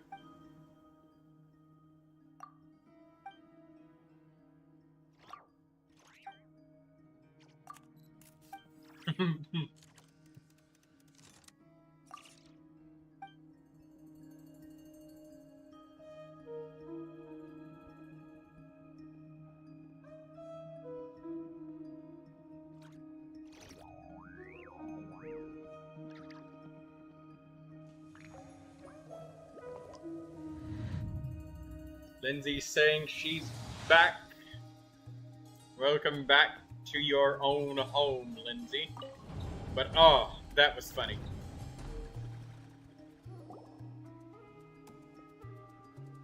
Thank you for waiting. It's okay. We actually used the time to help Dainsleif get a room at the hotel. That's very considerate of you. Now, I trust you share my curiosity about Rarier's past, and you seem fairly familiar with Mr. Dainsleif already. We spoke at some length after the meeting. He was the one who suggested I should invite you to join this operation. He feels confident that these secrets will be safe with you. Dane has a lot of faith in us, that's for sure. Likewise. I appreciate that you got right on board without interrogating me about why I invited you. It shows that you trust me to explain everything in due course. That's because we know what you're capable of. We appreciate you too, Nefer. You might have been forced to help in the beginning, but this time, it was your choice. That's one way to put it. Another is this, that once a decision's been made, it's set in stone. After that, my only goal is to see it through. Alright, so here's how it is. I'm going to access Rarier's thoughts again using my confidential method. Now, I'm sure you've seen things like this before on your travels, so you're surely well aware of how dangerous it can be. The reason I've gathered you all here is to ensure my safety during the proceedings. I plan for us to enter the fragment of his consciousness together, and once inside, I will focus on searching for information. Think of this as a diving expedition into someone's brain. If I'm the diver, you are my safety equipment, tasked with keeping me alive while I'm under the surface. Once the ceremony begins, we will all be spying on privileged information. But in the interests of safety, you must remain absolutely silent at all times.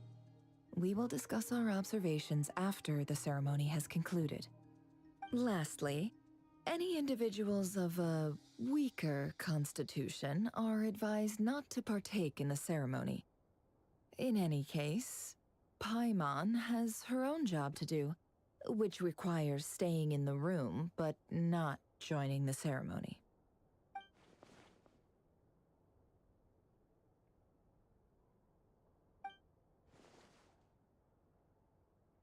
Well, good luck, everyone! Sounds like all Paimon can do is cross her There's a little more to it than that. I was being serious when I said you have a job to do. While the rest of us are inside Rarir's mind, it's imperative that we have a team member on the outside. In the event that something goes wrong, you will be our first responder. I don't anticipate any issues, but the extra level of safety will be greatly appreciated. I second that. This is a dangerous operation here, and you're our whole rescue team. That's pretty much the most important job in the crew. So, Paimon's like the lifeguard? Yeah, that makes sense. Alright, got it. Good. Yeah, it's Blue Please, Regard take just a seat. chilling out with We'll get Genius started Simplification momentarily. TCG. Then this entire time, he's just been playing cards. So, did Mr. Dainsliff tell you anything else? He told me that he believes Rarir kept some big secrets in his life.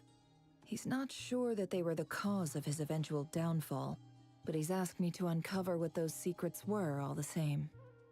But surely you're not planning to go through with this, no matter the cost. If you think that, you'd be overestimating me. I'm a businesswoman, not a mercenary. But I do have my own professional reasons for taking this job. You think I'd turn down the opportunity to get a first-hand glimpse into Conrian history? Well, as long as you don't let morbid curiosity get in the way of safety concerns, we're good. We'll do whatever we can to help you. You're such a killjoy.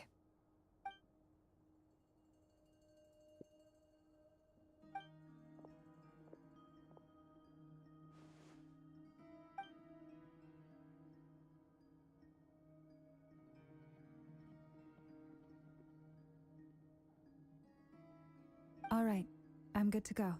All set over here, too. Promise, Paimon, you'll be extra careful. All right.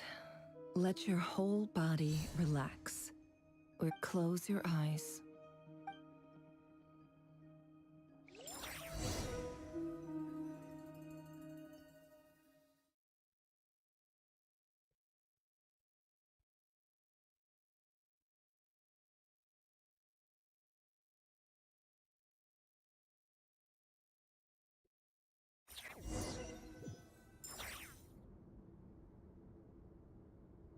Phew.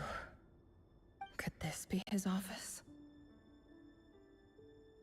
Pretty standard setup. According to Dainsliff, Rarir used to be an intelligence operative.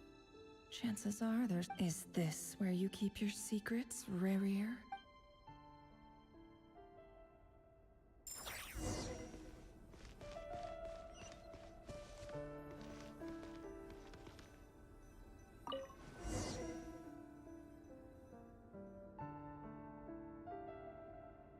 Today's files are in. Male, 51. Occupation, cook. Confirmed Crimson Moon descendant. Has maintained frequent contact with other descendants over the past. Neutralized. This one should be archived under purged targets.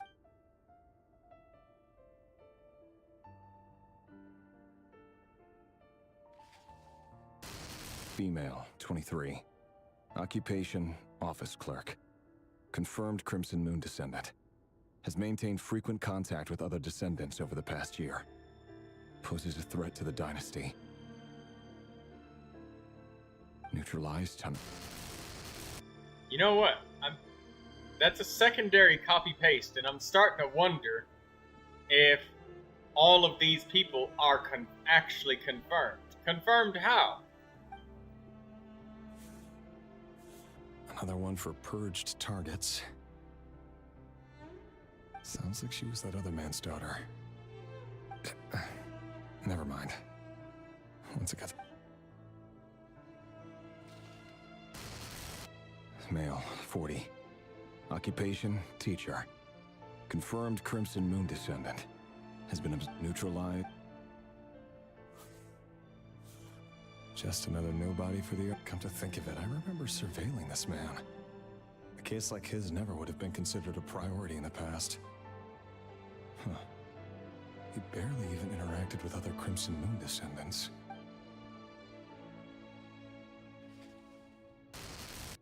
Female, 16. Occupation, none.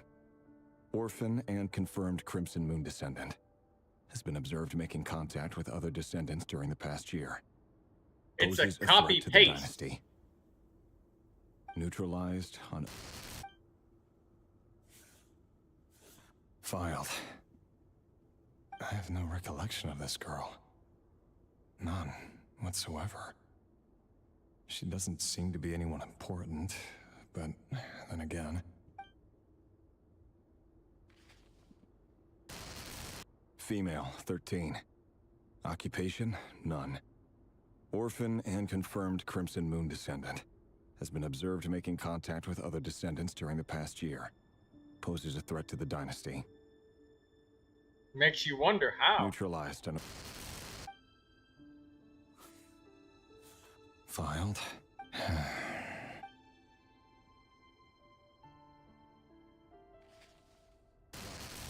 Male, 11. Occupation, none. Orphan and confirmed Crimson Moon descendant. Has not been observed making any contact with other descendants during the past year. Poses a threat to the dynasty. Neutralized and... Makes you wonder how. They're going for genocide.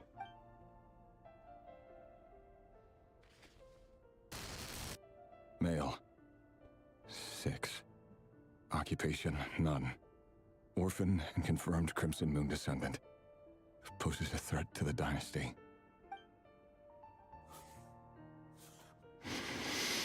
He doesn't even know how to read his ABCs yet. It's funny, isn't it? Your job is becoming both harder and easier at the same time, depending on how you look at it. Sooner or later, the Crimson Moon descendants will be completely wiped out. But as their numbers dwindle, they become harder and harder to track down. That's not how it is. Fortunately, however, most of the able-bodied adults have already been taken care of. The remaining weaklings will be increasingly easy to deal with. No! No. My job is to ensure the survival of the Eclipse Dynasty. And the only way to do that is by eliminating any and all potential threats. It's a perfectly legitimate line of work. Every single one of my colleagues can attest to my fairness. And if my friends were aware of the facts, I know they'd back me up too. Assuming, of course, that they were aware of all the facts.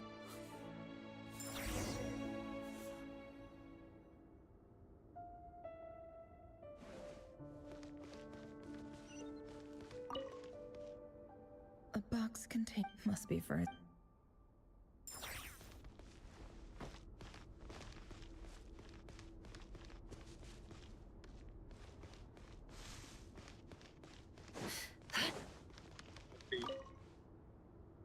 A box containing a ring inlaid with a precious gem.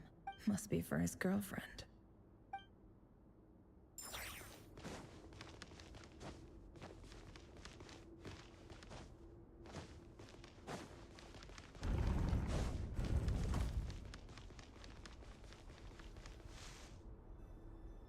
I was really Mr. confused here Vertical because I didn't know the whereabouts of where It's the been door quite was. some time since we last met. That's a Conrian door.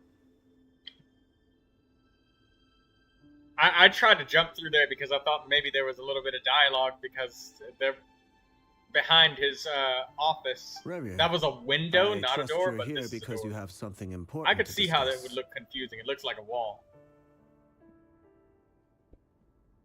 Lucy wants to share her wishes. Yes, you can share with Lucy.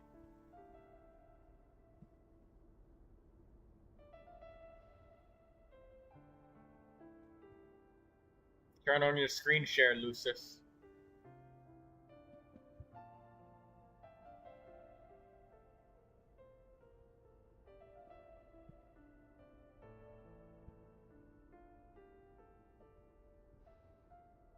I just saw a hand waving in the darkness.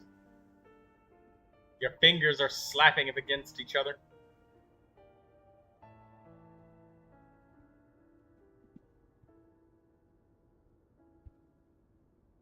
You're pulling for Farina?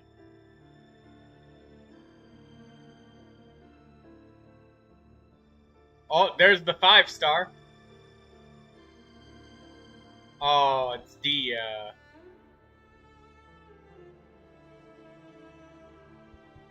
Yao Yao.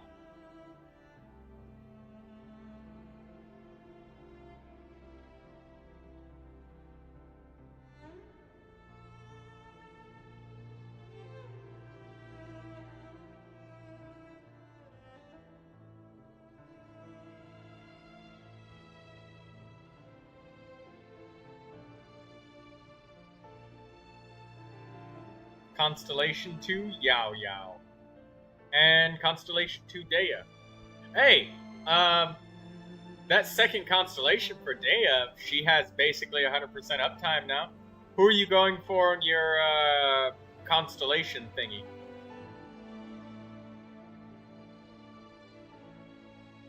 Also, by the way, Lucy, you might want to be careful with the black light on your television screen, because you may not be realizing it, but your reflection can be seen in the screen when the screen goes black.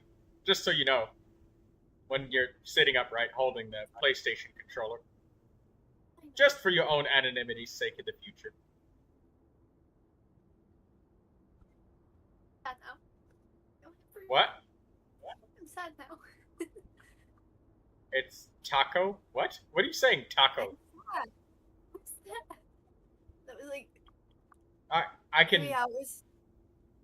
I can barely hear you, and it sounded like you said slap taco. No. What did you say? Said I'm sad now. You're sad now? Why? That was like 3 hours of playing. Well, you'll get more. There's still plenty of days left on the banner, Lucius. Well, don't forget your parametric transformer while you're in there. At least my Durin is guaranteed now. If he's not playable. Well, yeah, don't forget about your parametric transformer, Lucius. It's something.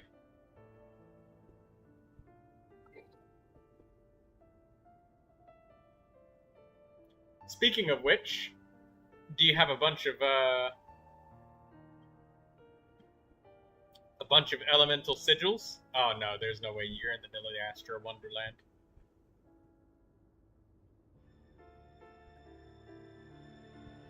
I think I might one of these days go to one of those instant win things and just spam it so I can get my puppets to level up.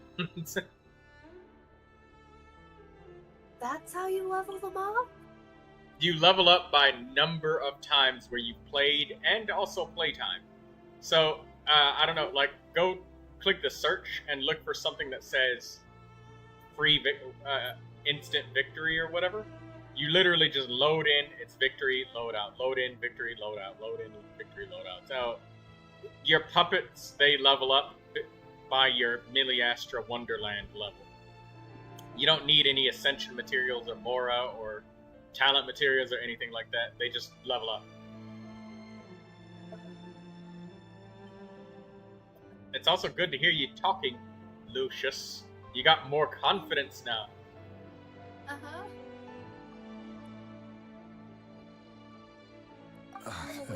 Forgive me. I wasn't tuning out. It's just, Oh, and noticed you also, didn't even just so phrase you that as a know, question. while the story As if here you is knew I was playing, coming. it is difficult to hear you out loud. Oh, I see. Are you far away from your microphone? Oh wait, Yeah. Yeah, you are.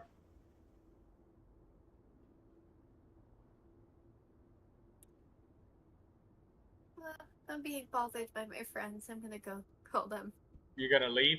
Alright. Yeah. I'll probably be back. Maybe. Okay, good. So what? Is Troy not cool enough for you, huh?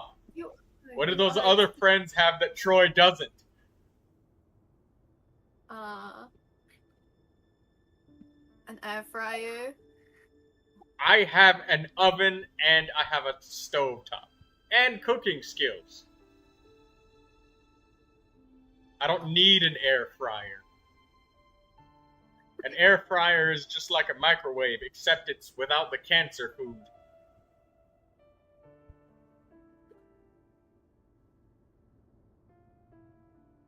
Alright. Go enjoy having fun with your friends, Lucy. And make sure you're safe. And, you know, if anybody's being weird, block them. Or either that or let me know so we could just expose them on the internet and get a bunch of views for catching a predator in Genshin. Okay. Bye-bye. Alright. Blue Regard, you're back on the mini screen now. Tell me, does someone in your position ever feel the need to ask questions at all? It is indeed within my power to foresee certain things. Things like your arrival. I was just thinking. It won't be long before I'll be inviting both you and Dane to my wedding.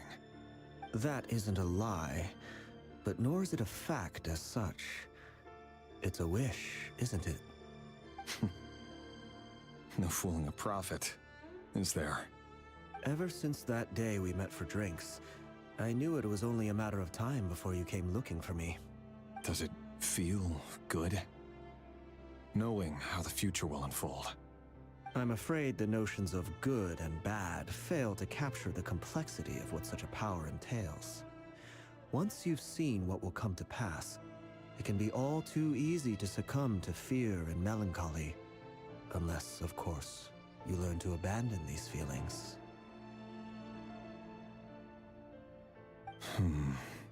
You fear my silence, and long to hear the words I left unspoken that day. That's right. You must have noticed my reluctance to broach the subject. And the reason is simple. Because the truth could never have lived up to your hopes. For both our sakes, such words are better left unsaid. The burden of prophecy was never meant for your shoulders. So who exactly do you deem worthy to hear your prophecies? None but our exalted king? Or rather, our king as he once was. You're closer to his majesty than I am. You must know better than anyone how much he's changed. You say that as though it is to my benefit. Yet precisely because of that, I dare not speak rashly. A king can turn out to be the most virtuous of rulers, or a tyrant more terrible than the most vicious of dragons. You are so wise and far-sighted, yet still you would have me live in fear of the unknown? You make a fair point. Especially given my silence alone was all it took to send you spiraling downwards. Very well then. Let me offer you some advice. And I say this not as a prophet or a visionary, but simply as the brother of your friend. For many reasons, there is very little chance of your marriage ending in happiness. If happiness is what you seek, you should find another fiancé.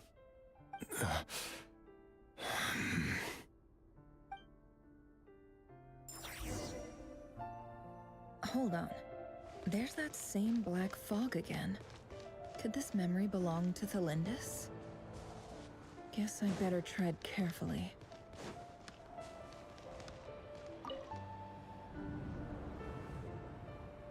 Wait. Hear me out.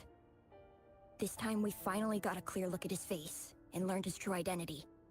His name is Rayrir, and he claims to be one of the king's guards. What did you say? A cruel irony, isn't it? The man you're set to marry leads a double life as a brutal executioner. Why are you telling me all of this now? Simple.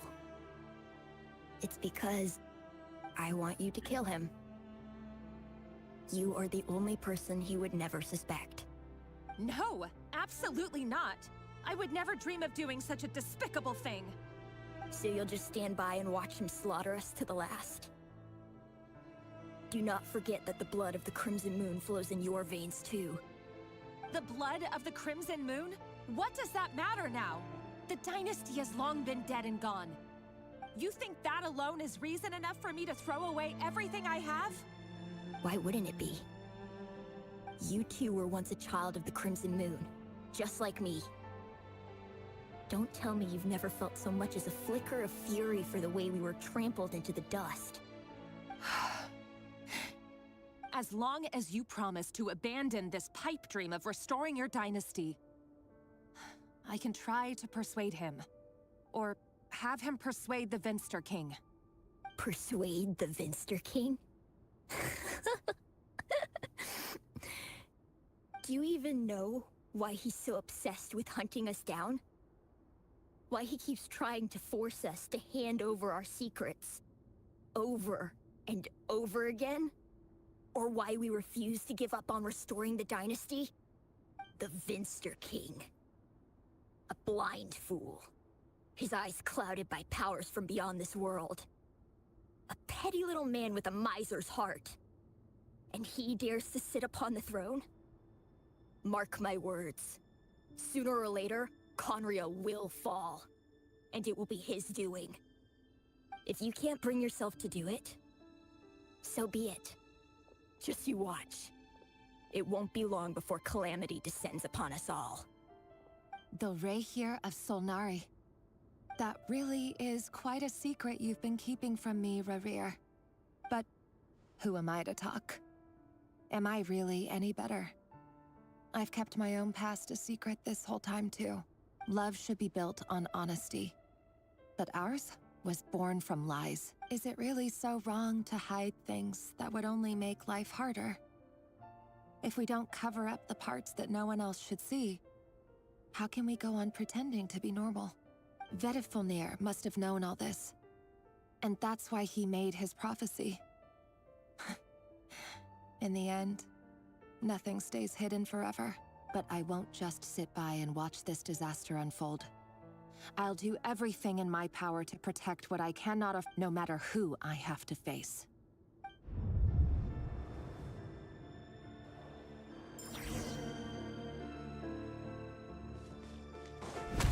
Huh? Was that Rerir who just walked past the window? Doesn't it give you the chills that he still takes the same road to work every day? As if nothing ever happened. Those people at the deli. Enough already.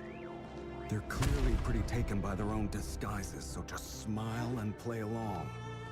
Pull the rug from under beasts like that, and you'll risk having your throat torn out. Deli. Oh. They're talking about those people from the opposition. Right. I'd almost forgotten they used to run a deli. People of no consequence always vanish so easily. And no one even remembers them.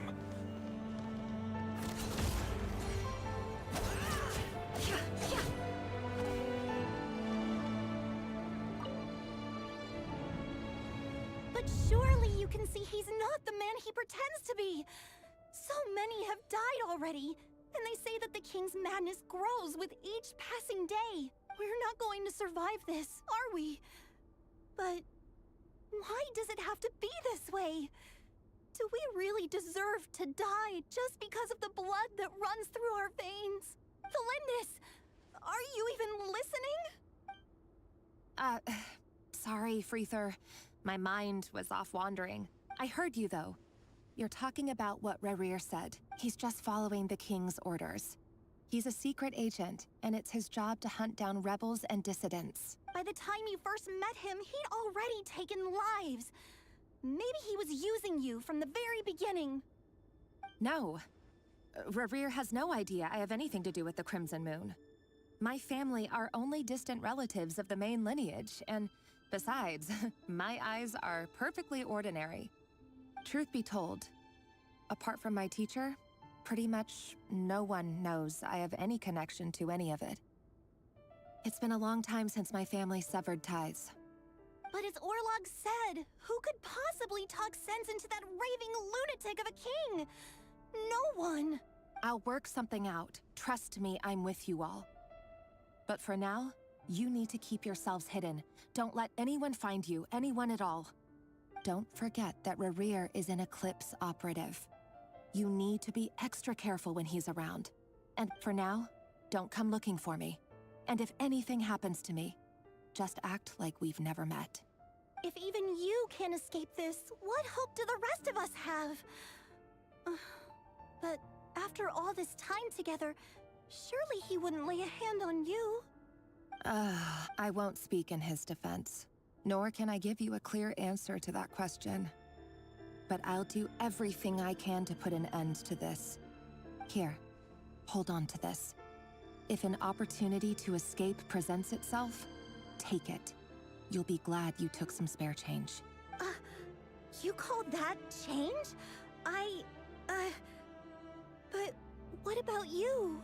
I've got a job, and there's still money coming in. But you can't go anywhere right now. Please think about yourself for once.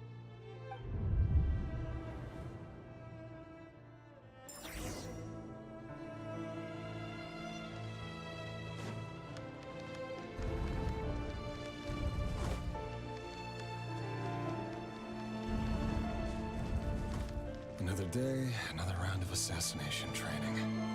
Training ground is just beyond this hidden passageway. When you kill a person, doesn't it bother you when you end up covered in their blood? Why would it? Aren't we all just one? Make sure you have a firm grip on the handle, then choose your angle well. Keep your movements light and brisk. And the prey won't sense a thing. I know that.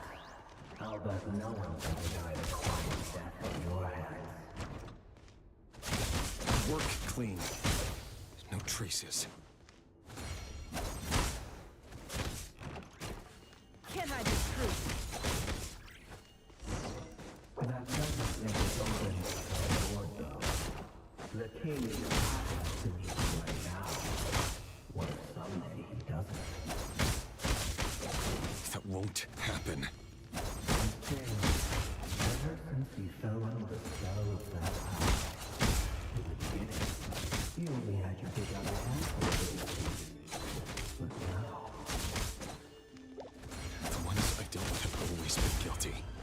And I've carried out my work flawlessly.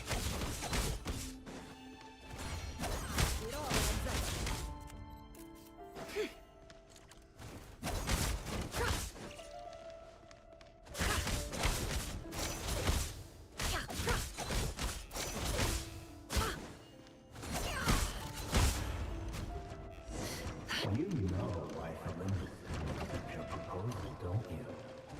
Was it because she didn't trust you? Or something else? The zooming in and out of the camera is weird.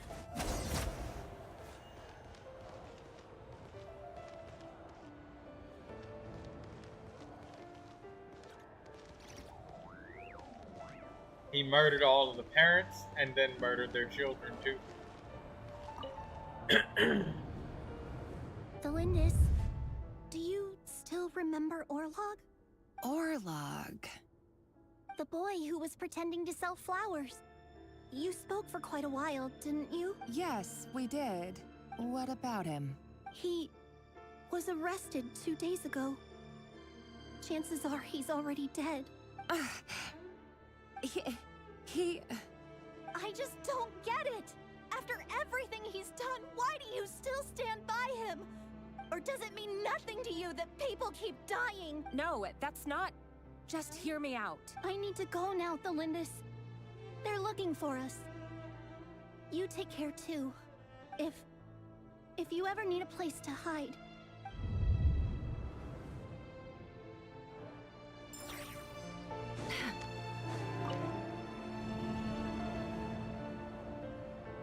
Author, Thelindis. Over the course of this week, the research object was subjected to interference for a total of 47 hours for experimental purposes. The results are as follows. All subjects of observation that were sent inside have now... The situation within is proving more problematic than anticipated. No progress whatsoever. What now? Won't you give me even a glimmer of hope? Things are getting worse by the day. I have to find a way or we'll all be in danger.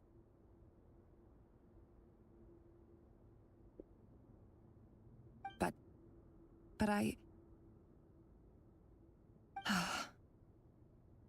If all this research comes to nothing, what then? Sooner or later, it'll be my neck on the line. But could he really bring himself to kill me? No. Surely he wouldn't have the heart.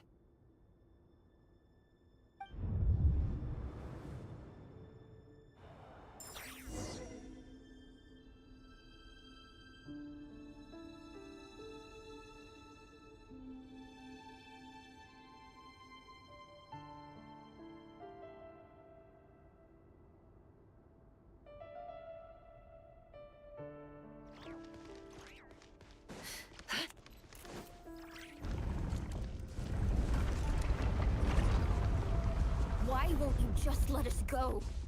We don't even know each other. All we want is to live ordinary, peaceful lives. You want to live?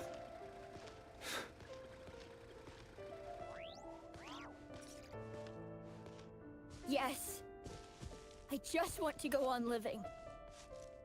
Is that really such an unforgivable crime?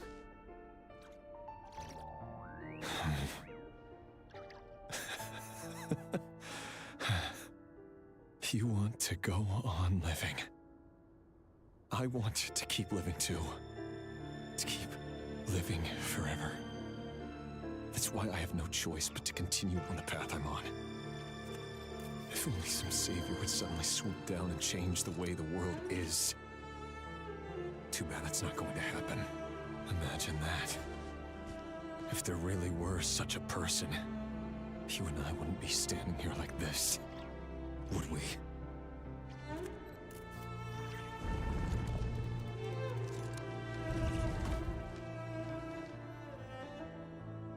So these files are in. Time to wade through them just like usual. No, I don't get tired of it. It's my job. And not only am I lucky to have it, I'm good at it too.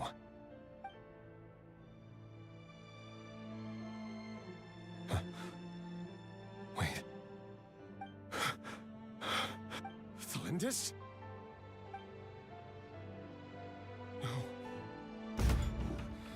No. No! Why? But you bear no mark of the Crimson Moon. How could you Discovered to possibly have have anything to do with them? connections. It cannot be. A diluted bloodline. Carefully concealed. I see it now. What a fool I've been. Numbing myself with talk of justice. Even imagining my friends would back me up. But in the end, Irminsul. Finster King! How far are you going to take this? From the direct bloodline to secondary offshoots? And then what? Today it's the descendants of the Crimson Moon. Who will it be tomorrow? Will you not rest until everyone down here is dead? No. This cannot go on. This is where it ends.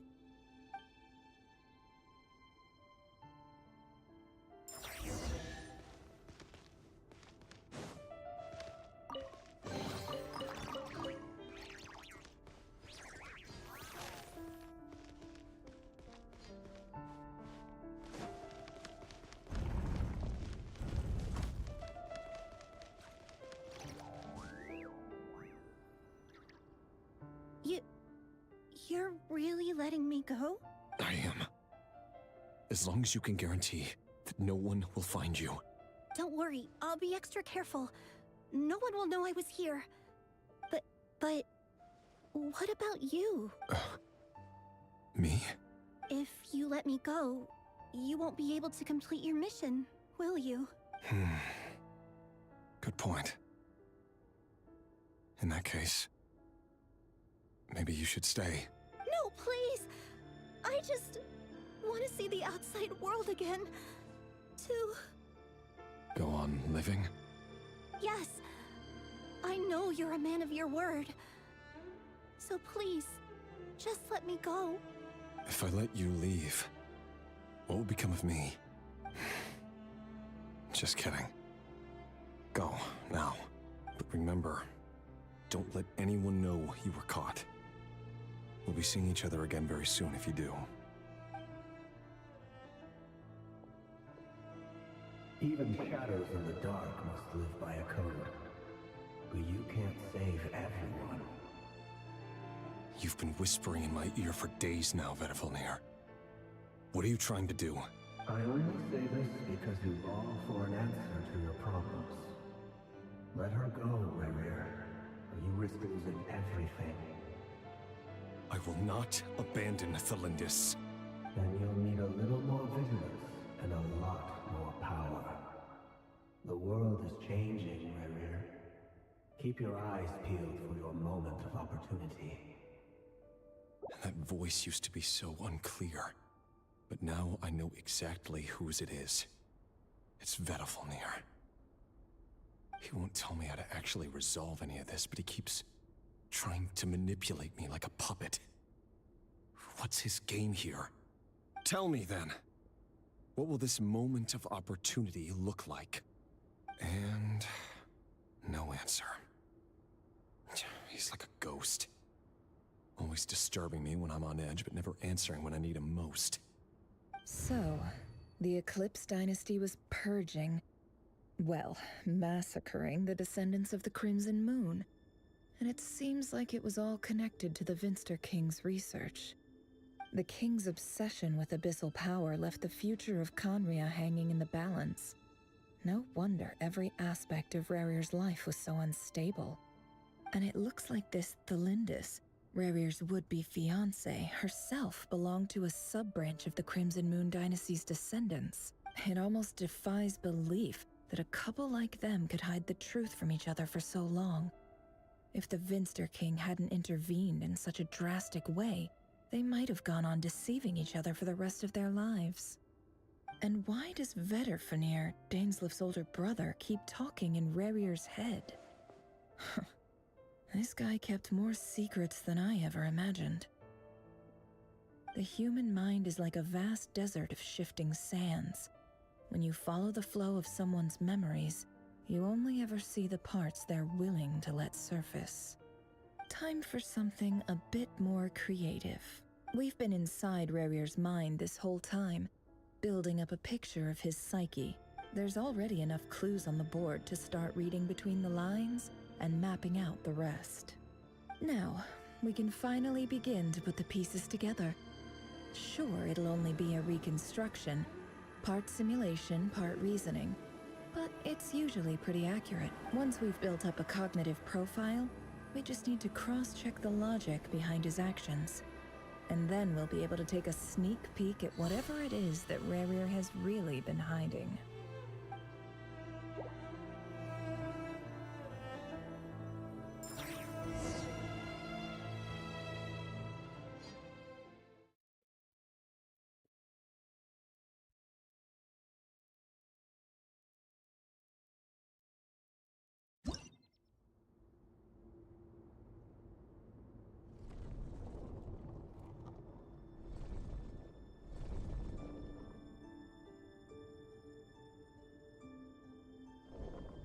Rerir, are you there?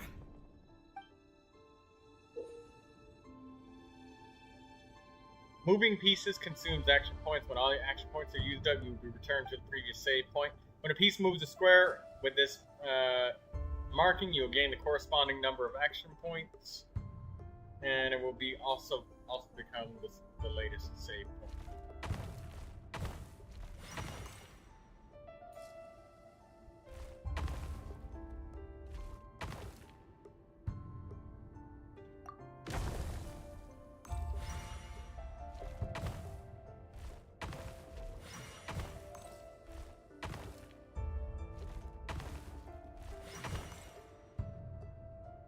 Hey, Rerir!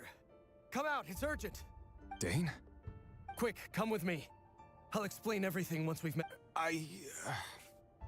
Okay. I'll come. But the Lindis is still over at the Universitas. I'll need to leave her a note. All right then, but make it quick. I've never seen Dane so worked up before.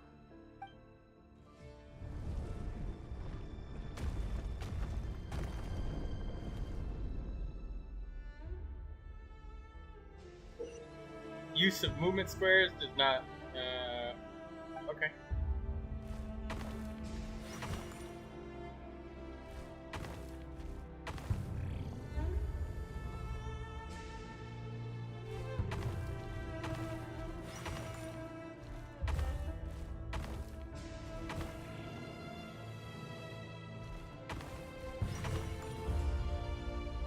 This puzzle is pretty easy. There's not a whole lot of, you just have to use the new mechanic that's been given. Well, so far, it's this easy. This is a nice change, meeting you all at this hour. When men and women of ambition can speak face to face in broad daylight, I say that's a big step forward for our dear Conria. Don't be ridiculous. We do not fear the day. Why would we Search seek a refuge in the night? You might ask your blade that same question. I'm told it prefers the cover of darkness. The word on the street is that Sertologi only strikes when he has an unfair advantage. But that is patently false. I see you're missing an arm and a leg. Surely only a fair fight could explain that. If this is your way of offering me replacement limbs, believe me, I'll take them. Oh, we can certainly discuss that. With bioalchemy, anything is possible. Assuming I have your full support in my research. Lunatic. Roptatir. What brings you here? Why, Dainsleif, of course. He invited me. Roptatir? Please, cast aside your apprehensions, Miss Rhindaughter. Whatever the rumors may say, I am but a humble servant of the king. Well, the Universitas Magistrorum won't stop fawning over you. So at least some of the rumors must be true. You're clearly doing well for yourself. So drop the humble servant act. It endears you. You're president of the Universitas Magistrorum. The Vice President Veit doesn't even try to hide his envy when he sees you. My success is the product of hard work and good luck. It's as simple as that. Were the king not such an extremist, I hardly think I would have received a senior post at my age. Of course, no job is without its gripes. Serving a king like ours can be a challenging task, as I'm sure you can imagine. And as for Efterveit, in missing out on the presidency, he's dodged a mountain of stress. Like everything else in life, it comes with pros and... You're all here. I apologize for the short notice, but it was an emergency.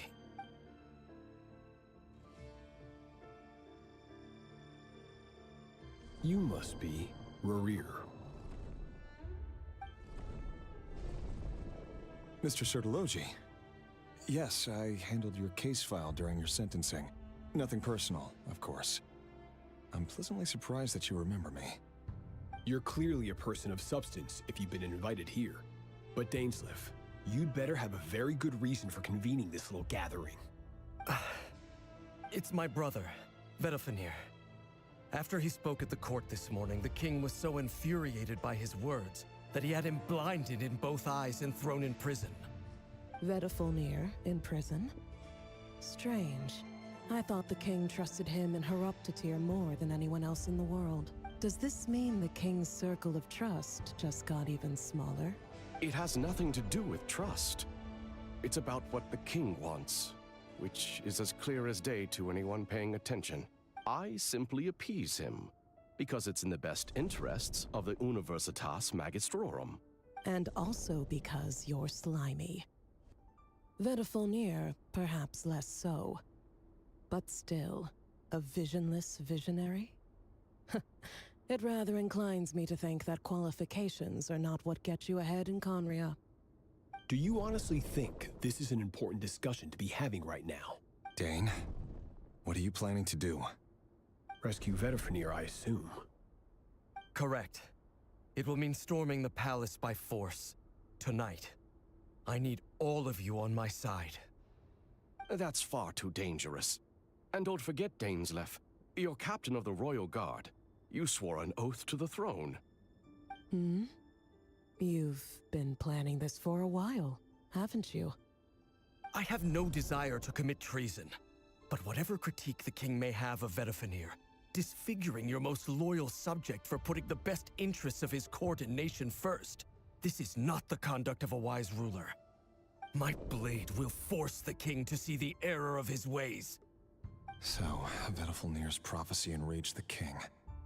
I'm sure it wasn't what he wanted to hear, but if he won't take counsel even from the visionary, that is deeply troubling news. The extent of His Majesty's madness is now all too clear. The question is, how does a man like me get out of this situation unscathed? You have noble ambitions, Dane. But I'm afraid they don't do much for a guy like me. I'm not interested in saving the world. A letter of pardon?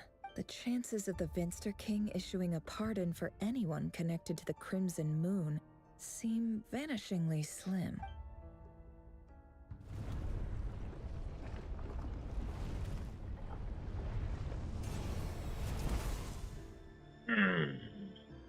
What are we looking at?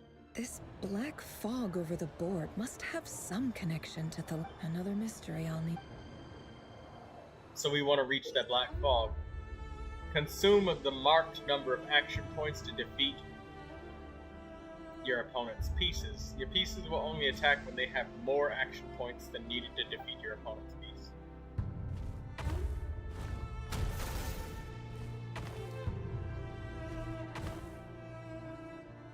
Oh, shit.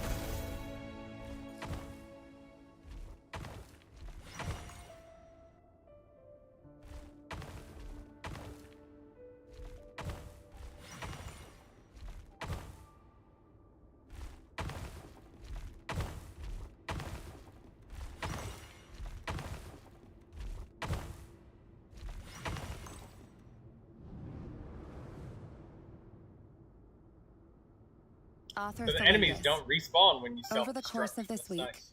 the research object was subjected to interference for a total of 60 hours for experimental purposes. The results are as follows.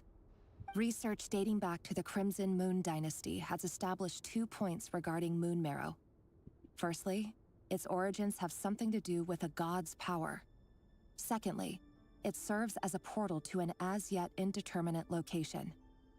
Moon Marrow can thus be defined as a spatial gateway. However, there are a number of hurdles to overcome before we can answer the question of where it leads to.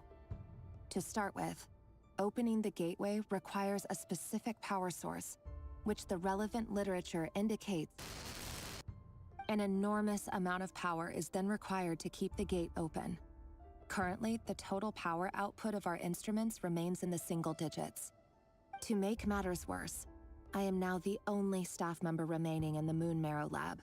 The Universitas Magistrorum recently decided to move most of its personnel into abyssal energy research, which has stymied all Crimson Moon-related projects. This is not a wise move. I have always maintained that placing all our hopes in a single source of power is risky, especially one as poorly understood as this. As well as making ourselves overly reliant on a single resource, we are neglecting other promising technologies. I apologize if this comes across as disrespectful. But as a Moon Marrow researcher, I desperately want to see the world beyond the gateway. If we really made it there one day, what would we find? And how would we go about taming the unknown? My imagination is endlessly fueled by questions such as these.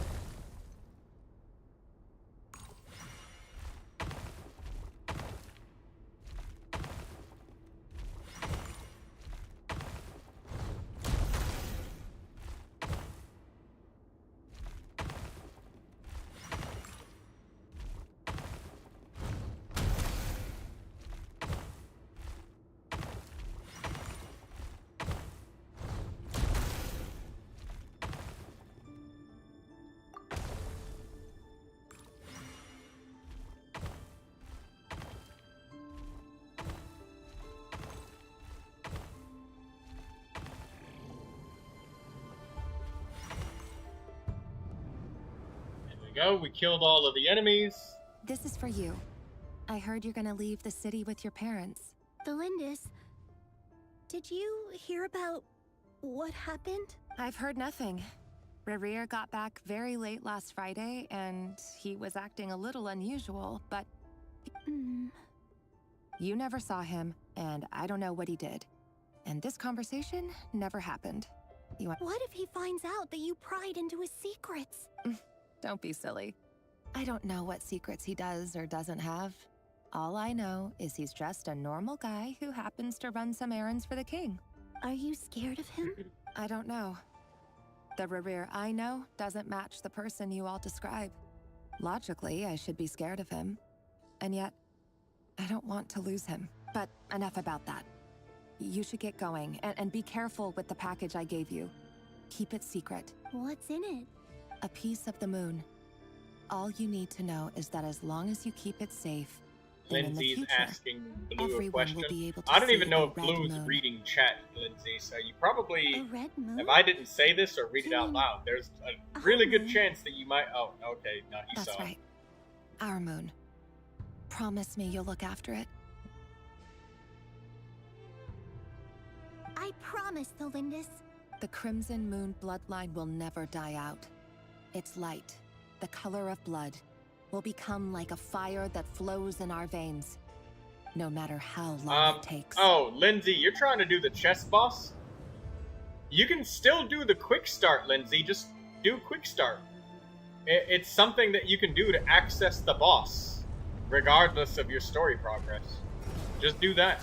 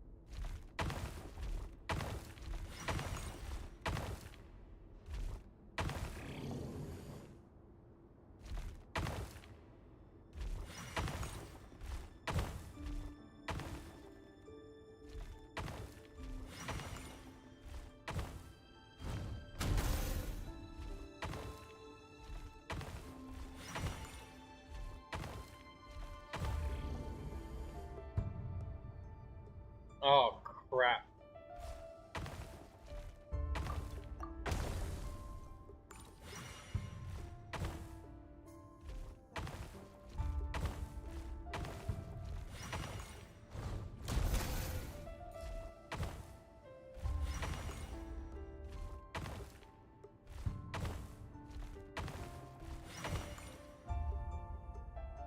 Hurry, everyone, and stick to the plan. Sir Dainsleif, what are you? Is this treason? You know what happens to those who betray the throne. Please, don't do this! It is the king himself who has betrayed the throne. He has betrayed all of Conria. If you have any love left for justice in your heart, you should join me. It's showtime. Dane and his group will handle the troops in the palace. Then Hraptatir and Rheindater will disarm the security measures. My job is to enter the prison and rescue Vedifalnir. Stay safe. Look after my brother. Draw your blade. It is time for justice to prevail.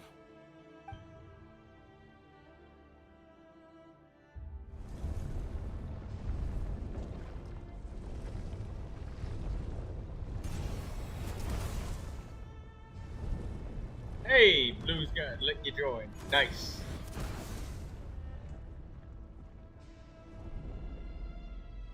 There's only one weekly boss that I think Quick Start doesn't work on, and that would be Boreas.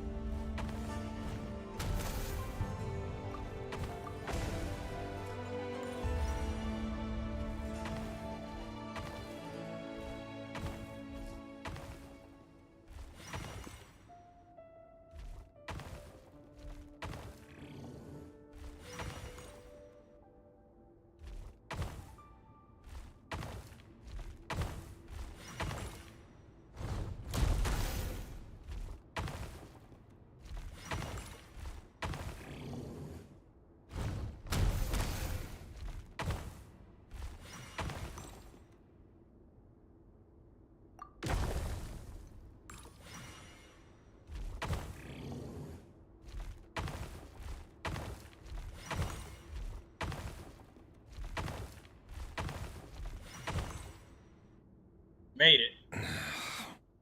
This place is filthy. And the smell is abominable. Clearly, the king doesn't allow his prisoners a single shred of dignity. This is dire. Found you. Hello, Mr. Vedafilnir. Ah, it's you. Surprised? Oh, wait. I guess surprise isn't an emotion that prophets feel very often. I certainly felt some surprise in the moment when I was blinded. Surprise at the king's sheer ignorance. Surprise at just how unfairly this world responds to words of earnest remonstration. I'm curious. What did you prophesize this time? It wasn't a prophecy. It was a word of warning. The king has forsaken all reason in pursuit of his obsessions. I simply told him that if he continues on this path, Conria will surely fall. But he didn't listen. Worse still, he stabbed you in both eyes and locked you away. Dane asked for my help. The court is in complete chaos now, but I'm sure you predicted that. Everything is transpiring as I foresaw.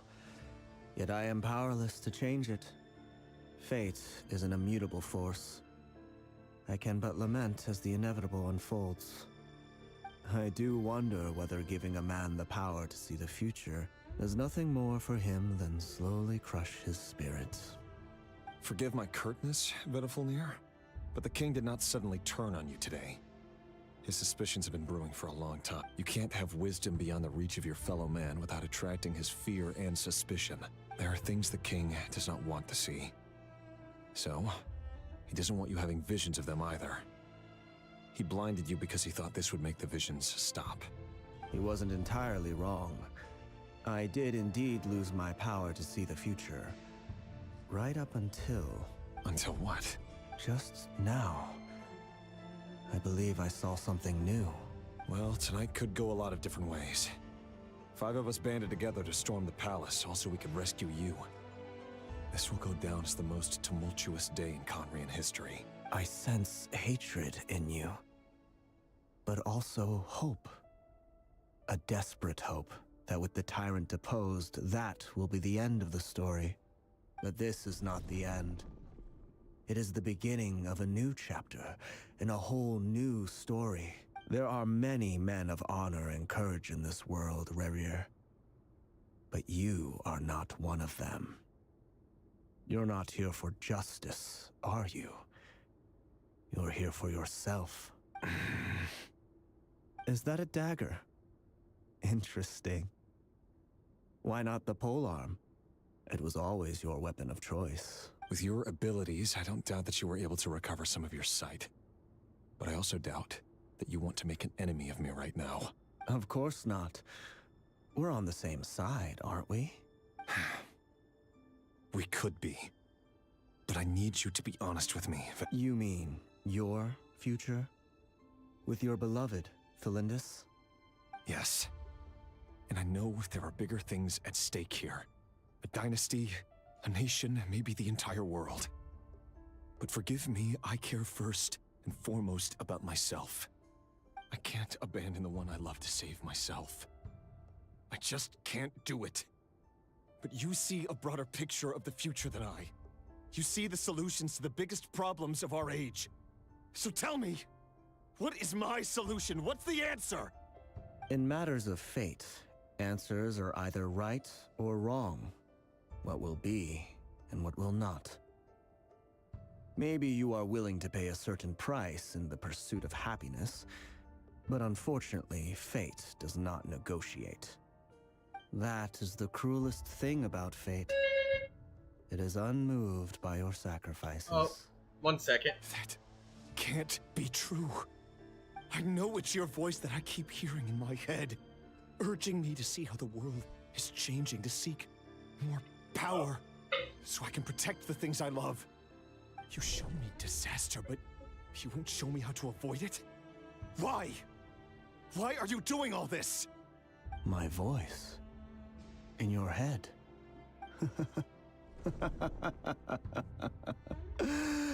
So, you hear it too. The voice that steals your mind, gains your trust, and drives you crazy. It turns out that we are not so different, you and I. Vedifalnir just broke into the strangest smile I've ever seen in my life.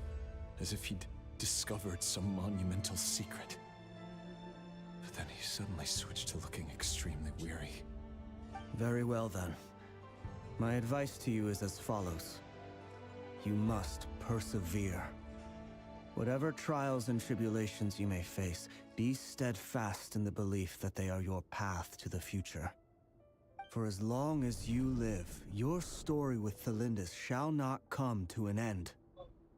That is the only chance you have of fighting back against fate. It is up to you whether you believe my words. Regardless, that is all I will say on the matter. I have no right to intervene any further. I will hold you to your word. Thank you for setting me free. In return, I will tell you one more thing that you cannot afford to ignore. Just then, a strange wave of energy rippled through the city. We had no idea what it could mean. If I were you, I would head to the Universitas Magistrorum. The Universitas? Oh no!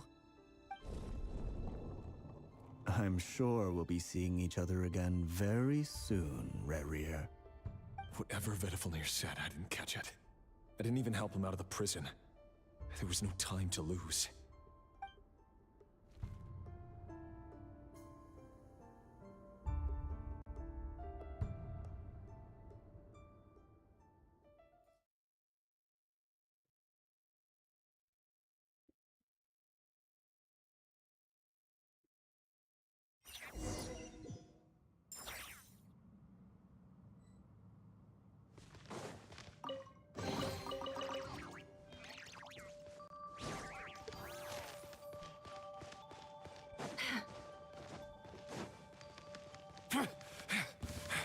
Monsters? Is this Rhindaughter's doing? Or the Universitas Magistrorum? Out of my way!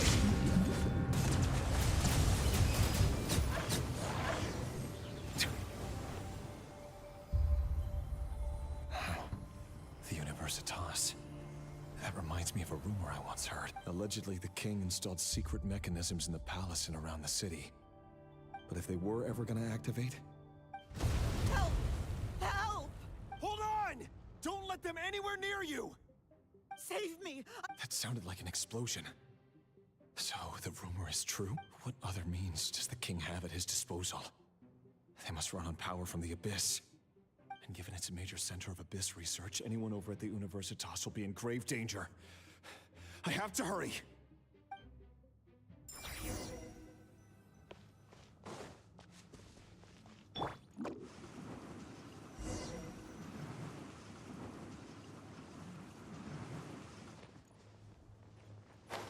Oh.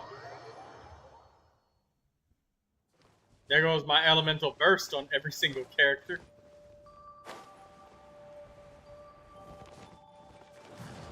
Bow your head. Go and play! Here goes!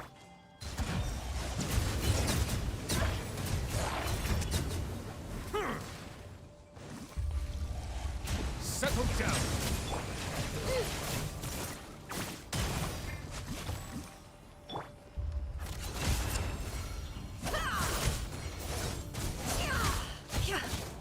Bow Oh my your god. head.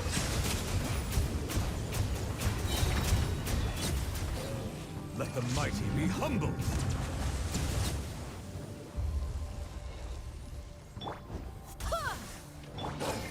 Settle down! Go and play! Wait, hear me.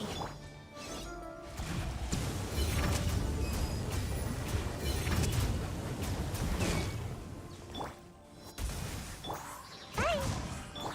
Let it rip! Clear the area!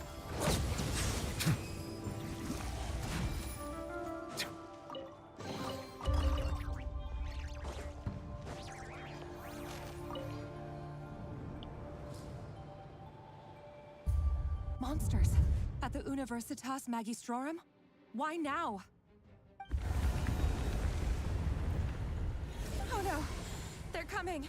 It's no use. The table won't hold out much longer. The weapons. Where are the weapons? Of course. All the lab equipment was upgraded after the inspection last week, but the new weapons haven't been allocated yet. I'm done for. Is anyone there? I need help! Ah! Stay back! Please stay back! Please!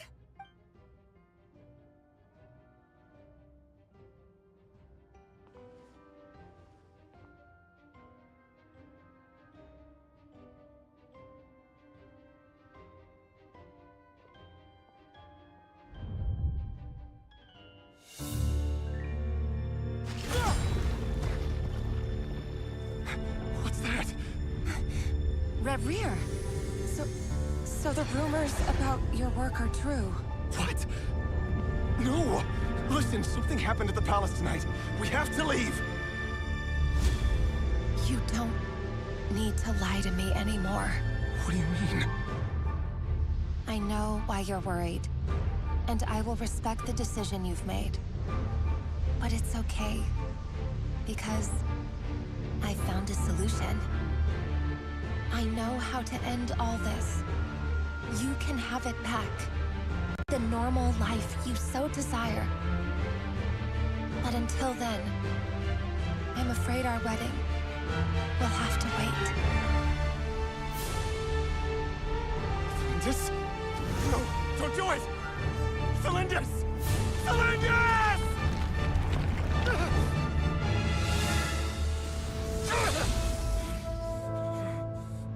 I told you, Reverie. Let her go. You will find someone better. No! No, I won't do it! I have to save her! By what means exactly? A lowly pawn. You lack the power and the strength of will. Do you know a way? Tell me! Come to the palace. Join us.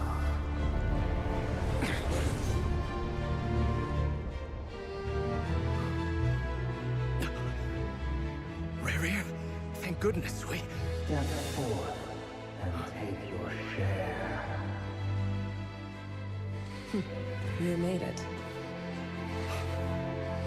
Not you too.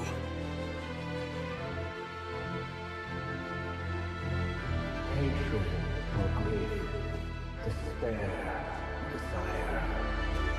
We all have our own.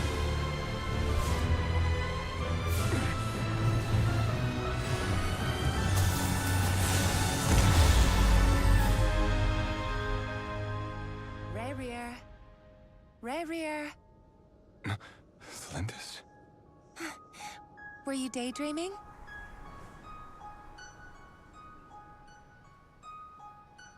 You still remember, Reverie? That question you asked me a couple of weeks ago? Oh. You mean the proposal? Yeah. I'm wondering, where do you think would be a good place to discuss it? Maybe in the garden? Or were you thinking a fancy restaurant?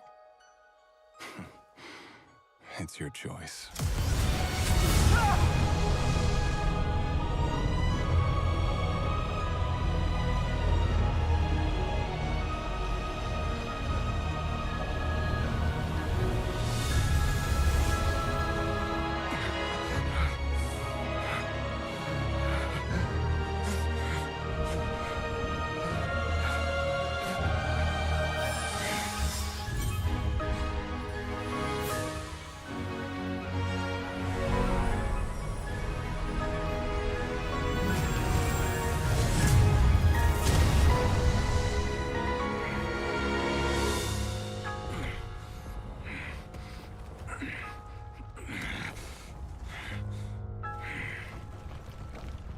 I will find you. And then... you can give me your answer.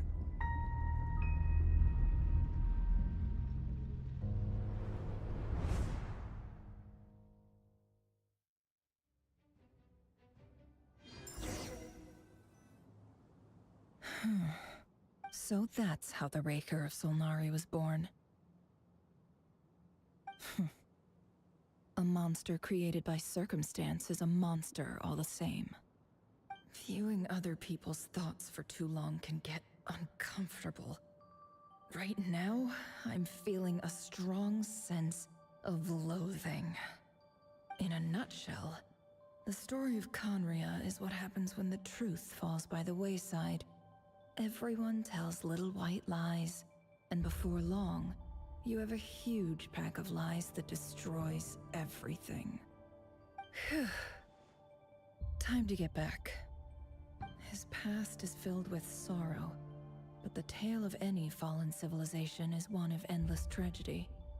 Cruel as it may be, that was Conria's fate.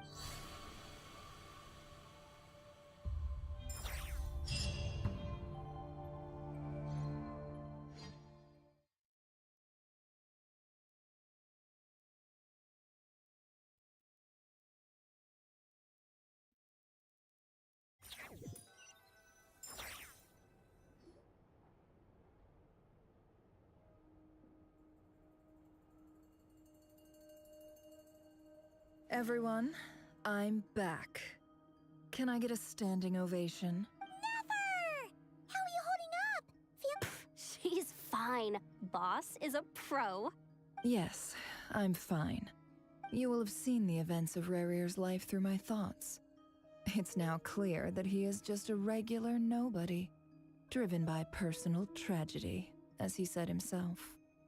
I mostly agree.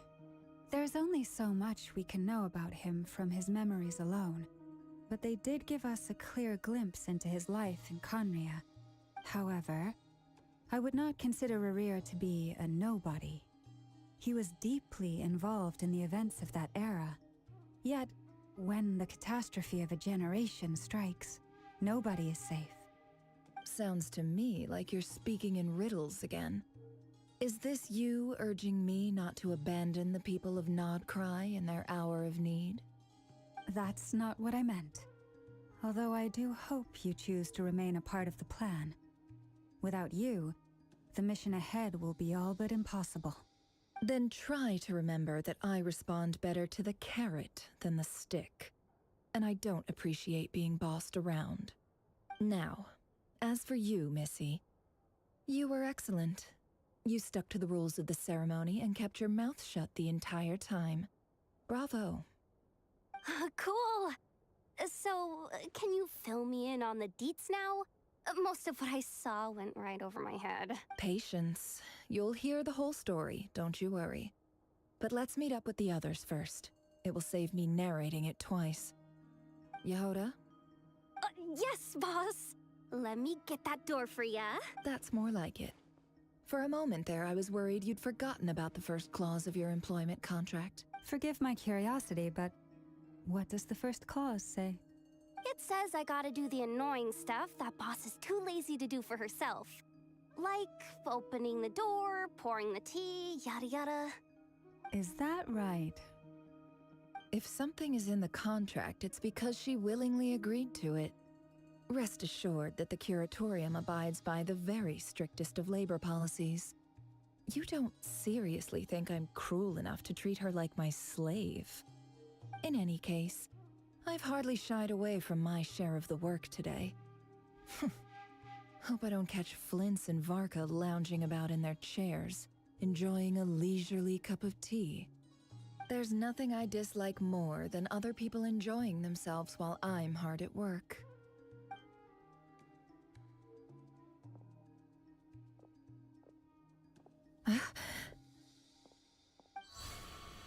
Oh no.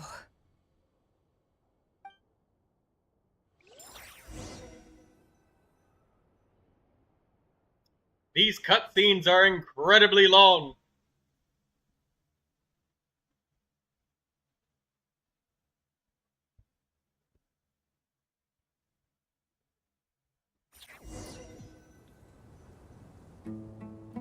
Sorry to disturb you, but we seem to have run into some trouble. Evidently so.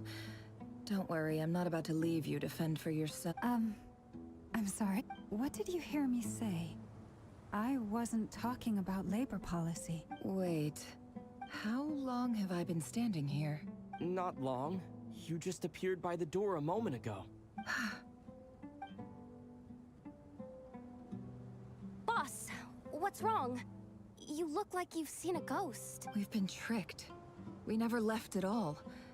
Somehow I hallucinated that whole scene back inside the office. Hallucinated? But... How indeed. This place should heed my will alone. All thoughts and actions that occur in here are just a result of pawns moving across the chessboard in a carefully calculated manner. And... So you control everything in here? More or less. But... Has anything like this ever happened before? I'm never Only prepared once. for the Traveler It was the actually first talking. time I used the I'm used to cassette. him being a soulless Is there puppet any that's similarity between completely what happened replaceable then and interchangeable. happening What he now? says doesn't matter. And has no I suppose impact my or thoughts weight on are the a little story. turbulent, which was also the case my first time. Is there anything I can do to help? The first clause of your contract clearly states that I only need your help with things that I'm too lazy. Meaning, you're not feeling lazy right now? Meaning, this is not something Yehoda can help with. The chess set is a personal treasure that I alone understand. I must be the one to find our way out of here. Boss, it's fine. Really. Oh, listen to you. Whatever would I do without you, Yehoda? What? Really? Yes, really. Where would I ever find another employee as obedient and servile as you? God forbid anything ever happens to you. Oh, okay. Well, anyway, I was thinking of fetching some water. There's gotta be a source around here somewhere. I suggest everyone finds someplace comfortable to take a rest.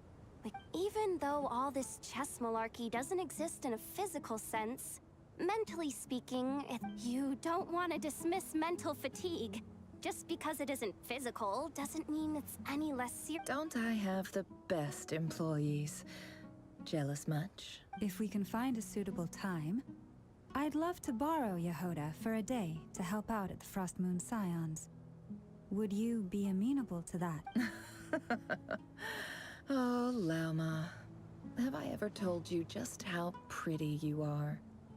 Beauty runs from the tips of your antlers to the depths of your imagination. Time to rally, everyone. Follow me. As we continue our journey, the same rules will apply.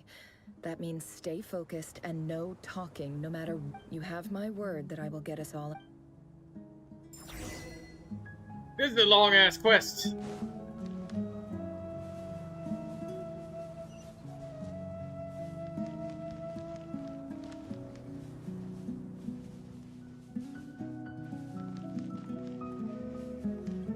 This place looks familiar.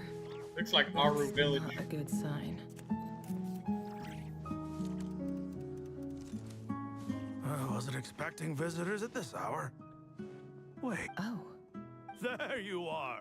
Sinue's been looking for you all day. I think he has some news for you. Oh, yeah? What were you doing just now, Uncle Retinue?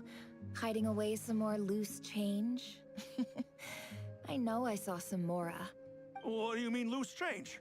Oh, come on, I'm too old for this. Just pretend you saw nothing.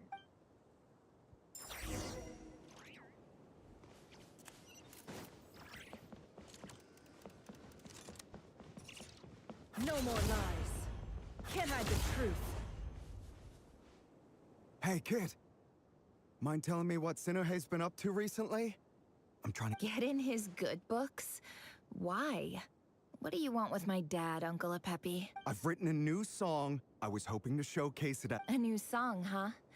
I'd love to stay and listen, but unfortunately, Uncle Retinue says my dad's looking for... Well, there's plenty of time and I'm not going anywhere. See that pile of stones? I'll be sitting there warming up my vocal cords. Pile of stones. Got it.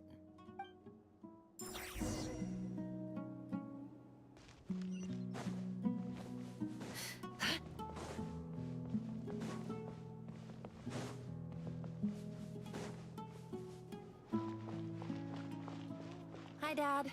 Uncle Retinue said... Ah, there's my little princess. If you'd gotten back just a little sooner, you could have shared the spoils of war with me. Spoils of war? Who were you fighting against, Dad?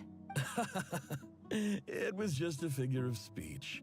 The aftermath of a sandstorm is no time to be waging war. I was talking about our war against thirst. I went out to fix our water supply problem, and now I'm back. Which means... We have a well again!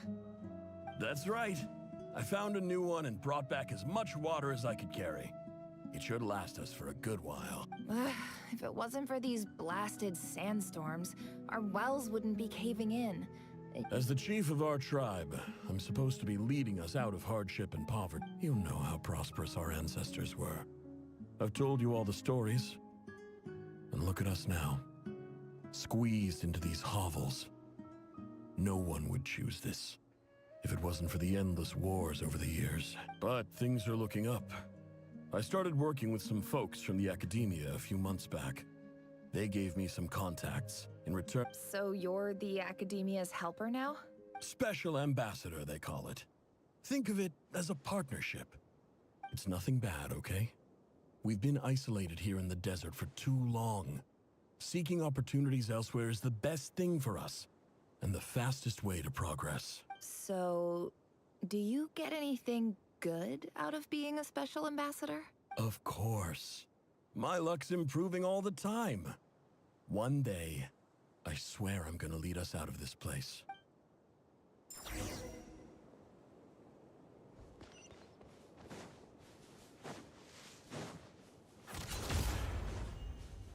It all adds up.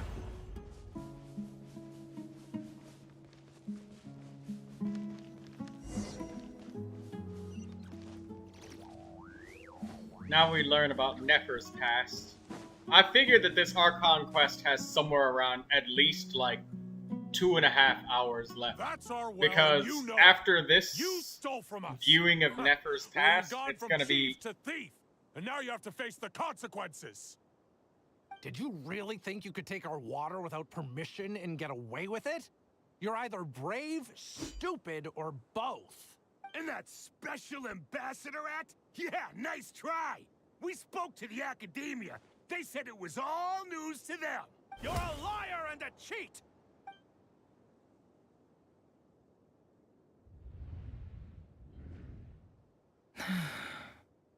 I heard Yehuda gasp, but I don't blame her. Most people are terrified by the sight of blood. Corpses strewn across the ground. The wounds are clearly from scimitars and daggers. The desert dwellers' weapons of choice. There's a handwritten note on the ground. Halil, this is Sinuhe, chief of the Shimti tribe. Surely you remember me. I was the one who helped you and your colleagues avoid the quicksand in the desert. This is my second time writing to you. I assume my last letter must have gotten lost in the mail, as I didn't receive a reply. I hope this one makes it to you safely. I'm writing to you because I need some help. That sandstorm the other day completely blocked up our well, forcing me to look for another water source in Iab and Unut territory. It was a matter of survival. Praise the gods. The well of the Iab tribe was intact. It was my last resort. I drew what water I could and left, but not without being spotted. You told me to write to you if I ever needed help. You said you'd be my ally in the academia. I urgently need you to formally recognize my title of Special Ambassador and send some of your people to assist me for a few days.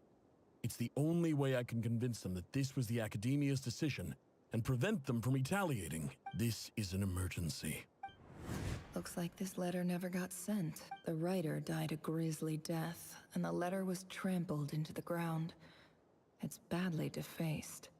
Some parts are barely legible.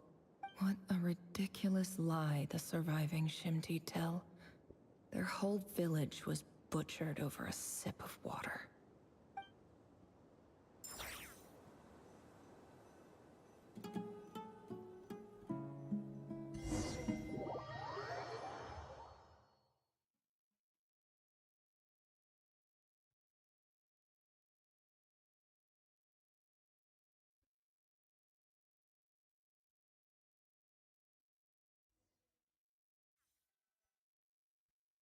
officer.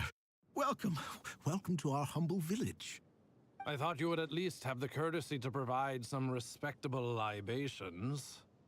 This is the finest wine our village has to offer. I promise.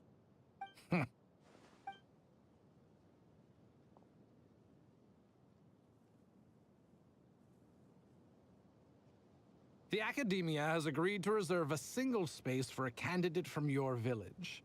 But I remain skeptical of this entire endeavor. I highly doubt anyone in this desert possesses serious academic potential. Please, have faith. If not in us, then in our god. The child we found shows great promise. I beg you, take her away from this place. Give her a chance. Don't let her talent go to waste. I don't recognize her. New arrival? She showed up here a few days ago and we took her in. She's a really... So, where are you from? Nowhere special. Just a sand dune. What about the rest of your family? How many of you are there? Just the one. It's only you? Correct. So, no brothers, no sisters, no mother or father? Any who have slept on a bed of sand, I call my brothers and my sisters. Apart from that, I have no family. All right. Get over here. Sign your name on the form.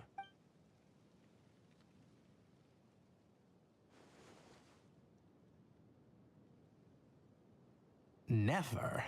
You're rather fair-skinned for a desert dweller.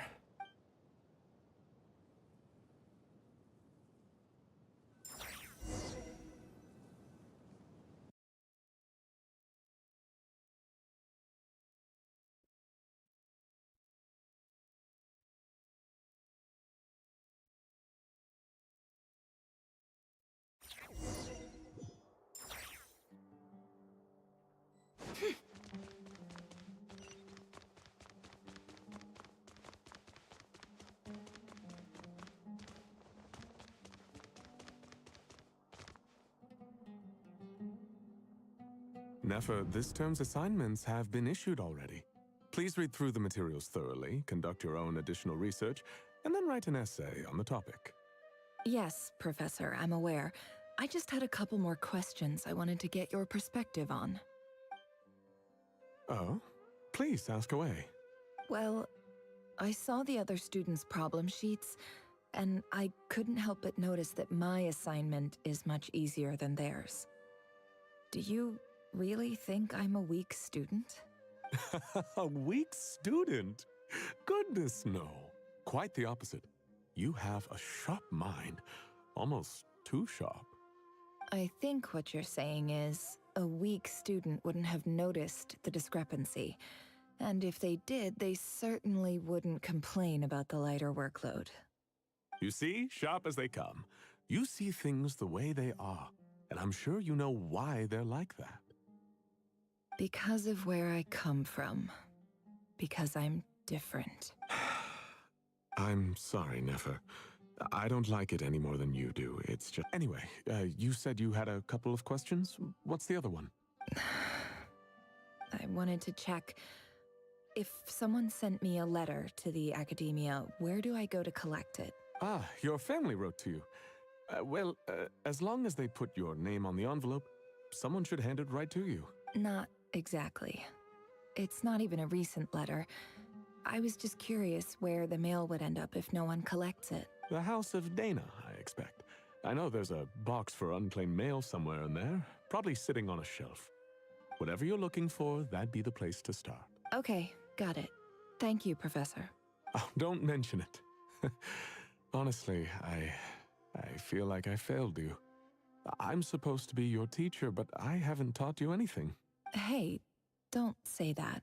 You're a great teacher, and you do your best for all your students. But the rules are the rules.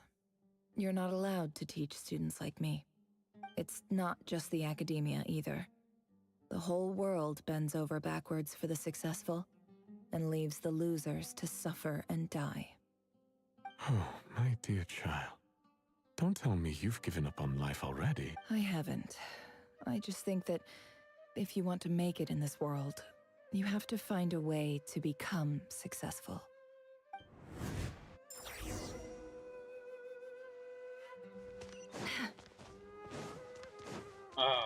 I would love to know how much we got left on this Archon quest, but I know that we're gonna have an after party after this, like where everybody meets, drinks, and then they have a discussion about everything that we just saw, even though we literally just went through the meat and potatoes of it. The after party parts are just,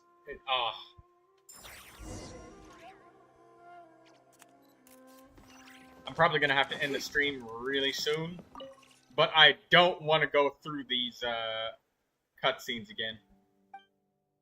A dilapidation survey from this one was never. Who was it? I'll have to start skipping some of the dialogue because in clinical this is just due to time constraints. Like it's just the note says. This next one. A few were in recent years. Yeah, I don't have time to appreciate the cutscenes. But if I do. if I skip it, then I'm gonna have to redo all of this. I value my time, so I'll just skip this. Sorry, guys. Wait. Greetings, Halil. I don't know how well you remember it now. In my tribe, learning a person's true name is serious business. And the Shimti tribe lives a harsh, nomadic existence in the desert. This brings me to my reason for writing. Our tribe, there was a terrible sandstorm. The Eob and Unut are descended from the Thamudi. I found a well belonging to the Eob. When we met, you assured me that you would be my ally in the academia. I would like to take you... That aside, we have next... From the outset, the academia never took you seriously. Those things they promised were just empty words. I doubt, and you were so... You swore, you liar. And who fell for it? Which makes you a pathetic liar. I think I'll take over from here.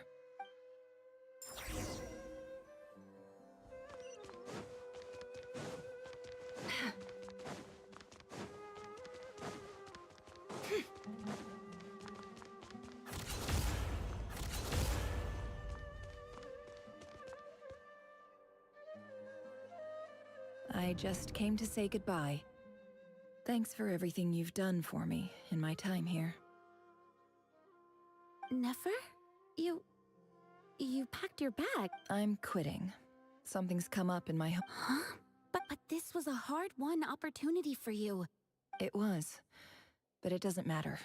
I have more important things to deal with, and they can't wait. Oh, and what's wrong? I thought you liked incense. Although, I did read somewhere in the House of Dana that it... Isn't this the stuff you brought from your hometown? Yeah, I lied. It's not rare at all. There's this bunch of ruins near my hometown that are practically... It's not worth much. Keep it. But Nefer... All right, that's all from me.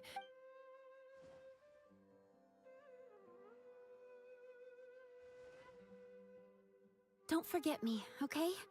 I mean... Yeah, I lied again. And as for I'll be lucky if I...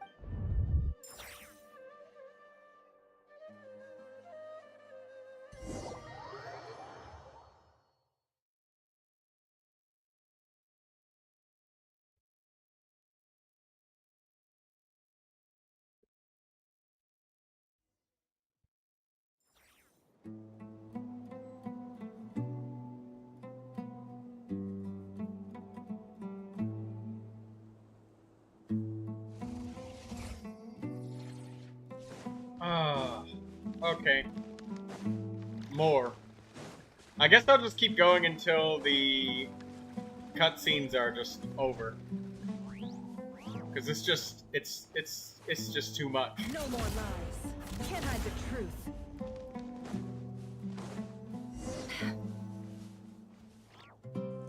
There's not enough breaks in the story.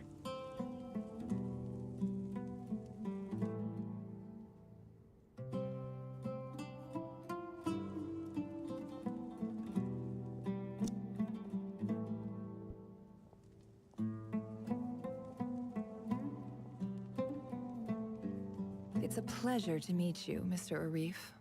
So, what does the Academia want? Since they've sent their special ambassador, I assume there's a big business. Please, sir, lower your blade. You're lucky I'm the one they sent.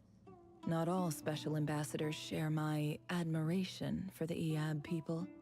The ever-shifting balance of power in the desert reduced the once great civilizations of this region to rubble and sand. But the story of the Eab has a very different trajectory.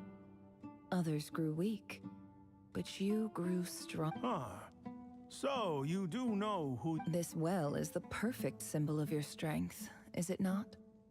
It used to belong to the Unut, but it looks like you have— You're not wrong. But I'm sure you didn't come all this way just to flatter us. Of course not. I came to bring you some very good news. Some information. Records uncovered by the Vahumana Darshan show that a certain well currently under Eab control is built on top of some ancient ruins. I checked the map carefully on my way over here, and I'm confident that this is the well in question. The Academia is offering 50 million mora in return for excavation rights. 50 million? No, wait. If these ruins are as important as you say... Don't get greedy, Eab. We know far more than you think. We know that you seized this well by force. Wasn't that the first step in your rise to power? So what if it was?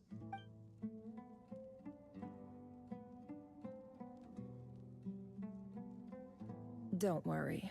As unscrupulous as it was, it's something we're willing to overlook. The Academia is only interested in dealing with the de facto power holders and I hope your words are the truth. If I find out the Academia is trying to play me, I'll hunt down every one of your people and make you... I assure you, Chief, that would not be in your long-term interests. You don't want to make you see how I'm dressed, don't you? I appreciate that you've never been to the rainforest, but surely even you recognize an ambassador's attire when you see it. And what does a barbarian like you have to lose anyway? You really think the Sumeru Academia would bother to come all this way just to... All right, I take your point. The Academia is the highest authority in the land. In that case, we have a deal. We will sell you the excavation rights. I'd like to thank you, Ambassador. This is good news indeed. Excellent news. In fact, it calls for a celebration. Gladly. I am partial to wine myself, and I trust you are, so let's indulge in a few drinks together.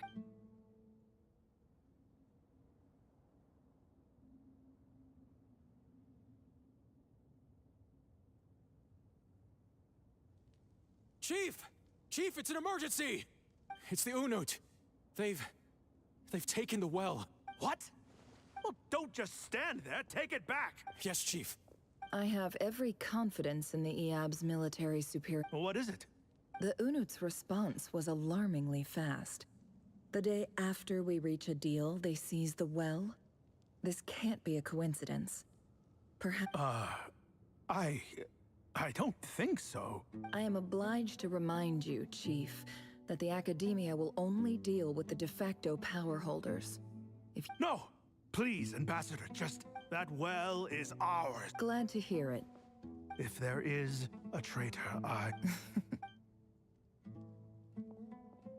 Wow. All it took was a few words and I've got...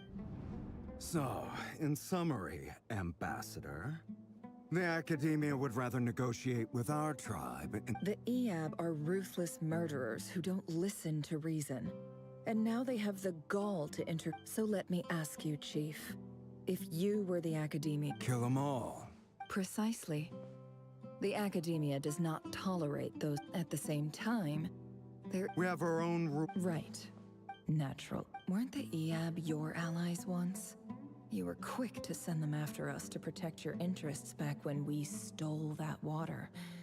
And now look at you. You're ready to... Let me be clear. The academia... Say no. Good. Then I suggest you get to work. You see, Dad? Lying is easy when you know how.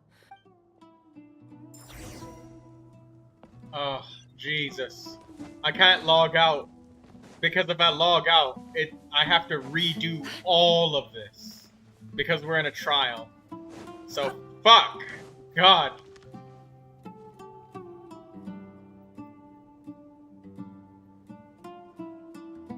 Alright. Turbo skipping mode. We'll just click to skip.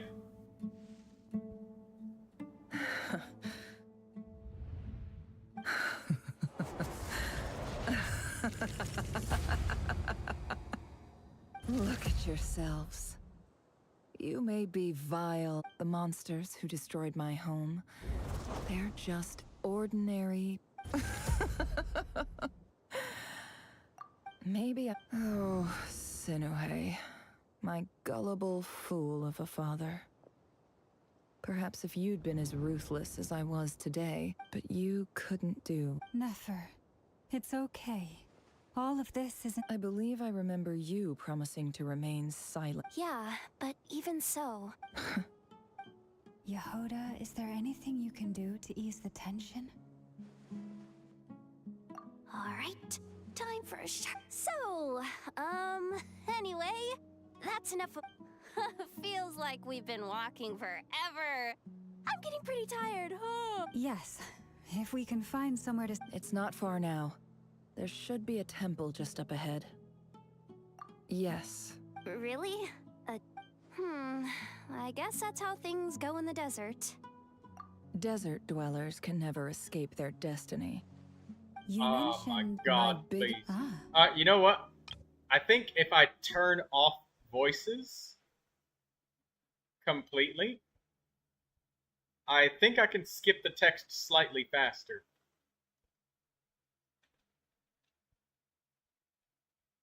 No, it's still loading the voice packets.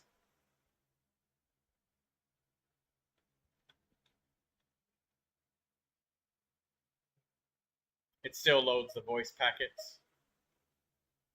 Because the sound was turned on before I entered. That's alright.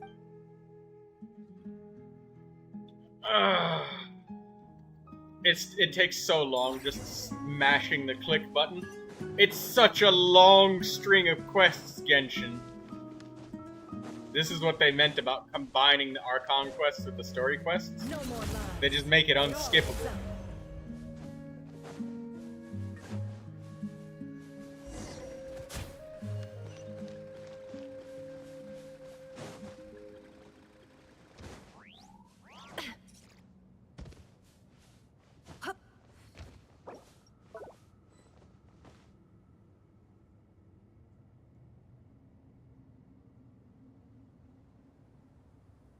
Uh-oh. I'm totally out of my depth here. I don't have anything to add about... I wanted... A statue with the head of a... That's Thoth, the Ibis King. Look, Nefer, I don't care. We have to end this. Oh god. Just skip the cutscene already. It's been 5 hours.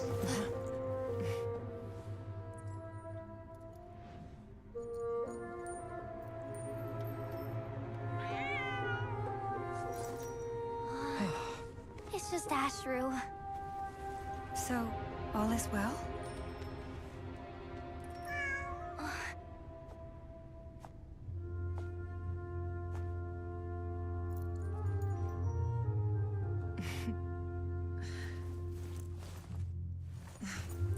Typically speaking, at this point, the world disintegrates.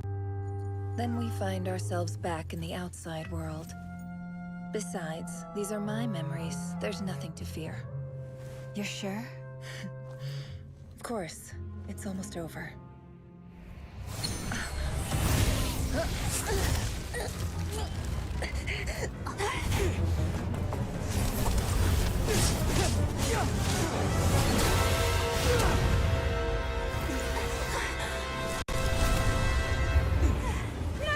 Hold on!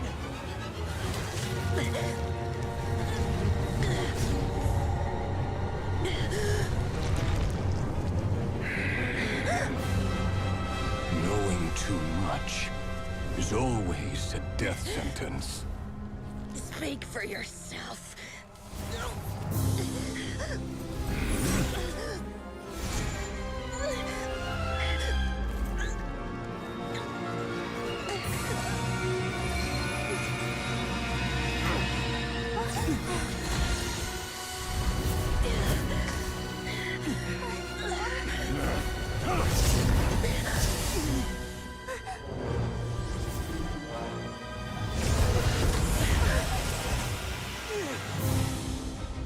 How repulsive.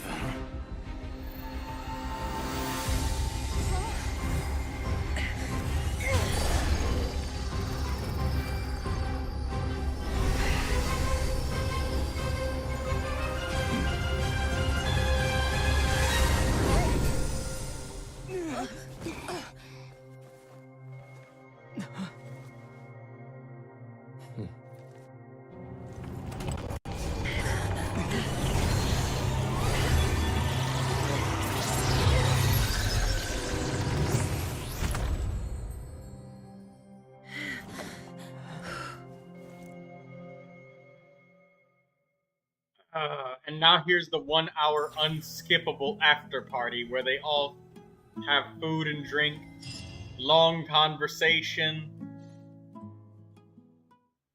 This is the part where it's like an extra hour. But hopefully we spawn in with our own characters at some point, detached. So we can just log out and end it. Timed that pretty well. And finish the didn't rest I? of it. It's okay. I'm just glad no one. Paimon noticed you doing something too, Dainsleif. Were you helping? Of course. When I had a duty. Good to know your sense of justice. I take that to mean that you saw the truth. I certainly did. And thanks to your help. Whoa, really? How'd you manage? Well, to be honest, I sensed that by using this. But how did he track you through your thoughts? Rerir was a secret agent who reported No, what? He infiltrated the chess set, read my thoughts, and built a new virtual chess set inside of it. That's. Speaking of your chess. You overestimate me. You all, the Unut and the Eab, fought a bitter battle over the rights to a well, all for the sake of a non-existent 50 million Mora. The Eab ultimately won that confrontation, but the final blow to the Eab came at the victory feast, when an Unut assassin beheaded their chief right before my eyes. The remaining Eab, having gotten as I stood there, this chess set is my gift from the Ibis King. With this chess, every gun. It is this. If you're alluding to the Abyss, then yes, gather the others. It's time. Oh my god, please. We're gathering the others for an after party. Thank you all for, as prompt, the Raker.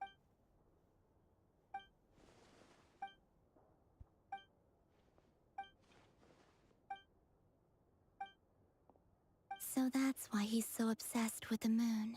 A tragic tale. No matter how much Rerir, he becomes more dangerous with each passing day. If left unchecked, it is simply a matter of time before all of Teyvat suffer. A question for Miss Columbina. Forgive me if this is presumptuous, but have you ever... Never. Miss Lauma? In the lore of the term Moongate is one I have heard before. But Then back to Miss Columbina. Not at this But there's... Yes. And right. I agree. Better to save your strength. But if you'll humor me for a moment, I have a bold conjecture of my own regarding the... I highly... With the abyssal power he wields, no ordinary foe can touch him, let alone tear him to shreds. And yet... So your theory is that Rerir was Makes sense to me.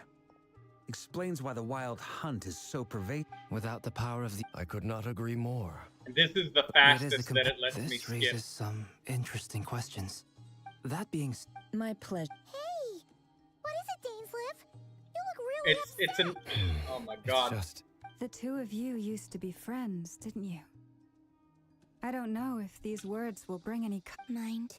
We could never... Those are the first comforting words I've heard in a long time. Well, I think this is a good place to... That's fair. Of course. Sounds good to me. Take some time to... Please, it's another cutscene chained into another cutscene. There's no breaks.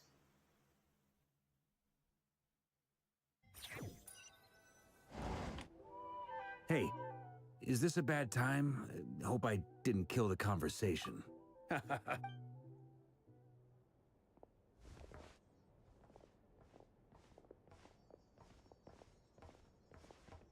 Anyway, firstly, it's only a matter... Felt like some... Today? That remains... You have some history with him, right? Great. All right. We figured we'd bounce the idea off you... Oh, Paimon. All right.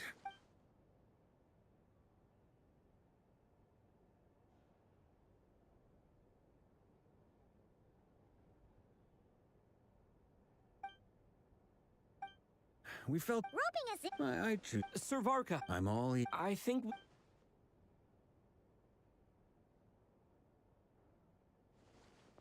I see your point. To be clear, I want to do everything with it. Well, as in, of course... Thank you. I should be...